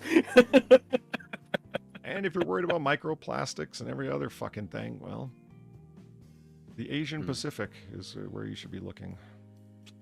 See, now that's something I can kind of get behind. Like, you know, clean up the fucking oceans. Why? Because we're killing off of the fish, and you know. Yeah, I don't want to see mass depopulations of fish or marine plants and so on. No, not at all. It's food. It's food. The last Royal Raven donated $7. Thank you very much. France is thinking about deploying army to Ukraine. What year is it? 1812? Macron is playing with the fire. Yeah, no, absolutely he is. And speaking as somebody that signed up and did some stuff, which I won't go into. Yeah, fuck that. Fuck that. Martyrdom. I'd have gone to Mali. What? Nice. Why is it that the foot fetishists get everywhere? What's with the pine cone? I didn't even notice the pine cone. Is that like your But scepter? now I see the pine cone. Oh my god. That's like their shepherd's staff that the bishops have. You know, we just walk around pine cones. They attach it to a little silver chain and set fire to it, so all the pine sap, you know, smokes and all that kind of shit. It's a little sensor. Oh my god, that's a man? I thought that was a Is real. it? I thought that was a hard living woman. Oh my god. You too? I'm not a particular Yeah. I'm not a particular connoisseur of feet or what have you, but that person's feet are fucking ugly, dude. Mark Ugly ass Baumer, a feet. climate activist, I love how they put that in quotations, began to walk across the United States barefoot in order to draw attention to climate change and water shortages. He had previous achieved the same feat, albeit fully shod, in 2010. Okay, Yeah, so you went with they fully dubbed it. shod, the kind of like obscure way of describing it, but you dropped the ly off of previous. Yeah, which is not grammatically correct. He kept a prolific diary of his activity and became something of a climate change celebrity as a consequence. Tragically, in 2017, whilst in the middle of his protest, Palmer was hit by an SUV and killed. Oh, okay. St. Peter died for God. Mark Baumer died for climate change. Both are deemed martyrs. Oh wow. Oh, wow. One was put to the sword, the one The was other put put to the ram. car. I'm sorry, I shouldn't be laughing. It's just, well, let me see if I get this straight. A fossil fuel guzzling SUV took you out in the middle of a protest. That's like the best ending that guy could have fucking hoped for. Oh, frankly. He died for our emissions. wow. The bit that gets me is like, oh, he walked around. Where did he walk around? The US. He just went Okay. for walkabout. Okay. Yeah, walk My around in guess is he general, didn't go to. My guess is he didn't go to downtown San Francisco because he would have died much sooner. But apart from that, like, don't the fucking Maori fucking run around barefoot like all the time? Yes. Like, And talk so- about fragile leftists. And so do lots of island people who have an island culture. Right, It's and they've common got like throughout the actual Caribbean. rocks. Right. You've seen a volcanic fucking rock they've got there. It's jaggy as fuck, man. That's an actual challenge. This guy was a bitch. And I mean, John Savage has an interesting point that I actually didn't think of. It's like accidental death is not martyrdom, because I didn't take his claim of martyrdom seriously at all. That didn't even occur to me. Yeah, you were accidentally killed, man. Martyrdom is a reference as being a witness. Like martyrdom references witnessing. You're dying as a witness to the faith, hence martyrdom, right? If you don't die for the faith directly, you're not a martyr. How are you a martyr? You were just accidentally hit. Like it'd be like having a heart attack. or whatever. Slipping and falling and cracking your head. Unless you slipped on a sheet of microplastics or something. I don't know. Gonna say, I mean, like, okay, if you ate like fucking like, if you're a meat activist and you ate like I don't know, several 36-ounce steaks back to back to back and then died of a heart attack, that's closer to martyrdom. That's dying for the cause. What do you think he has in his? Do you have something in his other hand? Like it's a pine cone, and then no, or is his hand just like in that position? I think he's like holding his hand up like to ponder. All right, I got to move on from this guy's room. Heretics! We're all heretics here, people. Call out climate change deniers, science deniers. Remember, they own it now. Heresy is the refusal to accept an established doctrine of a religious faith, or denialism. Scientists, professors, even news reporters have summarily dismissed from their jobs for disagreeing with the standard news or views on climate change. They, like heretics in the Middle Ages, are branded denialists and cut off from professional communities. There are even name and shame articles on prominent sites to out climate change deniers. Yeah, I can't say I'm really surprised. Yeah. You know what the funny part of this is? It cannot even deny that these excommunications bear striking. Okay, well, this is where it starts to get odd. But excommunications bear a striking parallel to the case of Galileo Galilei, who was put under house arrest in the 17th century for stating that heliocentricity proved that the Bible was wrong. Okay, well, you've got your sentence all fucked up. And this guy, Jamie Frater, who did your fact checking, sucks. Because, I mean, yeah, because that's not what wasn't happened. it not really? Yeah, that's not really what happened there, isn't it? It's No. more. It wasn't. He wasn't trying to prove the Bible was wrong, and the Bible only vaguely claims that. It was that he was taking a position against Copernicus's position. That was his problem, and he was never excommunicated. Was he put under house arrest? Yes, because he had a bunch of strong supporters in the church, like meaning his friends. So, like, his punishment was he actually under house arrest, that he couldn't leave the city-state he lived in, and his primary residence would remain his primary residence. That was the extent of his punishment. That's pretty lenient for somebody who supposedly spoke against the faith, because he didn't. It's that he spoke against Copernicus and published an article after he had written that he had written a contract giving his personal word that he would not publish his works, and did so anyway. Which, to be honest with you, I mean, like, is it like overarchingly right for him to have been arrested? Perhaps not. But in the I still say he was wronged. He was very wronged. He just wasn't wronged the way that he's painted to be. That's all. If you want to look for martyrs against religion, there's a lot better people to pick than Galileo. He violated an NDA, basically. Yeah. I mean, yeah, that is a good way of putting it, actually. One can make a lot stronger of an argument if you want to use the situation of Galileo about religious institutions functioning as the institutions of state. That's a more that situation. It could be used for a much more powerful argument for that, in my opinion. No. Because it's you can make the argument of censorship. Yeah, that too. Sure. And it's tough not to. I mean, censorship at that time is pretty fucking. It's pretty easy to censor considering the limited amount of printing press materials that there were available. But I mean, that just gets beyond it. It's just, and again, the point is he was never excommunicated, because that's a pretty big fucking deal for religious reasons, not for any like societal reasons, right? Like that's the most extreme punishment they can inflict, and didn't. Like, yeah, you got to talk some mad shit to get fucking excommunicated. You know, declare yourself pope, something like that. That'll do it. Yeah. Fun fact for a lot of human history, climate change has been going on for a long time. The cradle of civilization wasn't a desert, right? Yeah, and it's easy to understand how. We clear forests, which increases heat and reduces moisture. Yeah. Heretics. Priesthood and theologians. Wow, and you show the UN Climate Council, huh? Wow. Like priests, bishops, and theologians who read scriptures and disseminate the meaning to the layman, the United Nations Intergovernmental Panel on Climate Change takes all of climate change studies coming out and renders an interpretation for the rest of us. Just as bishops meet with their synods, the IPCC meets regularly at various places around the world to formulate their pronouncement. World governments use the data produced by this group to direct their environmental policies and taxes. It just seems like a giant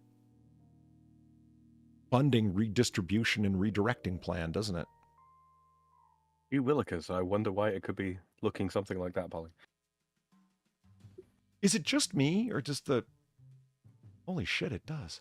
Look at the globe, right? And the wings that they put on the side of it. How much does this look like the Federation symbol from Starship Troopers? That's exactly what they're going for. Holy shit. What is that a symbol of? Is it specifically this IPCC, or is that UN specific? That is what we're going to try to do. Because y'all look like the bug fighters, man. You know, the guys that totally weren't meant to look like Nazis in the film, but were dressed totally like Nazis. Right down to the gray uniforms and their intelligence guys dressed like SS in all black long coats and whatnot. I mean, it's always sort of amused me that like the symbol of the UN, right? It's a globe with a wreath around it. Or a laurel, I suppose I should say, around it. Yeah. Yeah. What's that supposed to be about? I wonder. It's not a crown. What does that Oh no, absolutely not a crown. No. But what's that supposed to symbolize?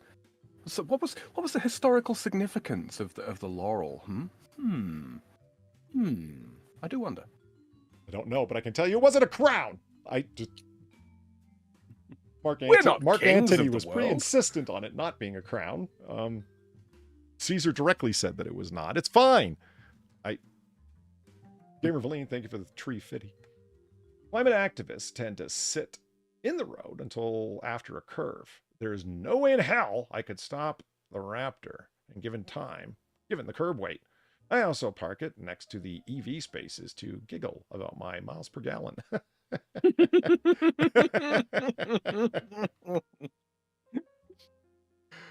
If you feel bad about the amount of gas you're guzzling, and I can understand that. Like it feels wasteful, that kind of idea. I'm trucking around a whole bunch of weight that I don't need to. Just remember, if you picked a fuel efficient vehicle, and all of your friends picked fuel efficient vehicles, as everyone you went to high school with picked an electric vehicle, you couldn't undo the damage that Leonardo DiCaprio does in 1 year just jet setting around while he preaches about environmentalism. Oh, that's before we even get to fucking Taylor Swift. That's right. I meant just DiCaprio. In 1 year, you and all your friends from high school for the rest of your lives would not be able to undo the damage that guy does. Any idea how much jet fuel a jet burns? Like a G5 Lear jet. It's unfucking believable. Hypocritical bastard. I wouldn't mind him doing it. It's just, you're such a hypocrite. Well, I mean, doing it and then going to an award ceremony saying like, yeah, climate change. Right. Right? Like, there's doing it and then there's, combining that with then, preaching about it. They went full fatwas. Wow. In Islamic practice, a fatwa is a decree by a Muslim mufti or lawyer on matters of law. A fatwa could be issued to prohibit certain items from being used or to advocate particular behaviors, like a fatwa, which is non-binding.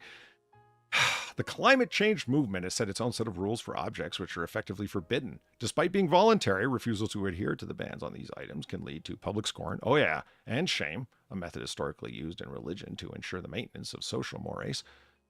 And, also like religion, many of these items are now on their way to being banned by law. For example, straws and plastic bags, which release greenhouse gases upon decomposition.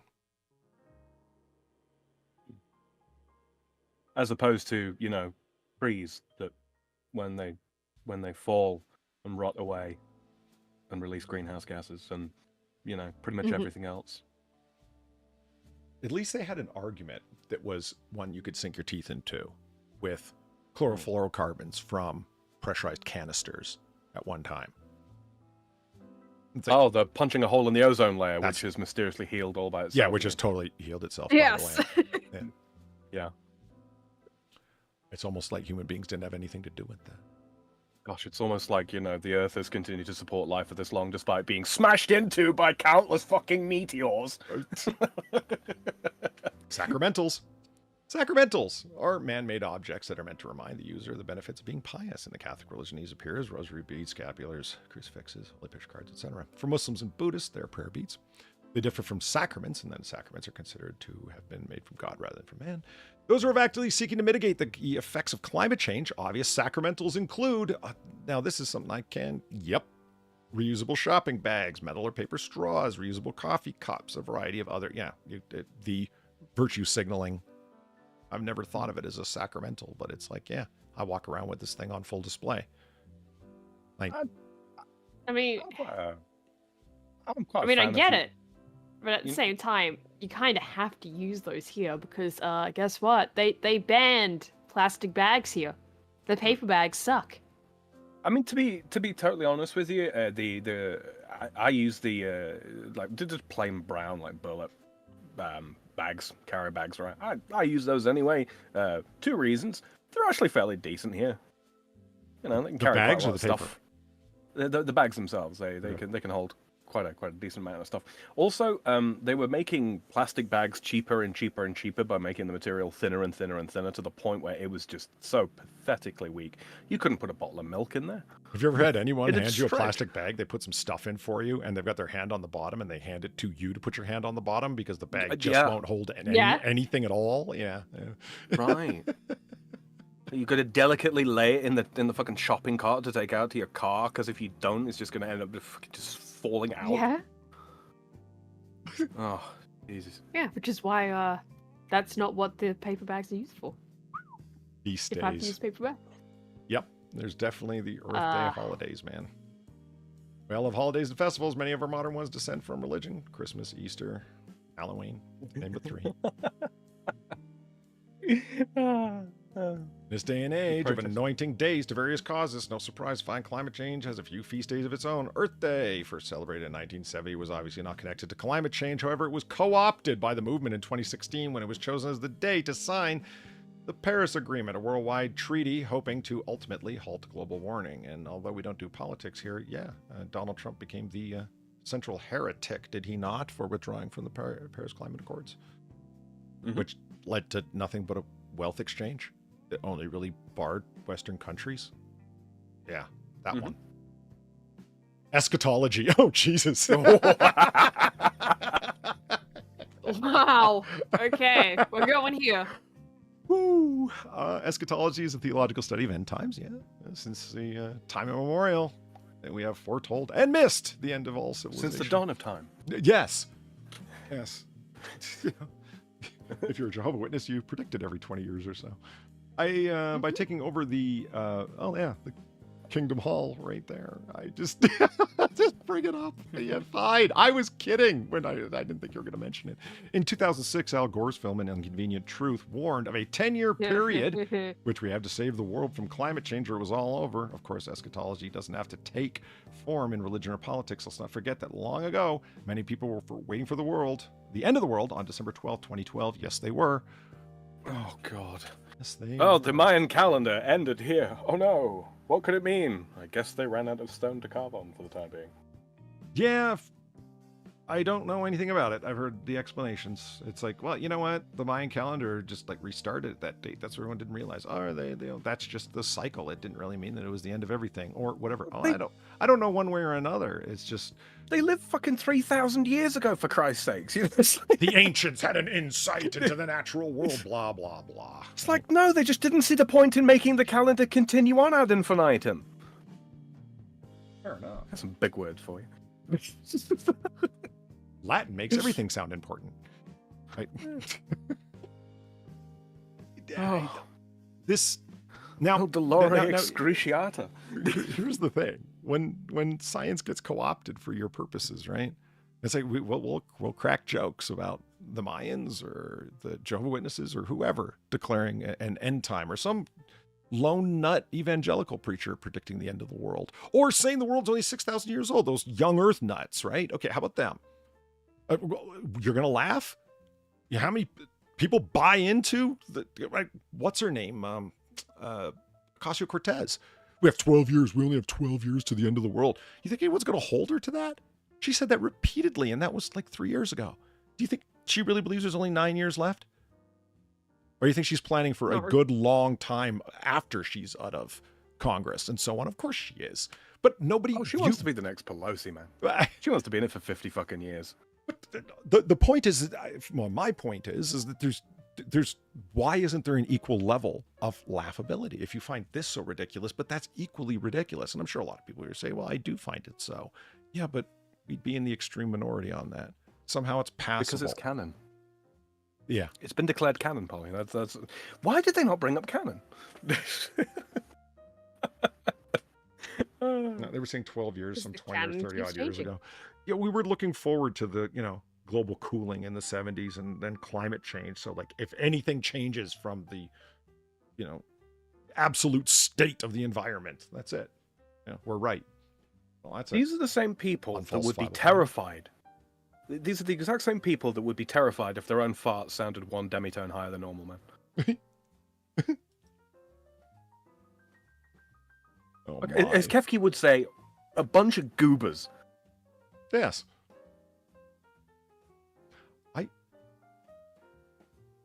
Hey, you want to see two grizzly bears fight? Sure. Does the Pope shit in the woods?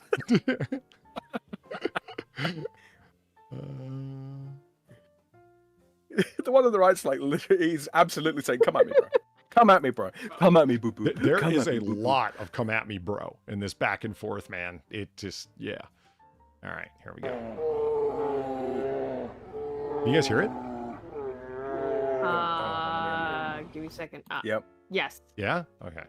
Because they're roaring and whatnot is, for me, part of the fright. Like, holy shit. Yeah,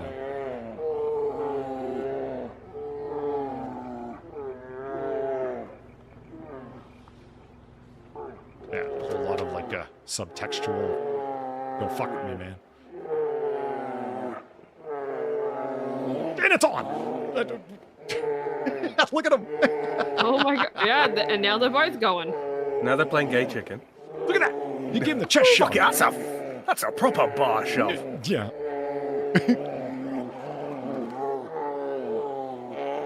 Look at him, he's walking on hind legs. I knew they could do it. Son of a... Oh, yeah. He's got him. He's got him by the snout. Whoa. Oh, my God. And he's down. They're taking it to the ground. Oh, jeez. The thing that gets me is, like, you don't realize them fuckers are slapping with the force of, like, that's 5 Mike Tysons. That's what I was thinking about when I'm watching this. It's like, okay, but it's another bear they're fighting. If one of those swats hit you, it'd take your fucking head off. Like, you know what I mean? Literally, yeah. It'd break. It would break your neck. And they're just kind of taking it. And I can't imagine the clamping power their jaws must have. And he had a full grip on his whole head, like muzzle and all. Whoa. That was something. Oof. And now one takes off after the other. It's kind of like,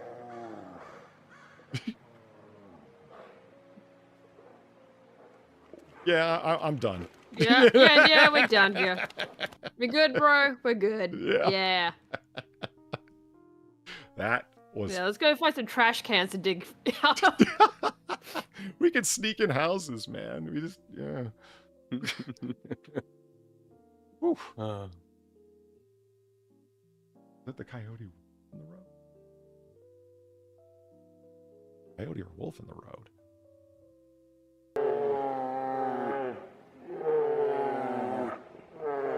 Just go at it again.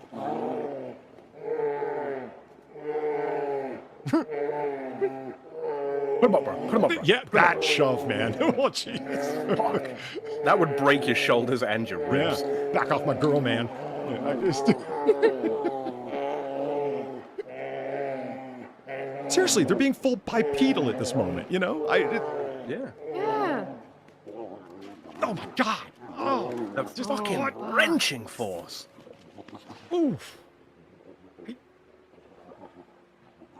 wonder what brought this on. Territory? Must be territory, right? I don't know. They walk off together. Well, I think one kind of runs after the other. That was my take, anyway. Because this one's sort of backing off, where it's like, yeah, I'm done, bro. And this one, the cameraman's like, oh, yeah, I'm a little too close to this shit, you know? I'm within 300 yards. I'm too close. Yeah, what the fuck have I been thinking this whole time? Damn it, Janice. Why didn't you say something? I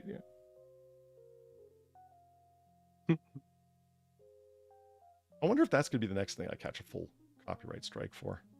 Is this... The bears. What? Do you see this thumbnail right here, guys? Look at this. Yeah, I see it. What the fuck? That kid looks way too happy. I know. And I've got a feeling that this doesn't happen. Siren Head versus Godzilla. But that's because neither of those things are real, Polly. They're real in our hearts. Meaning, they're not at all real. So I don't have a heart. Allegedly. I don't... Okay. Lisa in chat says, that can make a good dono. Dub over some scousers outside a pub squaring off to each other. Yeah. Hey, watch your fucking mouth. Watch your fucking mouth. Come at me, bro. The fuck did you just fucking say about me? Scousers outside of a bar. Okay. He's making a note there if you couldn't tell. Have you seen the Finnish man shouts at bear clip? No. No. I have not. And since I can actually cut and paste from chat. Unlike Streamlabs. Speaking of which, if you look down beneath the video, because on mine I can't look beneath videos anymore, I can only look beside them. I'll explain that in a second. You will find all of our social media connections, links to our X accounts, and links to Far and Sam's channels. If you don't already subscribe, you should. They do gaming content over there, and it's totally worth watching. Far is never at a loss for words over there, which should make you suspicious of her loss of words here. But you'll also find links to our Streamlabs if you'd like to donate, and that's how we keep the fire burning and the lights on and the cups paid off. You know, the usual. If you're feeling so inclined. So I was looking at I just love tripping you up. I fucking knew it. I just can't think of anything to say. I don't believe you anymore. So I was looking at this homemade backyard roller coasters thing. Ah, yes. Oh my god, that's always a great start. Translation, how to kill your children. Yeah. Right? How to kill your children and everyone you love that you let go on this thing. This is this guy's homemade fucking roller coaster that he's so proud of. He actually writes up with a 12-foot drop. Oh my god. Now, yeah, you are killing someone on this. Yeah, you might ask yourself, how could somebody, what type of machinery is involved? If you've ever been on like one of the really high-run roller coasters, you get to the bottom of the incline, and this actually really cool chain link will grab you from a hook from the bottom of the front car, and then the motor will now pull you up via the chain and then let you go at the top. Really nice, simple system, works effectively. This guy doesn't have that. So he just pushes his kid up the incline with a broomstick and then lets him go. Oh my god. Because... What? Yeah, fuck the next generation, I guess. I don't know. I can't believe he posted this for everyone to see. It's like, dude, your child will die. Okay, here we go. You are going to kill someone. Holy shit. See, look at that incline, okay? That is not a safe incline, sir. I mean... What is that being held up by? Wishful thinking. Dreams. Yeah, it's... Oh my god. It's held up by poor engineering. Oh my fucking god. Now, this... You'll caught out. If you're still watching, you might want to look away. Anyone with engineering skills or, you know, children or anything. Sanity. Yeah. So he gets his kid on here. Shit. Yeah. And like any good roller coaster, the car is locked to the rails. So when you turn corners and shit, you know, look at the little toddler. Jesus. You know, this kid can't be what, 5 maybe? 6? I don't know. Oh god, Justin Wilson says, I call this ride the Darwin. I mean, yeah. Don't worry, son. I'll get you up there. There he is with the broomstick. And there's right? a woman walking in the background then, like completely unaware of what the fuck is about pushing to him up happen. there. And go, kid. Look, Oh look, at my the God. kid being jerked around. Holy shit. And that's it? That little roundabout is That's it. Yes. That's it.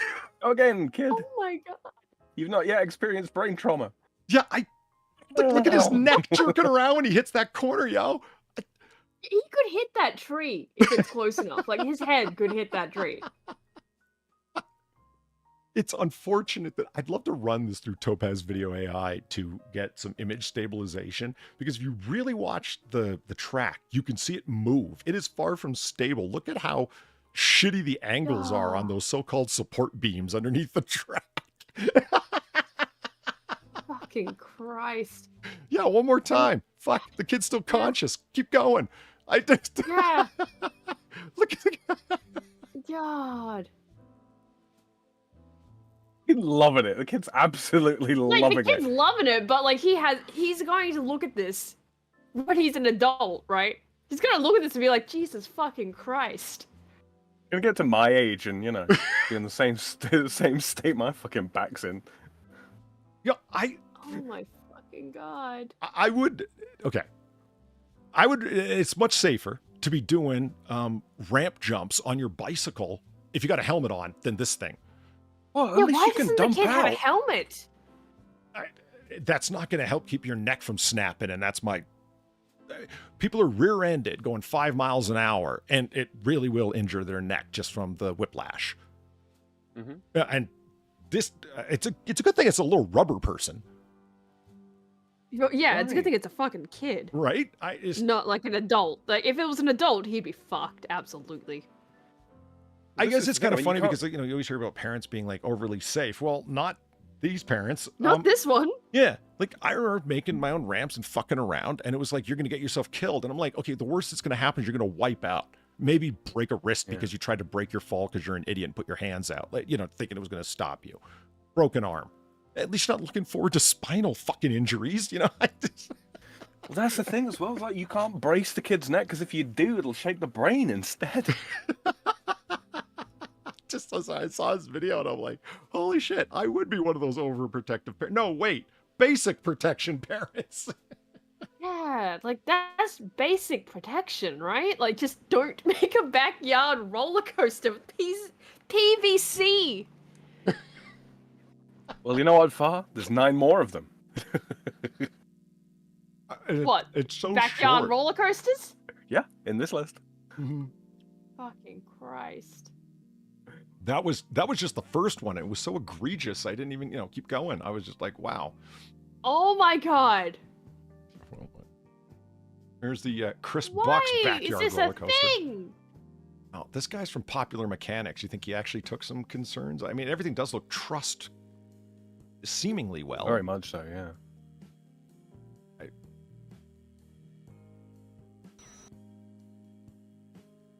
Oh my God. I thought That's we moved on from wood roller coasters.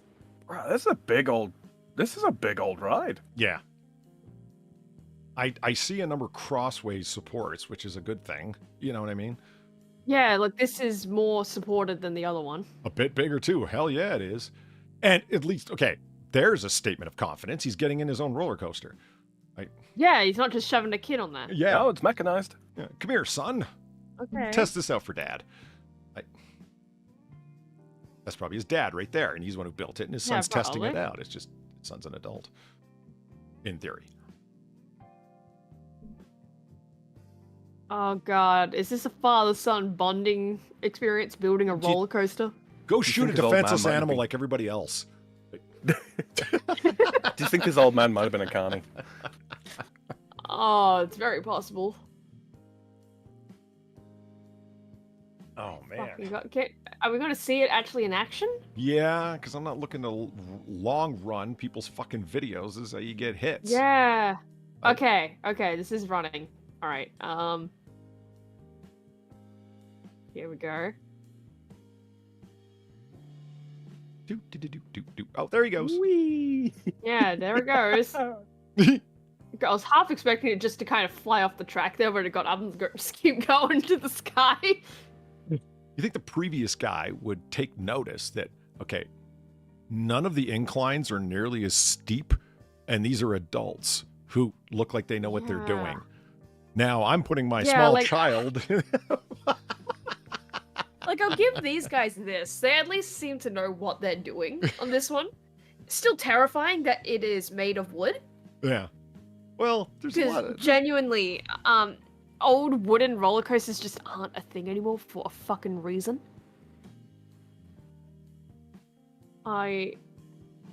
That's not a roller coaster, that's a slide. Yeah, that's just... Yeah. Didn't have it up. Let me just, boom, here we go. There it is again. Yeah, it's still terrifying. It's an interesting slide, but it is just a slide. Oh, sure, curl your fingers over the front end of that thing, because, when it tips over, you break your fingers and your nose. Here's my thought. You go through all this trouble, right? You got clearly building tools at your disposal if you've built this thing, right? Yes. Okay. I would not put don't get me wrong, put little wheels on the side. Okay, you're not a complete idiot. You just didn't put them on the bottom, you put them on the side, so you get a little lateral control, if you will. Nice. But why didn't you just get 2 handles from the hardware store and screw them down to the top of the thing so you don't just curl your hand over the edge? Like, right. You don't like fingers? Or are you trying to lose them? I'd put 2 handles on the fucking top of the thing to hold on to. Clearly they're a carpenter, so, their value of fingers is somewhat limited. I don't think I've ever met a chippy that's older than 50 that's still got all their fingers. Yeah. Far, have you ever seen you've watched a lot of Defunct Land and things of that sort, right? Yeah. You've never seen the old school, usually often for some reason on the beach, roller coasters that are made of wood? Like, they used to be really common. No, I have. Okay. You get a lot of... No, I had. That's why I'm saying, it's just not as common anymore, and there's a reason for it. It's wood. Like, yes, wood is more forgiving than steel, sure, like Mike Savage said in chat, but it also requires a hell of a lot more maintenance if you really start thinking about, over time, wood versus steel. Like, both require maintenance, but... Have you ever seen telephone poles that are right next to the ocean? I have, but They turn green. Okay, yeah. From the salt. You have roller coasters that are, right next to the ocean. This is just a single example of this, right? Yeah.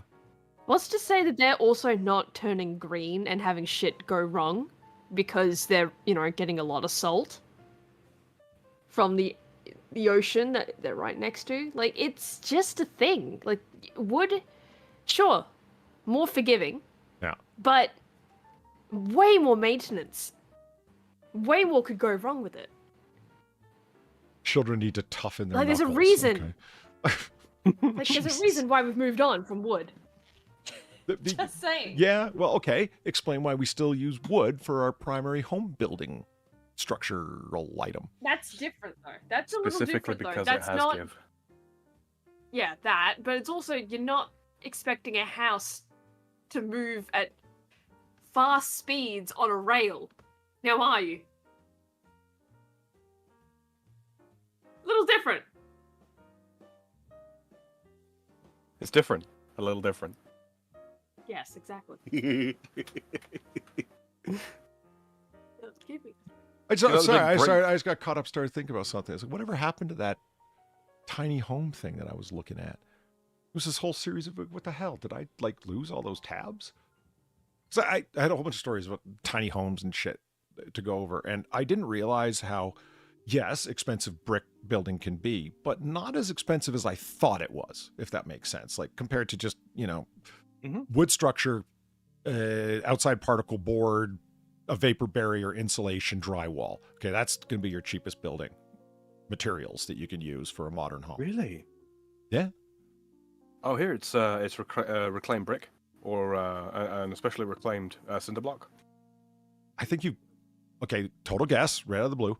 Maybe you just got more brick than we do, because it's not cheaper, because you also have to pay a mason to build it for you. So Oh man, it doesn't. It's with the way the old guild system translates into the new micro entrepreneur system over here. Yeah, it'll be about the same for a mason or an architectural carpenter.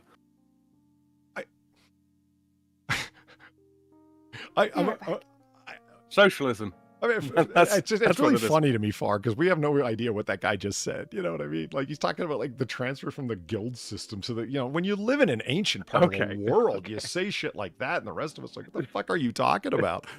So look. Okay. No, I know what you mean, but you say it with, like, this passing familiarity. You know what I mean? Like, the way we talk about the 7-Eleven, you know? It's just weird. See, we don't have those here, so, you know, we're equal. Different. But same. Like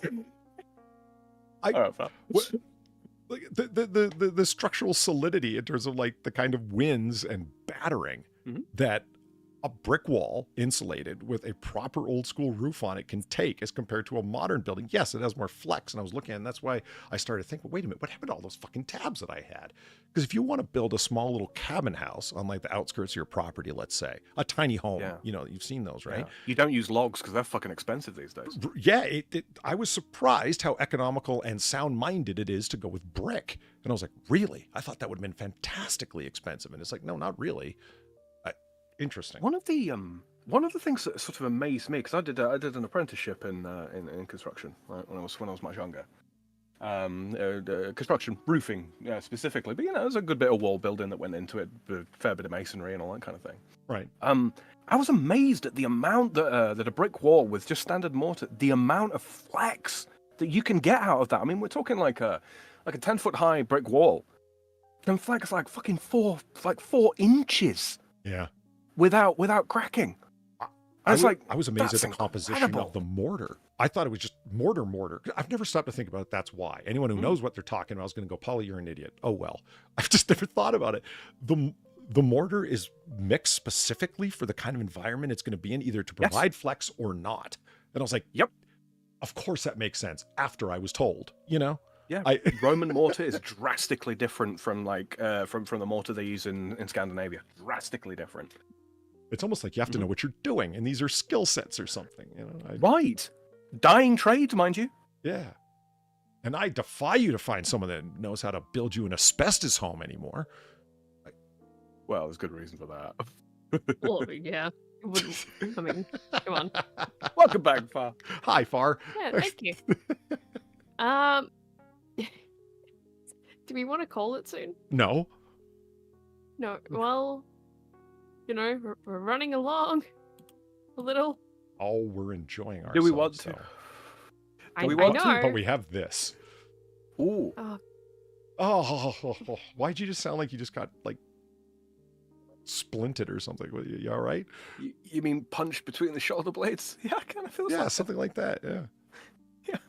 I mean, it's nearly 7 p.m. here, Polly. I've been in crippling pain the entire stream. What time do you go to bed? You know. It's not a go to bed thing. It's a do everything else thing. 4 hours. 9 Times PM. rookie numbers.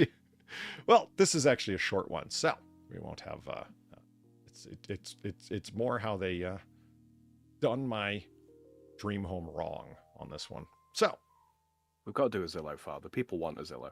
The people demand it. At least that's what I've been told.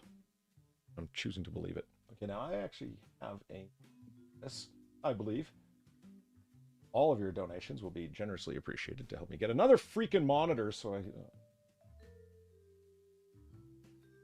Boom. No. No. No. Oh, jeez, that ridge is all kinds of snooker loopy. Yeah, there's some Keebler Elf vibes working around this thing. Get up on screen. Talking about. Oh, there it is, right there. Boom. Very nice. Look at that. Preset, pre-made, ready to go. Cool. You know what freaks me the fuck out most of all, though? I think. The center, the roof that's in center screen there, right? No guttering. No. Is it just not rain? Sure looks like it does. Otherwise, they wouldn't have, plant life. Trees. Yeah, trees. That's what they're angled roofs. Why is there a gold outline around this whole screen? Do you see that? I do. What's up with that? Yeah. I don't know. Like, am I on using the National Geographic browser? What's happening? I know They've claimed. I know you can't see it, chat, but there's a thin gold yellow outline around the whole browser for some reason. It must be the website, I guess. But it's... We claim this capture in the name of Mars. Is this like a, Scott the Woz with his blue border? Right. It's just always there. Well, you know what's funny? It's always been there. Yeah. Actually, here, I want to... Oh, wait a minute.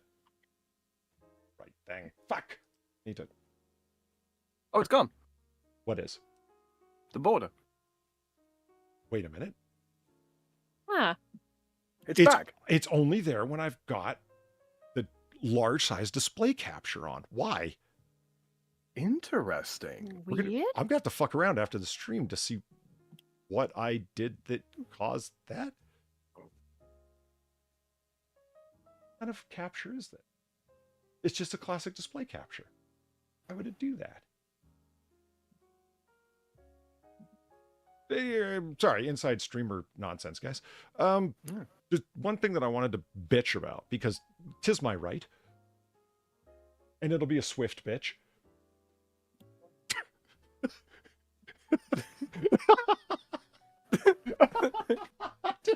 Started cracking jokes in my own head about 1,000-meter sprinting female athletes.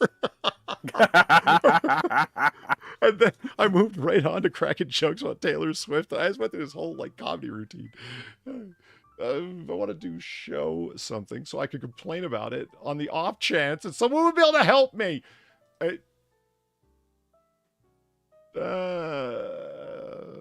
I'm going to use the large screen capture so I'll be able to see what I'm fucking well talking about here. Boom, there it is again. Okay, guys, look, this is the way my YouTube channel is displaying now, and it's driving me fucking crazy. For some reason, it looks like this now, where this is the full screen. This is what I have to fucking look at. The channel description, the video details and description and title and all that shit, if you want to download it or sub to channels, all off to the right. The video comments are all off to the right, all the way down. If they kept going, they only go this far for this video, would just keep going down and down and down. And now the thumbnails are like 4 times the size, and they come in this grid pattern underneath. What the fuck? Why? And I've looked it up online, and people say, oh, well, just, hey, listen, man, there's a subreddit for YouTube changing things that goes back to 2007. People complaining about it. And it's like, this is pissing me the hell off. And it only looks like this when I'm logged in under Polydub, under my main channel. And it's infuriating, I gotta tell you. And it means that, yet again, you've been signed up for a free trial. Yeah. Against your will. So look this as is what it happened loads with this. Discord. Yeah. So it loads this apostate prophet video. It's really funny comedian, by the way. Look, there it is again. So it's a live stream. So the chat replay comes off to the right. You can't see it because it's a little bit small there. But the chat replay's off to the right, and then you get this grid pattern underneath it. I feel like I'm on a mobile version of it, but I'm not. And the only way I can get it to go away is to sign out. And it, like Far said, and Sam suggested the same thing, I've been signed up for this, like the Discord changes, without my knowledge or desire. Ain't that a bitch? Go over to another straight normal video. Kick in the hand. Yeah. So, a video on Machiavelli's a Prince. This is a great video, by the way. There's a bunch of trash ones out there. Don't fall for them. Watch a good one. Do you see how annoying this is? I don't want this. All of the descriptions, or excuse me, the comments down the side like this. And I don't need 4 times size tabs. Hold on, scroll down for science, Polly. Okay. It just keeps going. Yeah. It just brings up new stuff related to...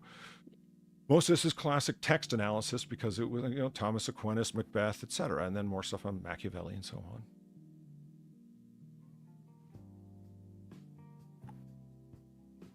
Maybe they don't want you reading through comments without having loads of video recommendations. Oh, there's one for you, Sam. The utter despair of atheism. I mean, gee willikers, I wonder who put that video together. Zion Zeal.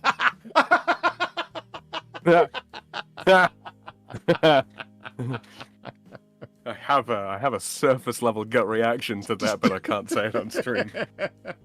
I don't have the new layout on my computer. And yeah, looking up on some of the r/slashes and so on. Some people said that they've gotten this and they're testing it, and there's no way you can undo it. Because I was hoping there was some way you could opt out through settings. Because usually you can. Yeah, maybe there is, and. One, I just don't know what it is. News. Two, I just haven't found it yet. Or three, I haven't come across the suggestion it's actually available. I don't know. Oh, thank you, Bearcock, for the $5. He says, "How do you do?" Hey, Bearcock. Right now, slowly and carefully. Oh. So this is. So here's my complaint. This makes me use YouTube less often. This does not make, I mean, I know their prime goal when it comes to YouTube is audience retention, to stay on the site. That is their number one goal. All of the data and analytics, so-called, that they serve up content creators in YouTube Studio. If you look at it, and if you look at any YouTube Studio analysis video, they'll also explain this. It's not a great secret. It's not data really to help you. It's data that puts up numbers for your success and creates criteria for success that are actually criteria for their success. Meaning, it makes you make videos that keep people on YouTube longer, not videos that keep people on your channel longer. That's why they put up the stats for click-through rate, for example, ahead of other things, because that's for their advantage, not yours. But then they make you feel like it's a criteria. More content that makes us more money. Yeah. Fuck you. They make it sound like it's, oh, well, this is the thing you want, the bragging rights of this thing. And but why? Because it shows how long people have stayed on our site, and that's what's important to us. You're our mules, get to work. But this, if their primary goal is audience retention, this must be aimed at not me, because this makes me want to leave YouTube, and has. For the 2 weeks that I've been dealing with this, I haven't been on YouTube nearly as much, and I haven't watched as much content because this layout just sucks. Yeah, it just plain old fucking sucks. I feel like I'm on a shitty homebrew tablet browser or something. With the nav bar at the bottom. Yeah. What a piss off. And the only way you can make it seem kind of normal is to go to full theater mode. And welcome. But then, this might be like a small thing to someone else, but like this is what I see at the bottom, chat. Like these videos, and they're kind of like, it pulls my attention down because like everyone's video thumbnails are brightly colored to grab attention and so on. Yeah, and when I'm watching the main video, I don't want my attention pulled away, and I'm used to theater mode not being like that. People go, well, why don't you just go to full screen? Because then I won't be able to. Shut up. So anyway, I shouldn't have to press buttons to circumnavigate the bullshit that I have been served. Firefox or Brave, Darksidism asks. This is on. I tried Firefox and then another Chromium browser. This is currently Firefox. I tried WaterFox, which is another Firefox fork, and then I don't have Chrome installed at all, but I tried another Chromium browser, not Brave, Epic, and same result. I should try Brave just to see. I should try all my browsers, Opera, everything. I'd switch over to Opera in a second. It's a good little browser, and anything to get away from this. Fuck. I could be gamer as hell. Use like Opera GX. GX, yeah. Fuck yeah. Actually, its themes are pretty cool on Opera GX. But I've been using that for something else, for a spoken for purpose. And I'd be quickly willing to give it up and just switch Firefox over to that, because Mozilla's been selling us out for a while now. Anyway, enough of my bitching. See, these are the things that get me upset. And I think rightly so. So anyway, back to the Keebler Elves home. There we go. So, this house is in, hold the fuck on. Hold the fuck on, New Hampshire. Everyone wants to move there. It's a slower pace of life, but with an aggressive overtone. It's in Maine, actually. Boothby, Boothbay, Maine. Boothbay. I did it my way. Why do I keep wanting to say Boothby? Oh, because he's the groundskeeper at Starfleet Academy. That's where I'm getting Boothby from. Anyway, my nerdiness is not the point here. I was about to say, nerd! Fucking nerd! So here we are in Maine with the Keebler Elves house. 2-bedroom, 2-bath. Seems like there should be more. Mm-hmm. Why is the door so yellow? To let you know it's there. That's no answer, Sam. It's not. I think Far asked a good question and you haven't answered it. Gokato, check Discord later. Found a solution, but requires putting scripting into your browser to override YouTube's stupid. Thank you. I will look into that. I appreciate that. I will definitely look into that. Those are the interactable objects, therefore, for the quest-giving NPC that's been removed from the shot. Okay, that's hilarious. I just had a flash to remember like old school Dragon's Lair where things would go bonk, and that's the direction you would need to go. That's why I'm seeing like the door going bonk. It's Daphne is in here, that kind of thing. Now, if one little, you guys see my cursor? Mm-hmm. Okay, if one little tower has a yellow hat, why doesn't the other?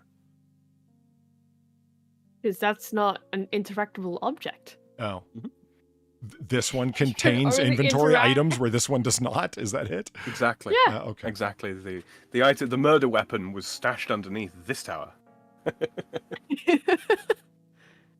Holy shit! This reminds me of the meme that I saw where the streetlight happened to be falling on the cat, and it's like, if video games have taught me anything, this cat has a side quest for me. Remember the house we were looking at, Sam, that had the jumping off point, I'm going to call it? Mm-hmm. Does this one have one of those too that they call an observation deck, and it really just looks like the self-yeeting launching pad? The other isn't load-bearing. Exactly Neither of them have a load. Yokato, what do you mean? Are they load-bearing the sky? I mean, load-bearing the map. It's for when you're backing in your helicopter. Oh. So you know which way is left and which is right. Okay, so the roof is curved. Okay. I realized it was pretty wonky curve from the front. Wonky curve, right? At the tippy top. But I actually didn't notice that the roof here is curved as well. And from the side, it's why?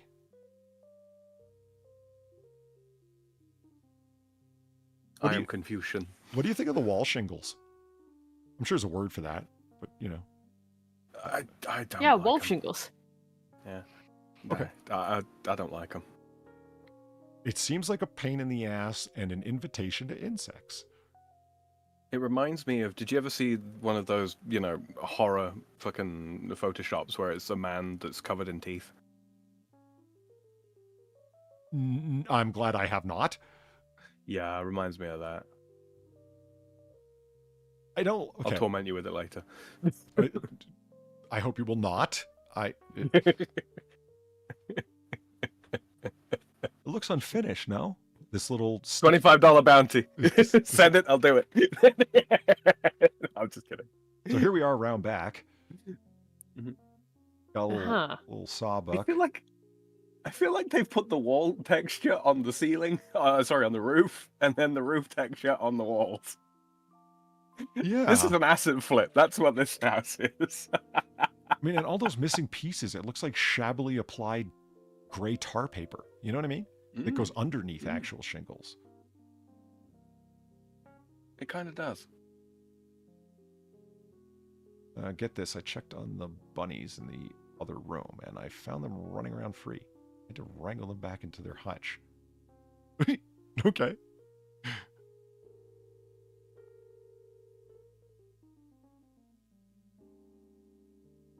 Okay, this is no. I thought this was a balcony up here. Apparently not. Because I thought this was a railing and that these were coverings for, the area behind for privacy, that kind of thing. And it's like, no, apparently this is just paneling on the wall. Like the outside exterior. Okay. It says they just can't quite decide what it is that they wanted to add to the house.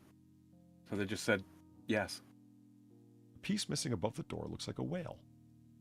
Oops. Kind of does. Oh, yeah. Yeah, I see it. Well, we're going to start to see something in these. That door looks like it's been reclaimed from somewhere else. Is this one giant reclaim house? That those were shingles that were on top of something else and they've just like brought in the wood? Yeah. Not with permission, they stole them. One at a time. See, there's the paneling I'm talking about. Tell me that doesn't look like there's a fucking railing and a balcony there, but there isn't because, Now, is this a balcony? Over here? It looks like it, doesn't it? Yeah.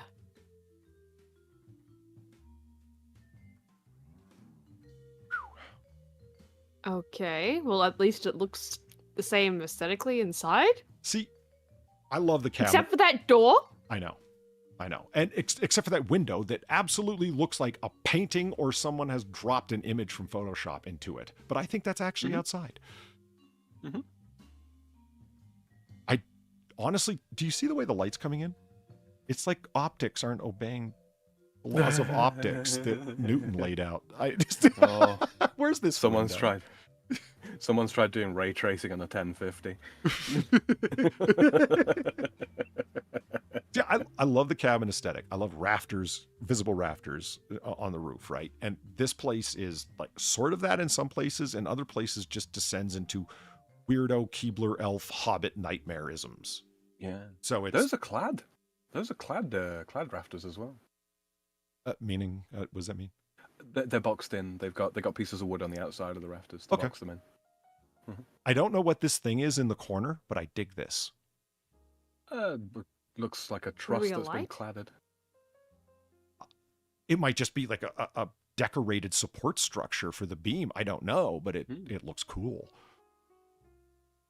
I feel like it should be a cuckoo clock. Wait, there's other places for the cuckoo clock.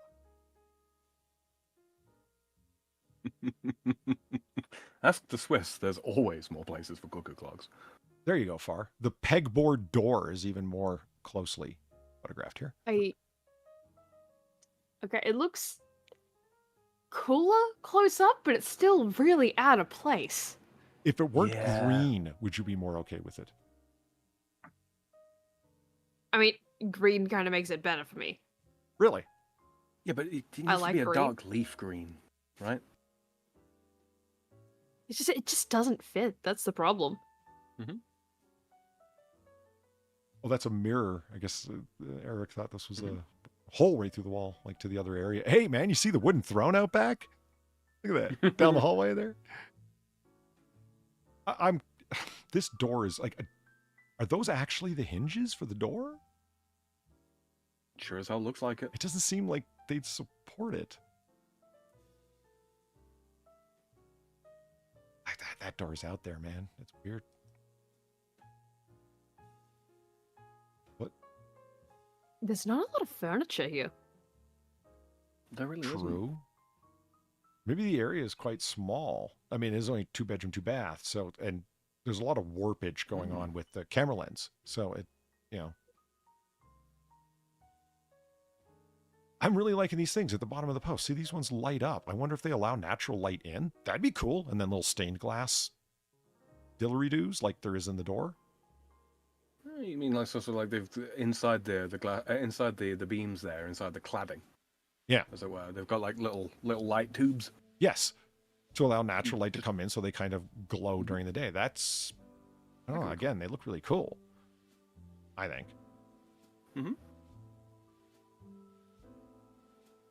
I'm trying to figure out what those things embedded in the plaster? Yeah, plaster are. Yeah, just stone, by the looks of it.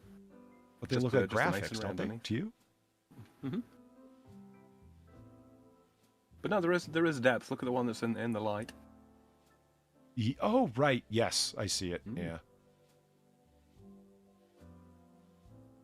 Sorry, just looking at all the thingamabobbers here, whatever you want to call them. There's there's a lot of character to the wood. I'll give them that. See, I was looking at these beams at the top, and I'm like, is that simple particle board? I'm like, no, wait, there's knots and whatnot. This is just, yeah. I think this is reclaimed wood. The house. Yeah. Yeah, pretty much. Yeah.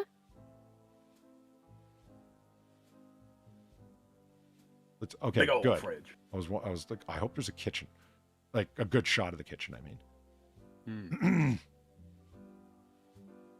I don't think I don't think any of the red pieces fit here. Those aren't highlights; they're just eyesores.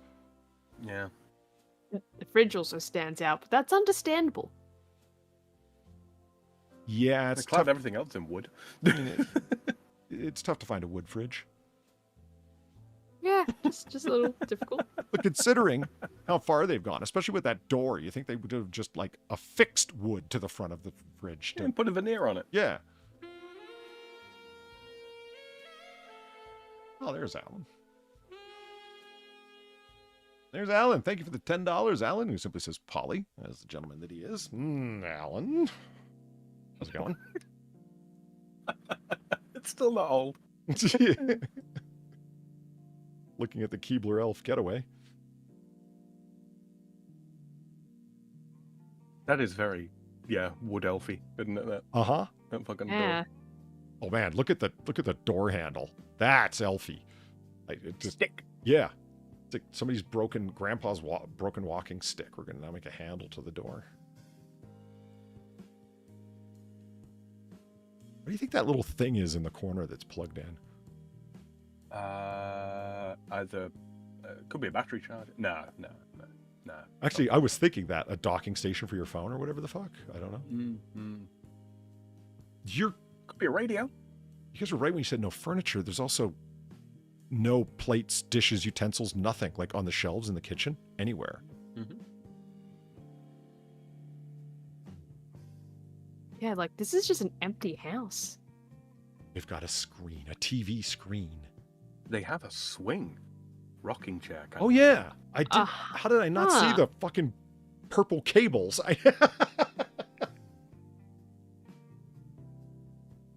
Do you think that's a baby rocker? Doesn't look big enough for a person to sit on. Doesn't really look like it would be a baby rocker though. Why would it just be permanently in the house? Maybe they had 25 children. Yeah. I'm sick of putting this thing up every time you give birth, Marie. Just putting it up and it's staying there. Considering how, okay, everything's wood, but it's not really a consistent style of wood. That's why I think it's reclaimed the house. This hutch over here is all very consistent and very cool. I think that is a hutch, right? Well, a nook. A nook. Okay. Whatever you call the little CD pad things with the window set into the wall. The nook. Oh. It's a couple's swing. It is a chair. Yeah. Okay. You see how long it is? A couple's swing in front of the TV. That was fisheye lens distortion if ever I fucking saw it before. Yeah, I just want to... Look how narrow it looks. Okay. Yeah, no, you're kidding. Is there only one attachment point? It sure looks that way. That would... Weird. That'd be a weird swing, man. Like you could when you get on a swing set, you can turn it up so it spins you back around the other way. You could do that with this thing. All right. So I'm assuming this is a step out the door right there. Yeah, there's the same bench. Yeah. Okay. That's a nice view. Yeah, this is a fantastic backwoods, man. Holy shit, look at that. Leaves aplenty, and when those things are covered during the spring and summer, oh wow. I'm starting to think like a 12-year-old boy, Oh man, I'd love to run out there and build a fort, Yeah, fuck the house, build a fort. Yeah. That's the new house now. Holy shit, Polly's fort's better than our house. Let's move in there.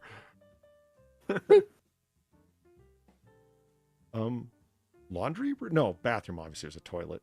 Bathroom. Yeah, that's a toilet. So what's the box with the glass? Could be a washing machine. Looks like it's got a drum Is in that the the middle. washing machine next to it? Maybe. Hopefully, there's a. Yeah, it looks like a front loader of some description, but What's this little hole in the wall for here? Like the rectangular hole. maybe it's the dryer. And that's the vent. Maybe that is the shower. Oh, yeah, we Oh, did. yeah. And this is the door to get in it. Mm-hmm. I didn't even think about that. If it's a bathroom, where the fuck's the shower? I didn't even think about that far. Whoops. Do you like how they put a painting on the wall here, so it kind of looks like there's a window there? You know, it's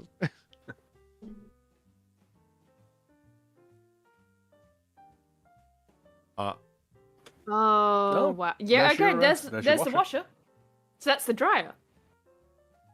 yeah, Yeah, it's must be. a front load dryer. Doesn't explain what that whole rectangle is for. And well, I was thinking, why isn't there a door? I'm glad there is a door to the bathroom. That's good. And if you look at this ceiling beam that has light in it. There you go. Yeah, it's got tunneled Yep, there natural you light go. through the whole thing.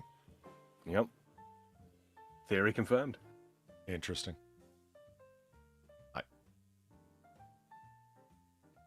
I've lost where this would be. Yeah. I don't know, no, Chat. Do you I- think that this is interesting as I do? The use of their like external light being tunneled around. It is an interesting way of doing it.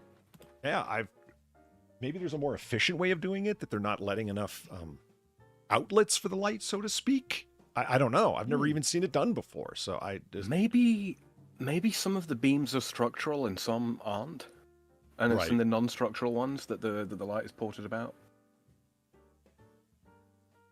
Maybe that's the thing. I don't like know, I don't hate it. I like this door better than the other doors. Yeah. A lot better. Yeah. It's more straightforward. It looks like 4 inches would be better than just them 2. And I like the little stained glass deal. Thank God they do have a smoke detector. Damn ceiling birds. It'll chirp like your suburban getaway. Do it, Polly. Do the thing.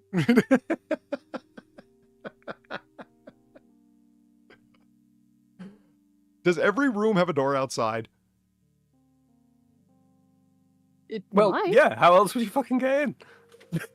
A hallway?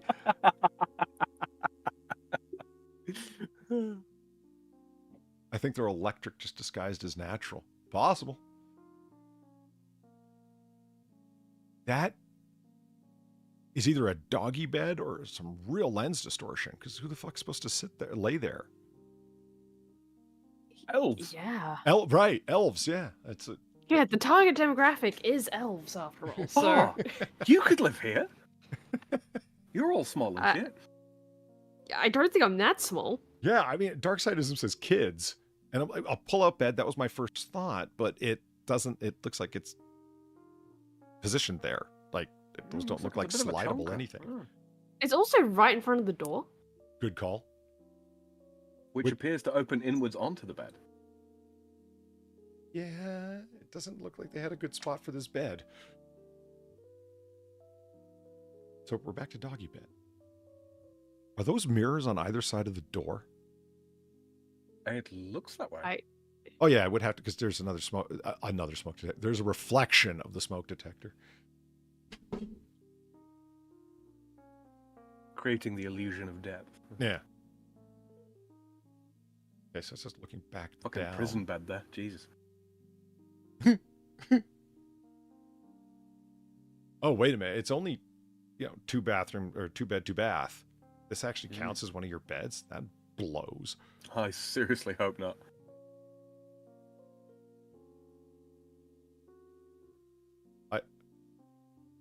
What are we supposed to be seeing here? I'm just thinking that, like, is this a screen that Oh, pulls this is the up? balcony. This is the balcony bit you were talking about. Right. I'm just wondering where in the Oh, house yeah. this is. They must have gone up that flight of stairs that we just saw. Well, And there's again, the ceiling bird up there and the reflection of it. So Yeah, yeah. I think, yeah, it's just that door's open now, where the bed is off to the left. And now we're...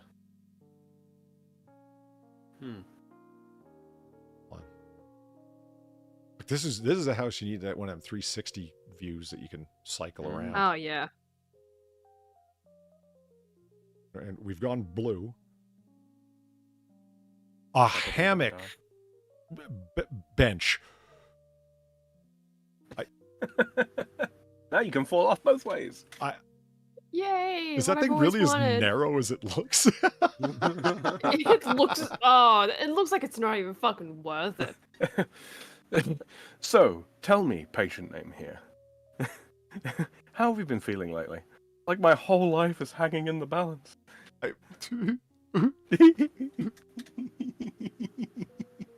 You should have done, one support point, like you did at the couple's chair in front of the screen downstairs. Notice how none of the doors have knob latch things. All friction and pieces of wood. Lock the door. Yeah, and turny dealies. Yeah, I hear what you're saying. And turn them sideways and it locks the door, quote unquote. The actual locking mechanism is, or safety mechanism for the entire house is the electrified razor wire fence.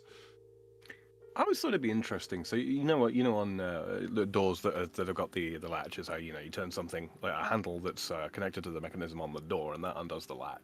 Yeah, I thought it'd be interesting to actually have the latching mechanism in the frame itself, and then you could disguise the handle as something like that, so it looks rustic, but it is actually a fully mechanical latch. Right. That inserts into the. I always thought that'd be kind of fun. That was weird. What's that? Oh, OBS just gave me a bonk noise. Don't know why. That's why you should never update anything. Ever! Okay, no, we're good. Okay, we're good. We're buffering for a second there. Any drop frames? No. Range? All right, whatever. Now, I guess my primary question is, why isn't the bed just, on the floor? You think maybe the floor can't handle the stress? Either that, or it's a really expensive floor. If you pull that carpet back, it's actually a fall into their chamber of doom trap. It's an oubliette.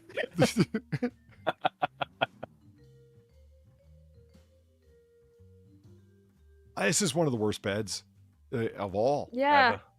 This is a top 5 yeah, worst bed. I think this is hands down probably one of the worst ones we've ever seen on Zillow.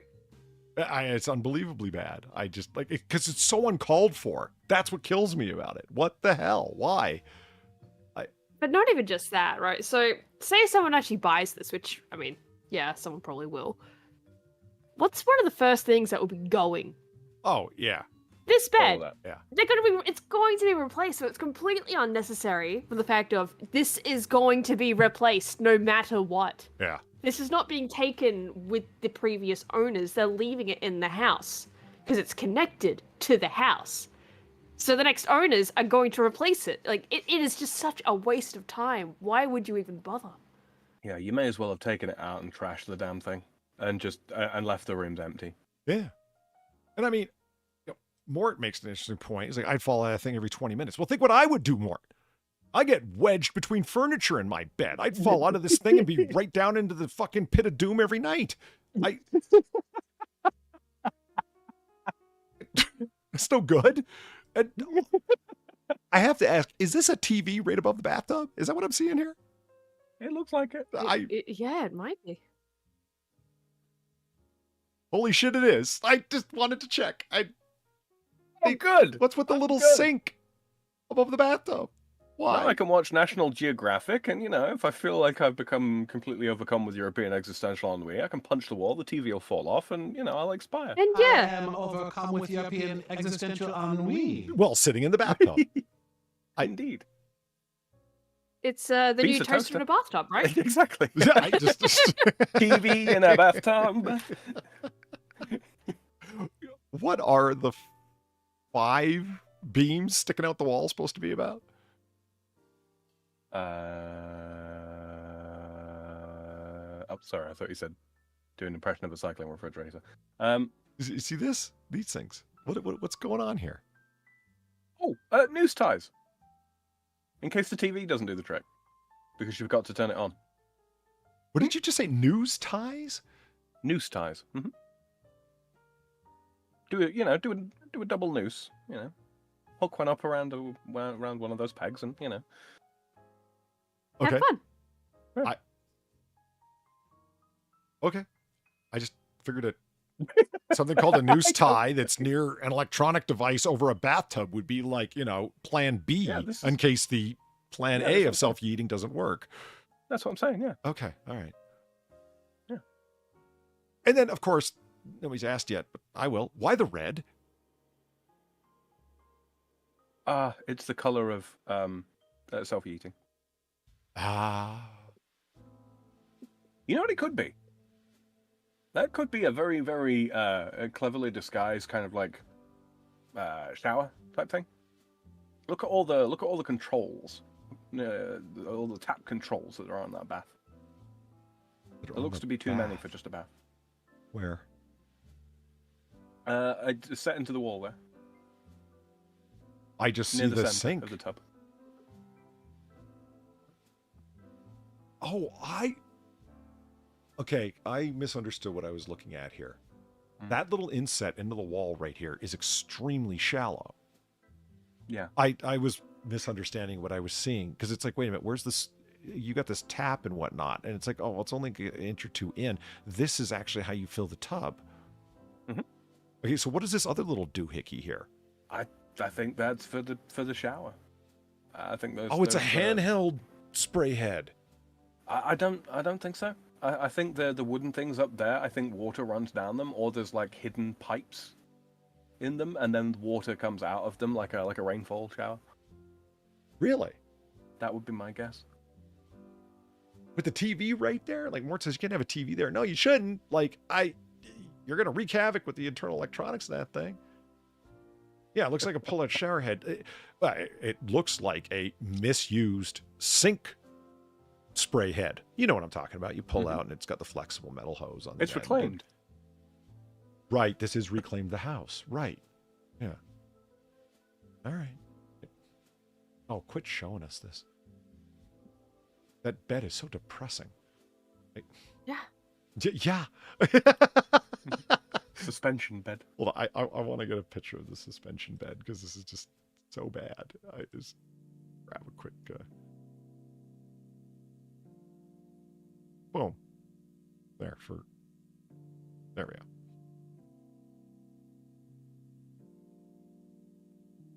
Oh. Outside is a little walk around, actually.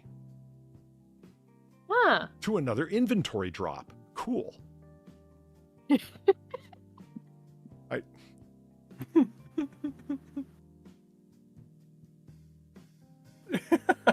a little removable fucking door there. Presumably that's where the switch is for the lights. Yeah. And Fart, look who they brought in to decorate the floor. Pollock? That's right. They brought in Pollock.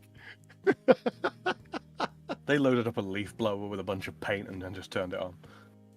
Or oh, that's being generous. Some retard repurposed a Pollock. Yeah, is it really that retarded, all things considered? Well, personally, I would love to sell a Pollock, an original, to some collector for an ungodly sum of money. Mm-hmm. I just that would be the sweetest cash to spend after the fact, where I would just... How'd you make your money? Retards! I made my money from retards. I'm assuming this is entering on the other side of the inventory drop? Looks that way. It's so difficult to actually establish where stuff is. Yeah, we need a map up in the corner like all good video games have. You know. Right. I need a tutorial section on how to navigate the bleeding house. What? And Yeah. there's some stairs down. So we must be upstairs then. And there's ladder access to the loft? Question mark. Yes, that's what I thought you were talking about, but I think you're right.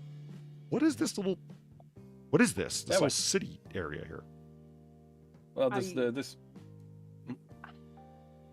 Or no. Holy shit! Is this ever distorted? That's a stairwell going down right here. I didn't see that because how narrow it was. So this is just like a storage. Like there's quilts and shit in there. I guess like a built-in ottoman type thing, yeah. But you think you'd have like, I don't know, some throw pillows are there to kind of show you what it's for, if that makes sense.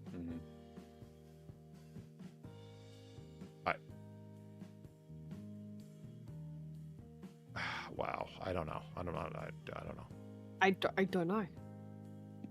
It's just impossible to get a read on this place. Yeah, it really is. It's just, and we're stepping into Golden Room now, or not. Okay, we're just.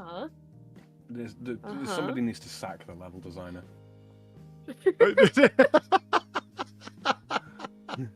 This is not intuitive layout. It looks like the crap that the blankets that furniture movers use. Yeah, moving blankets look like they're here and there and everywhere. Like this looks like a throw rug at a front door. Really short pile that's really rough to clean your shoes on and whatnot. Yeah, it's a repurposed rug that they've used to cover over that whatever the fuck it is. Is that a chimney? I don't think so. Like the is this a chimney? I don't think so. Because there was no fireplace downstairs. No, there possibly was. We'd have to go right back to the start, so we'll come back to that. We'll circle back round to that when we find the fucking NPC. The carpet on the floor? See its pattern? Matches the Yeah, that's the same carpet that's up here. Yeah. They literally chopped up a carpet. Yep. Okay, so this is the last few photos. Let's see if we could... so there's actually like a little... They really should have shown more photos on the outside to get a sense of what the whole place looks like, if you know what I mean. So that thing that you thought was the observation tower, I think that's the stairwell down. Okay. All right, to provide enough headspace to be able to walk. Yeah. Hi. Are these the stable doors? I don't know. That looks like a mower. It does. I wasn't expecting this. No, I don't think any of us were expecting this. That is a hardcore brush cutter, not just a mower. Yeah. The shit. It's like a weed whacker, but like industrial size, you know. Yeah. Because this is the blower out the top to redirect the crushed and dismantled tree bits. It's an anti-map device. Is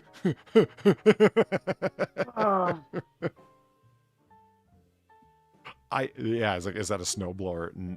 I really think it's one of them rough hedge cutters. You know what I mean? Where you're taking out like up to 1/2 inch and 3/4 inch trees with it. Fucking bramble cut. So this is really just the garage, or no, not garage, storage room area. Come workshop. Yeah. Whoa.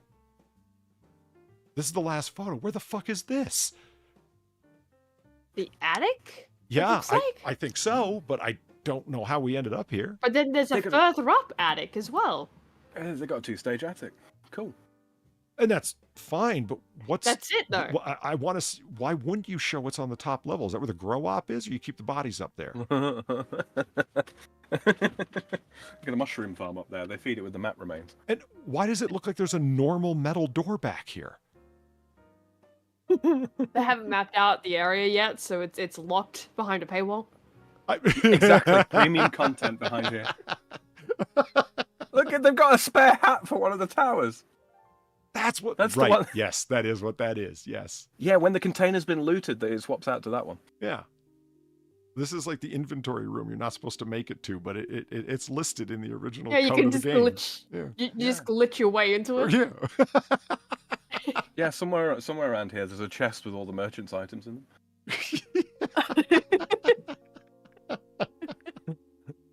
And this is oddly the last picture. I can't help but feel that this one was just way the fuck out of order. Yeah, just a bit. Yeah. So how much is it going for, Polly? It was going for 439,000 and went for 300. Wow.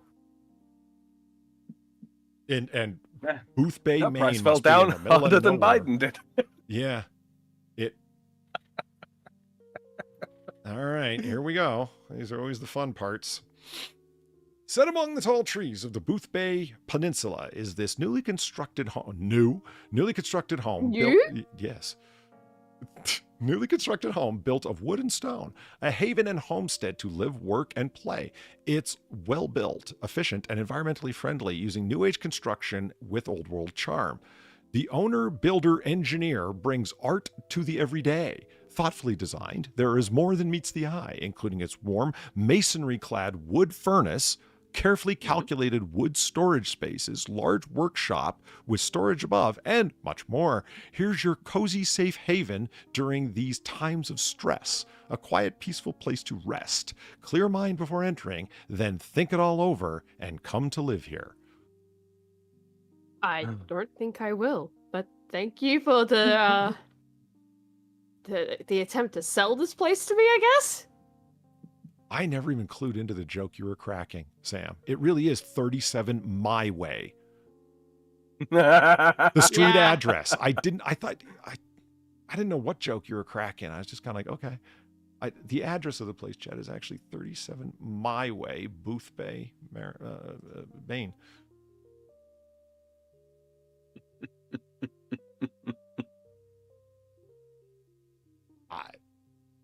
So I have no idea where the... Oh, it has a HOA. How does this have a HOA? It did?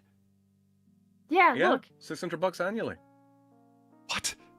It must be the whole peninsula that's that, then. I've never even heard of this fucking peninsula. What the fuck? Are there any neighborhood details? I guess neighborhood details are just the value of surrounding homes. All right. Looks like there's lots of water around, like, little lakes and whatnot. Well, I mean, so that's cool. If it's on a peninsula, yeah, then yeah.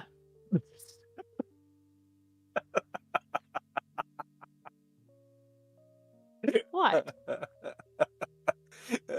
It's all right.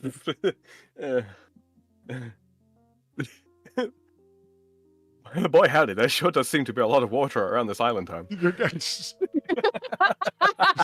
Wow.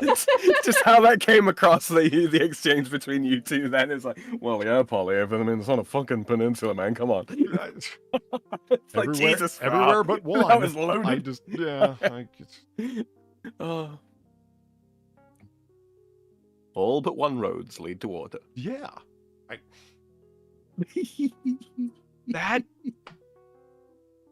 That was a really difficult to grasp home. I like the way you said it's hard to get a read on it. Yes, like just a little. You think you kind of have a sense of what's going on, and then no, I got then nothing, it's just man. ripped out from underneath you, You like know, a hammock bed. We've seen some houses, Polly, that would trip up your vertigo. Honestly, this place would fuck up my horizontago. I don't know where the fuck I'm going. I got no sense of direction in this place. I do appreciate somebody that, like, your home is your project, you're an engineer, you know how to build and whatnot. But I just don't understand why they end up being more artistic than practical in that regard. Yeah, it kind of just seems like we've gotten to the point with a lot of these places where it's like, not, what can I build, not what can I build in terms of practicality, but how far can I go before the structure is no longer sound? Right. Like, I don't understand why you wouldn't build an exterior look for a given effect. Right. Okay, I understand that. And even some rooms that are thematic, but at a certain point, don't you want practicality in terms of, living space and living arrangements and whatnot? Right. It's like I would never live in a round home. Right. Why? Because I've not got corners to put stuff in. Anyway, Mort says here is like intentionally quirky. And I hear that. It does seem like that, but intentionally quirky at a certain point begins to impact livability for you, the person who's there. It's... Yeah, like with the whole round house thing.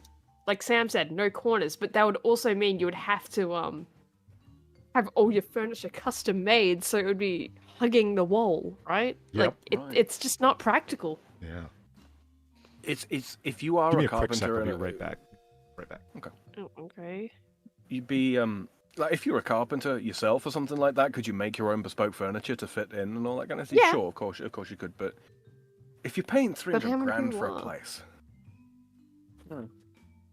and this is not anywhere near close to the most expensive home that we've seen, even for its size.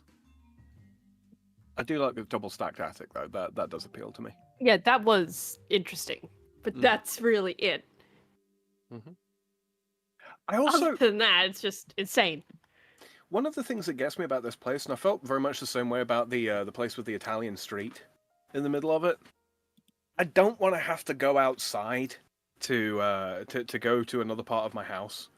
That's one of the things that I've got right now. It's like right behind me. Right, I've got physically. At any rate, that is what we're going to try to do. Right behind me physically is a door out to a balcony, and there's a set of steps that goes down. And that leads to my back door, as it were, that I can open up, and that's actually the quickest way to get from here to my bathroom. So frequently I'll use that, yeah? Only because it's the shortest way. I don't like it. It's the one let down of my place. The one let down of my place. But yeah, I don't like having to go outside to get to another part of my house quickly. I would rather have everything enclosed, personally. Maybe that's why there's the one green door. Maybe that's the, this is the front door. Knock on this one if you want a response. Yeah. I don't know. Something like that, I'd have thought. Yeah, it's fucking weird. Either way, this whole house is just really, really strange. Poorly But conceived. hey, it's Zillow. Mm-hmm. I don't expect a lot on Zillow to be well made. We only pick out the finest homes to show here, I assure you. Mm-hmm. Garters says, Only the finest Zillow has to offer. Garters says, but it's a natural place for baby, because you never put baby in corner. I will find a corner for you to sit in, Golkata. You will ruminate over what it is that you have done here. I can't wait to post that fucking swing hammock bench bed. The fuck? Yeah, God. That's gonna be my. That is the worst one. Yeah, contextless tweet. I forgot to do one last time we did a Zillow house, so I mean, I'll fucking certainly make up for it. What a load of bullshit.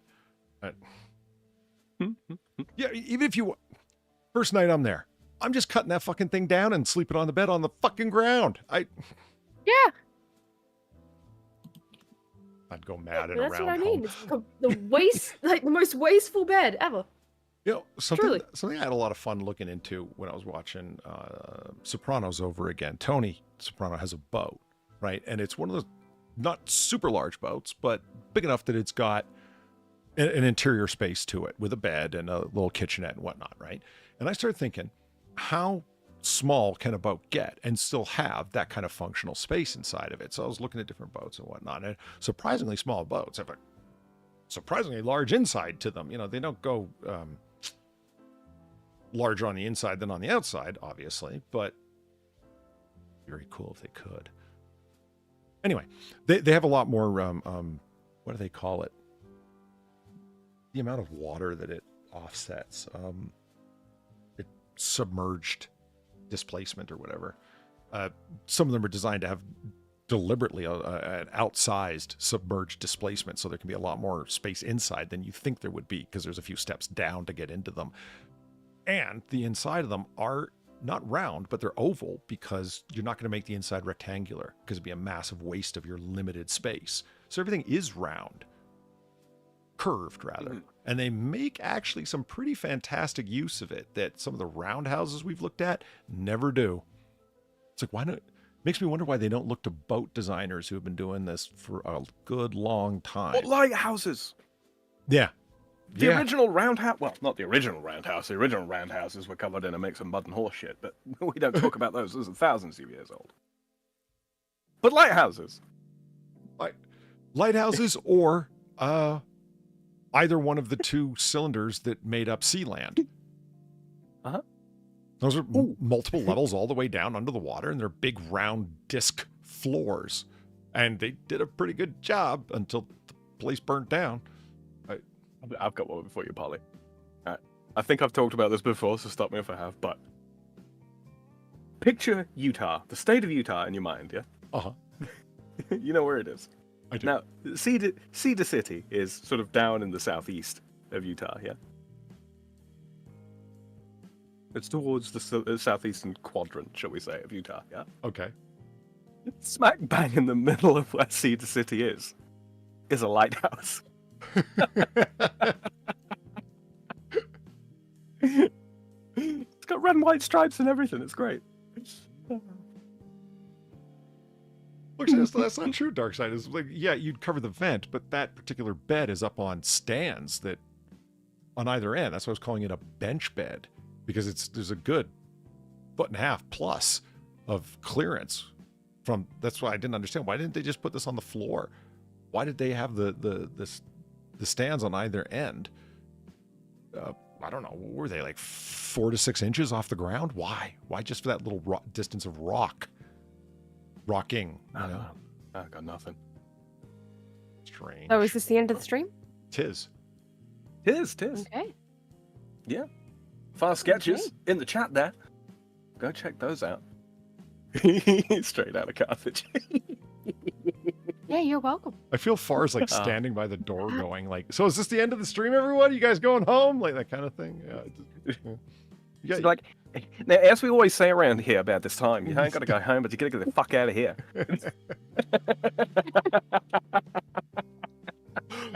And Far's subtlety brings us to the end of Last Call here at Noir Bar, live from the shadiest district of Noir City. And I'd like to thank everyone for coming out tonight for our own little brand of 1940 booze-fueled banter. And I certainly would like to thank Far and Sam for keeping me company in the room behind the grandfather clock. It's awesome for them to hang out here with me. And I'd like to thank all the very generous people who tipped the bartender. That's me. And of course, who tipped my friends who were willing to hang out with me all night. Because thanks, guys. Much appreciated. Yeah, thank you. You guys rock. It's how we keep the lights on and the fires burning, and them fucking cops paid off, the corrupt bastards that they are. Going to work. Well, good. I'm glad we were able to entertain you until then. And anybody who's listening in the future, feel free to put a comment below. It's one of the few ways to tweak the algorithm. And then plus, I get to read comments and feedback and all that stuff. So, as Sam already indicated, as we always say about this time, you don't got to go home, but you got to get the hell out of here. Have a good night, everybody. Good night, everyone. Good night.